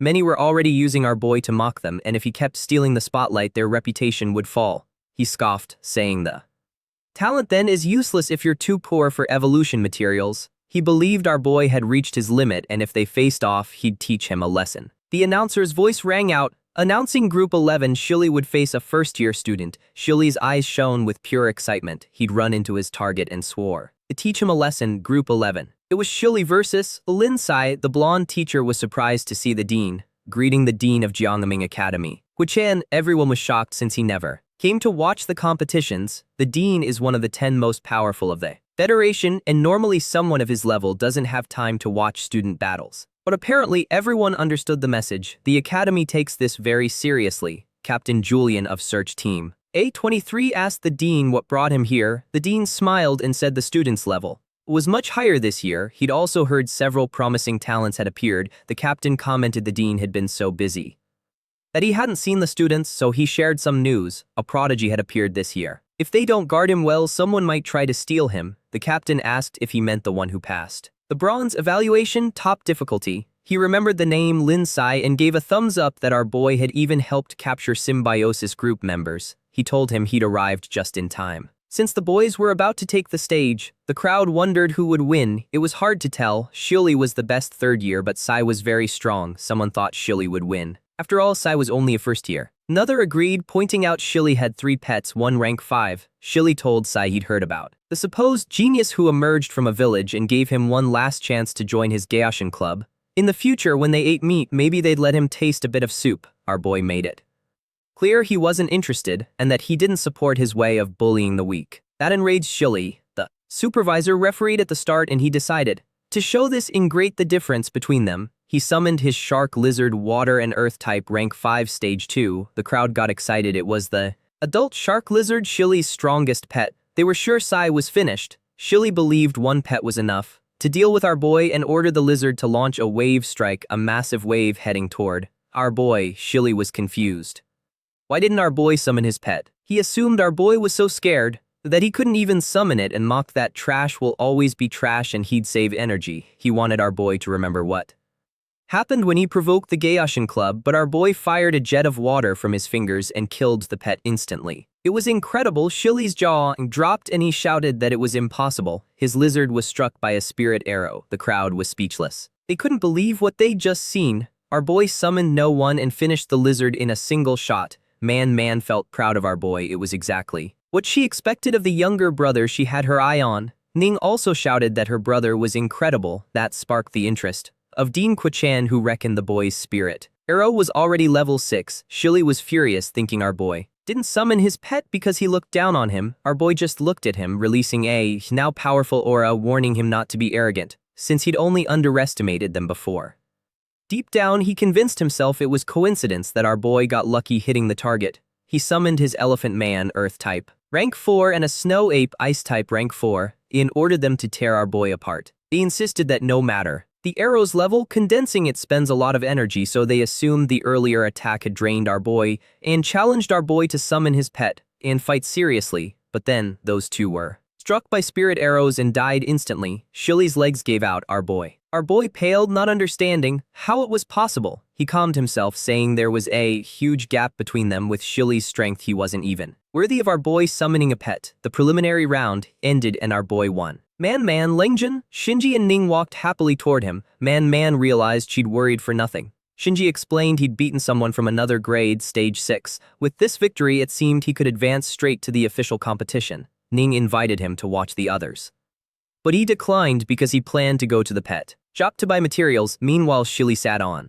bench cursing aloud. Jun was furious because that idiot humiliated the Gaoshan people, calling our boy arrogant and swearing he'd pay the price. He pointed out our boy defeated them with 3 arrows, so his spiritual power was strong. He assumed our boy used an artifact. Since someone like him couldn't have something so valuable, he began to think our boy stole it. Obsessing over the idea of reporting him, Jun slapped him and told him enough. The situation was quite embarrassing. Then he warned everyone to stay alert and focus on the competition. After all, these weren't just one-on-one duels, and he silently decided he'd find a way to teach that boy a lesson. Later, at the market, our boy left the shop broke after the change in origin stones. The price of each item rose 5-fold. Compared to the speed of growth, the biggest obstacle to getting stronger were the ridiculously expensive materials. Without them, even the most talented pet stays stuck. He could only sigh. They need to find a way to make money. It'd be better if they could collect materials directly from the secret realms. Our boy entered an alley. He noticed something strange.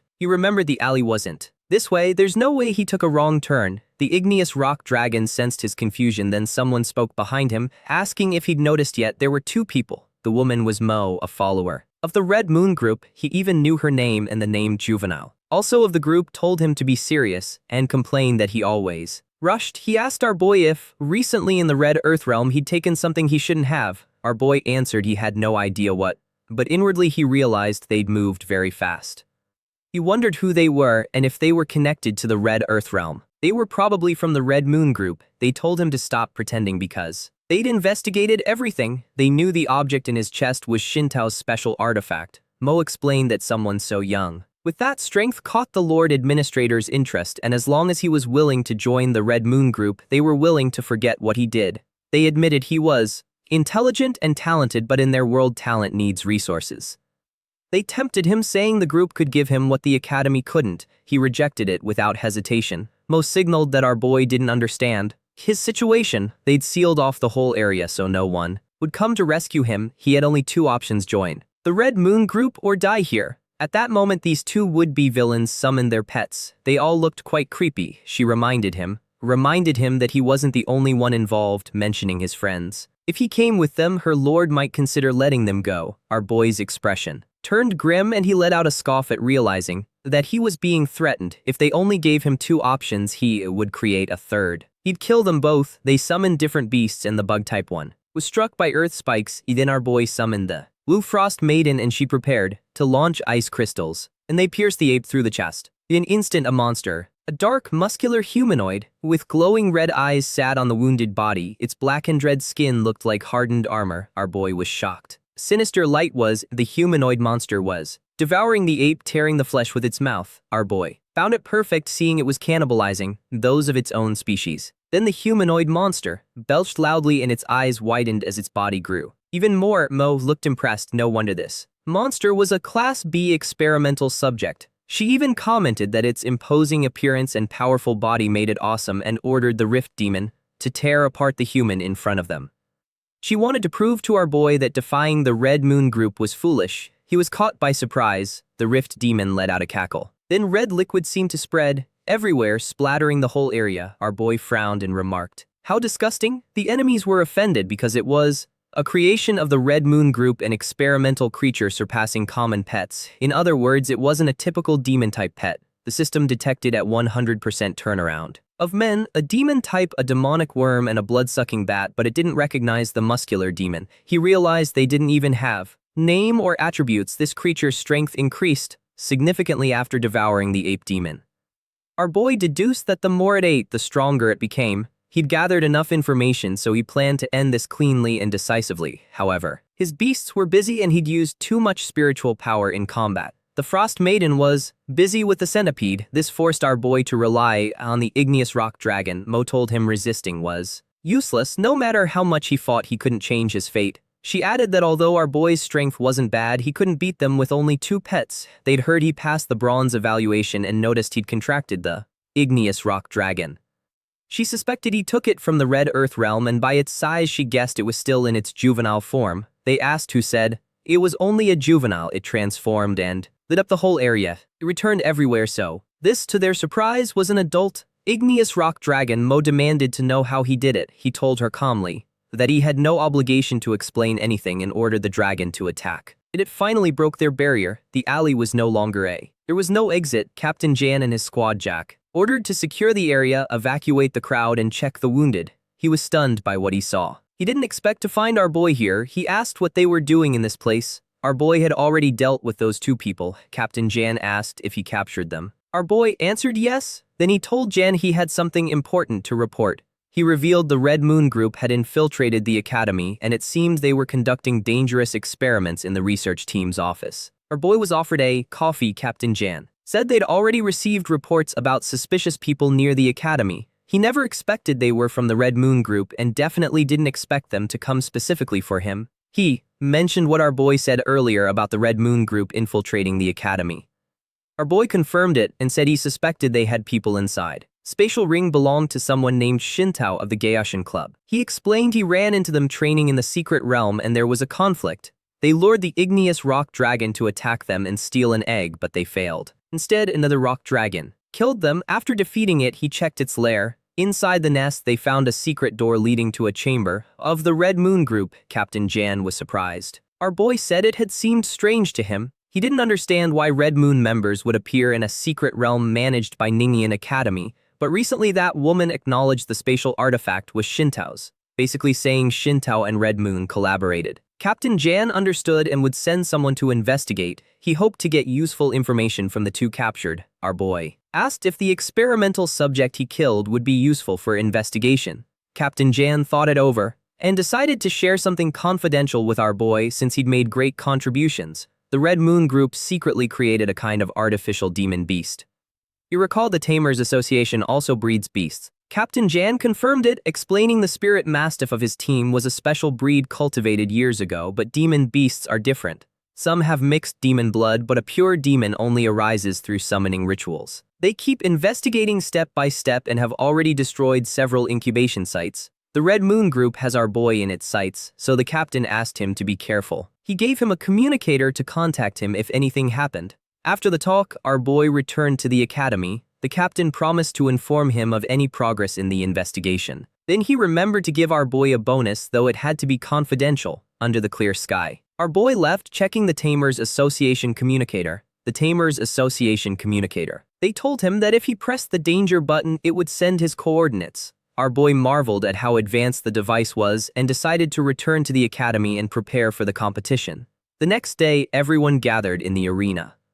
Ding asked our boy why he didn't contact them last night. He explained he got so focused on spirit techniques that his phone died. He apologized and promised to be more careful. She said it was good nothing happened since she thought the Gaoshan Club had marked him. Since today was the final, she invited him to watch the groups. The screen showed the duel Lin Sai versus KOC. Ning translated. Our boy summoned the Frost Maiden, the second-year student. Kaokai advanced with his armored turtle, a rock-type beast, rank 4 stage 1. The referee announced the start. And the winner was our boy, advancing to the top 32. The crowd was stunned. It was so fast they didn't even see the beast move and the turtle was completely frozen. The duel between Lin, our boy, and Lin continued. Our boy faced her this third year and her beast was a swift shadow leopard wind type, rank 4 stage 2. But she announced calmly that she'd forfeit. The crowd was surprised, though some understood. Our boy's two beasts were intimidating, plus his terrifying strength. He defeated Shili instantly using only spirit techniques. Meanwhile, a woman in a pink dress observed our boy, thinking he was a very interesting type. Our boy froze his rival's tree demon, plant rank 3 stage 3, and the withered beast, plant rank 3 stage 1, advancing to the top 128. Then he defeated a giant rock monster, rock rank 3 stage 9, and advanced to the top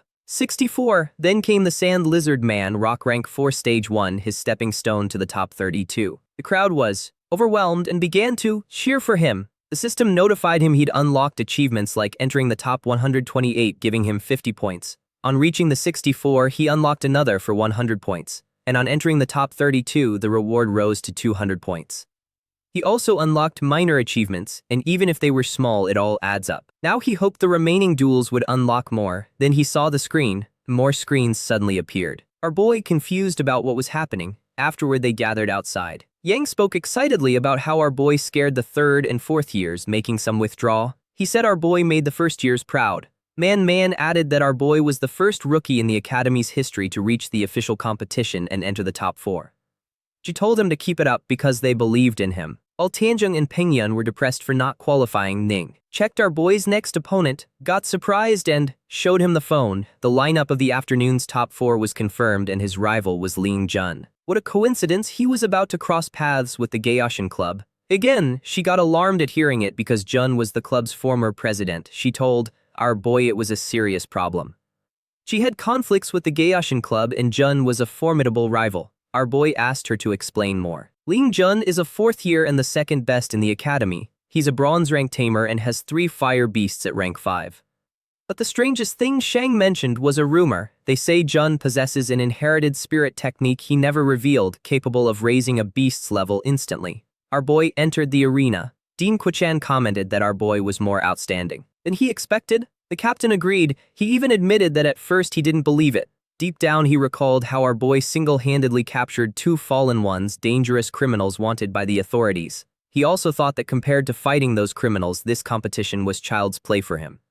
The crowd wondered who would win. A woman spoke with the one in the pink dress named Zioru and asked who she thought would win. Zioru turned the question back and the woman answered she thought Jun would win since although our boy was strong, he was only a 1st year. She was surprised to notice Ru believed our boy would win. Ru explained our boy hadn't yet used all his strength. Since Ru backed our boy, the woman decided to follow her opinion. After all, Ru was the best 4th year student, her judgment must be reliable. Then she suddenly realized something. If they both met in the final, it would be a duel between the genius and beautiful star student and the monstrous 1st year rookie. While Jun declared he'd win this duel, our boy answered calmly that nobody wins a fight just by talking.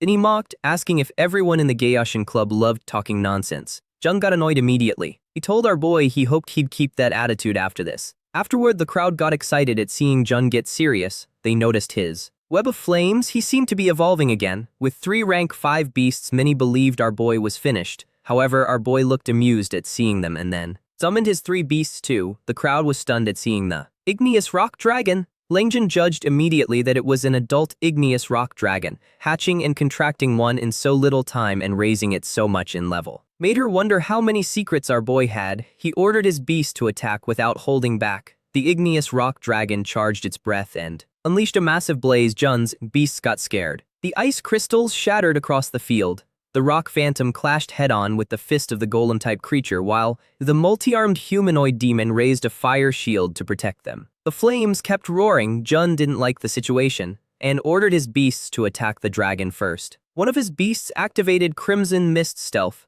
Appearing suddenly in front of the igneous rock dragon, its body condensed into a mass of burning energy. The fire monster, it unleashed fireballs, but they were shattered by the ice crystals of the Frost Maiden. 2 beasts faced off. Jun couldn't believe it withstood the Crimson Mist monster's attack. There'd never been a humanoid ice beast reaching the high rank 5 threshold. He wondered how the beast of a simple civilian 1st year tamer could be so powerful.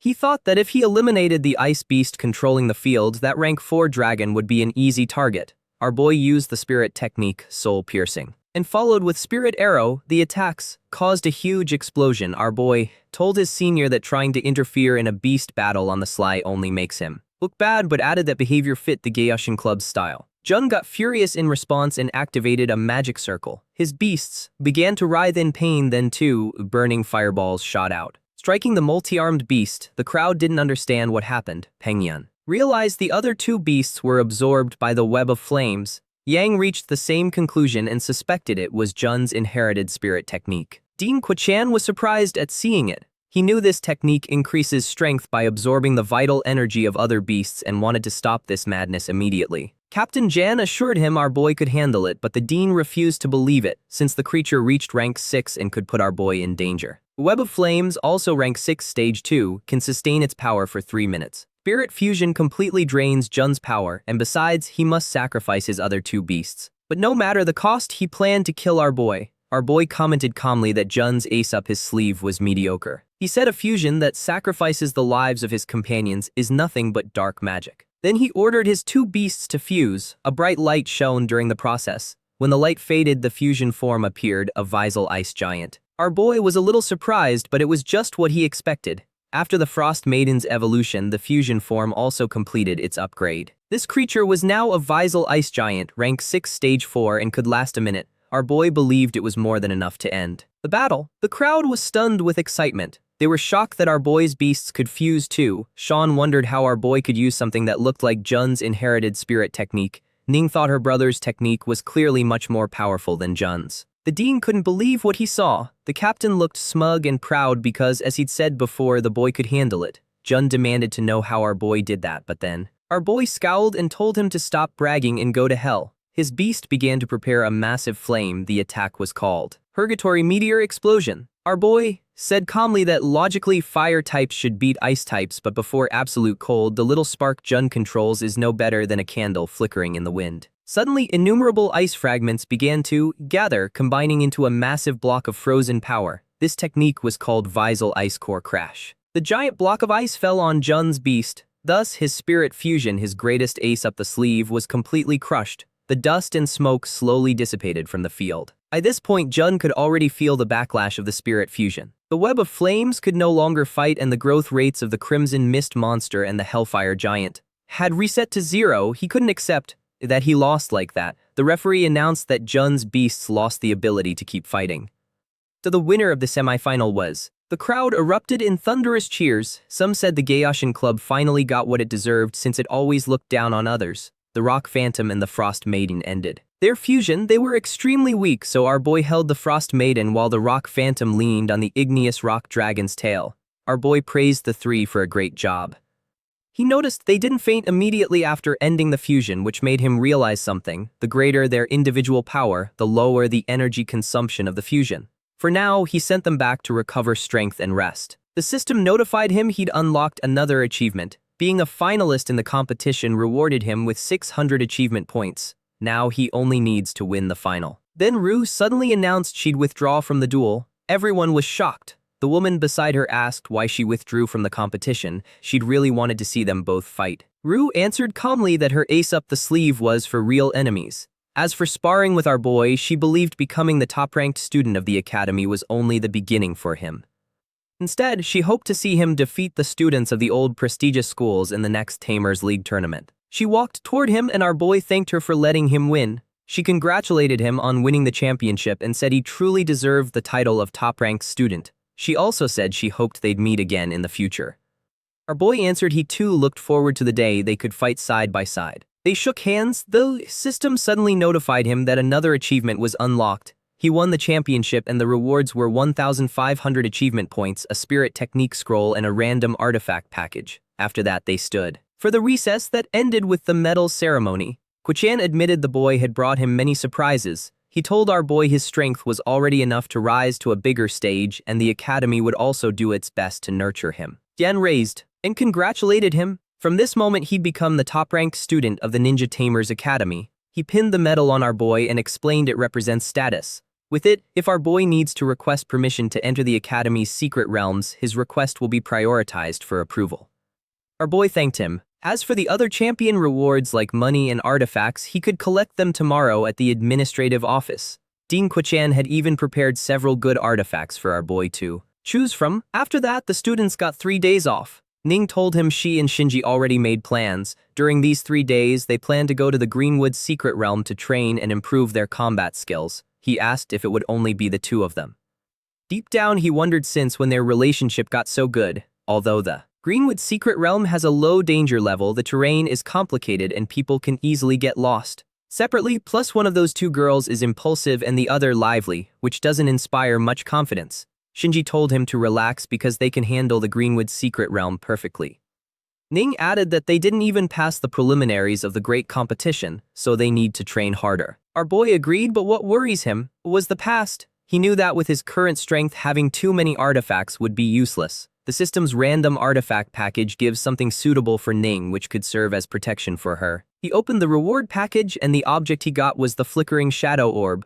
The flickering shadow orb lets the user instantly teleport to any place within their line of sight. It can be used 3 times consecutively and the recharge time is 24 hours. Our boy thought it was perfect. He told Ning he had something for her. He gave her the flickering shadow orb, explaining she can teleport short distances and it could save her life in critical moments. He also reminded them to keep their communication line open. If she runs into groups of ferocious beasts, she shouldn't try to force her way through. She thanked him and promised she'd be careful. Shinji commented the artifact must be very expensive, which made her think our boy was really good to Ning. Ning simply answered that after all he's her brother. Deep down, giving her an ace up the sleeve made our boy feel a bit more relieved. Then he needs to prepare upgrade materials for the Earth Spirit and the Igneous Rock Dragon. However, the market price of Dark Element Origin Stones is extremely high, so going straight to the source would be the best option. So he asked Jan about it, and Jan told him there are many inside the secret realm of the 1,000 insects, but that place is very strange, full of high-level insects and dark-type ferocious beasts, and the atmosphere there is extremely creepy. Then he asked our boy if he planned to go there alone. At the Tamers Association building, our boy entered the lobby full of people with their beasts. A member of staff asked what service he needed. He said he wanted to apply for the qualification to explore the secret realm of the 1,000 insects. She took his ID card and told him to wait, but on checking it, he was shocked realizing it was Linsai. He wore a mask to hide his identity, so he quickly motioned for her to stay quiet. She understood and immediately said excitedly that she watched his fight and thought it was incredible. She said she'd become his fan and asked for an autograph. Our boy thanked her for the compliment but politely asked her to process his application first. That helped her calm down and get back to work. Great competition at Ninja Academy allowed public access. Since it ended, he's basically a celebrity. Wherever he goes, people recognize him, and some even drag him in to take photos and upload them online. The employee was still blushing. Finally, she finished processing his application. Our boy's entry permit was already registered on his ID card. She told him to turn left on his way out and go down to the underground level where the entrance to the secret realm of the 1,000 insects is. He thanked her. At the underground level of the Tamers Association building, a large crowd had gathered in front of the entrance. Our boy realized quickly that many planned to enter the secret realm of the 1,000 insects too. Someone approached and asked if he was also going to explore the realm. They invited him to join their team, but our boy declined the offer. Not far off, someone watched in silence. It was a red-haired woman. One of her companions called her captain and asked what she was looking at. Just then, a staff member announced the secret realm of the 1,000 insects was about to open, and everyone was asked to prepare. The secret realm is dangerous, so they warned the adventurers to be very careful. The liability waiver takes effect upon entering. Any loss inside the realm is the sole responsibility of each adventurer. The adventurers entered. Vast plain stretched before them. He remembered what Jan told him earlier. The destination of this trip is the Embracing Valley. That zone has many dark-type ferocious beasts and rare materials called lineage crystals, which are very valuable. To reach the Embracing Valley, our boy must cross the entire realm of the 1,000 insects. Along the way, it'll be the perfect opportunity to roast beasts. He summoned his pet, the Igneous Rock Dragon, and our boy mounted on its back. Observing the terrain and beast tribes from the sky is much easier than going on foot. The Frost Maiden needs to refine her control, the Earth Spirit needs more practice in frontal combat, and the dragon must get used to aerial battles. Each one has room to improve. They set off. The first monster he found was the sharpleaf insect, a normal type of rank 3 stage 4, the spirit. The earth fought it, which helps increase its growth rate. That night they set up camp and sat by a campfire. Although he can use achievement points to raise their levels directly, if the pets don't experience real combat, they'll become greenhorns. So he lets the dragon fight by day and the earth spirit by night, and the rotation works wonderfully.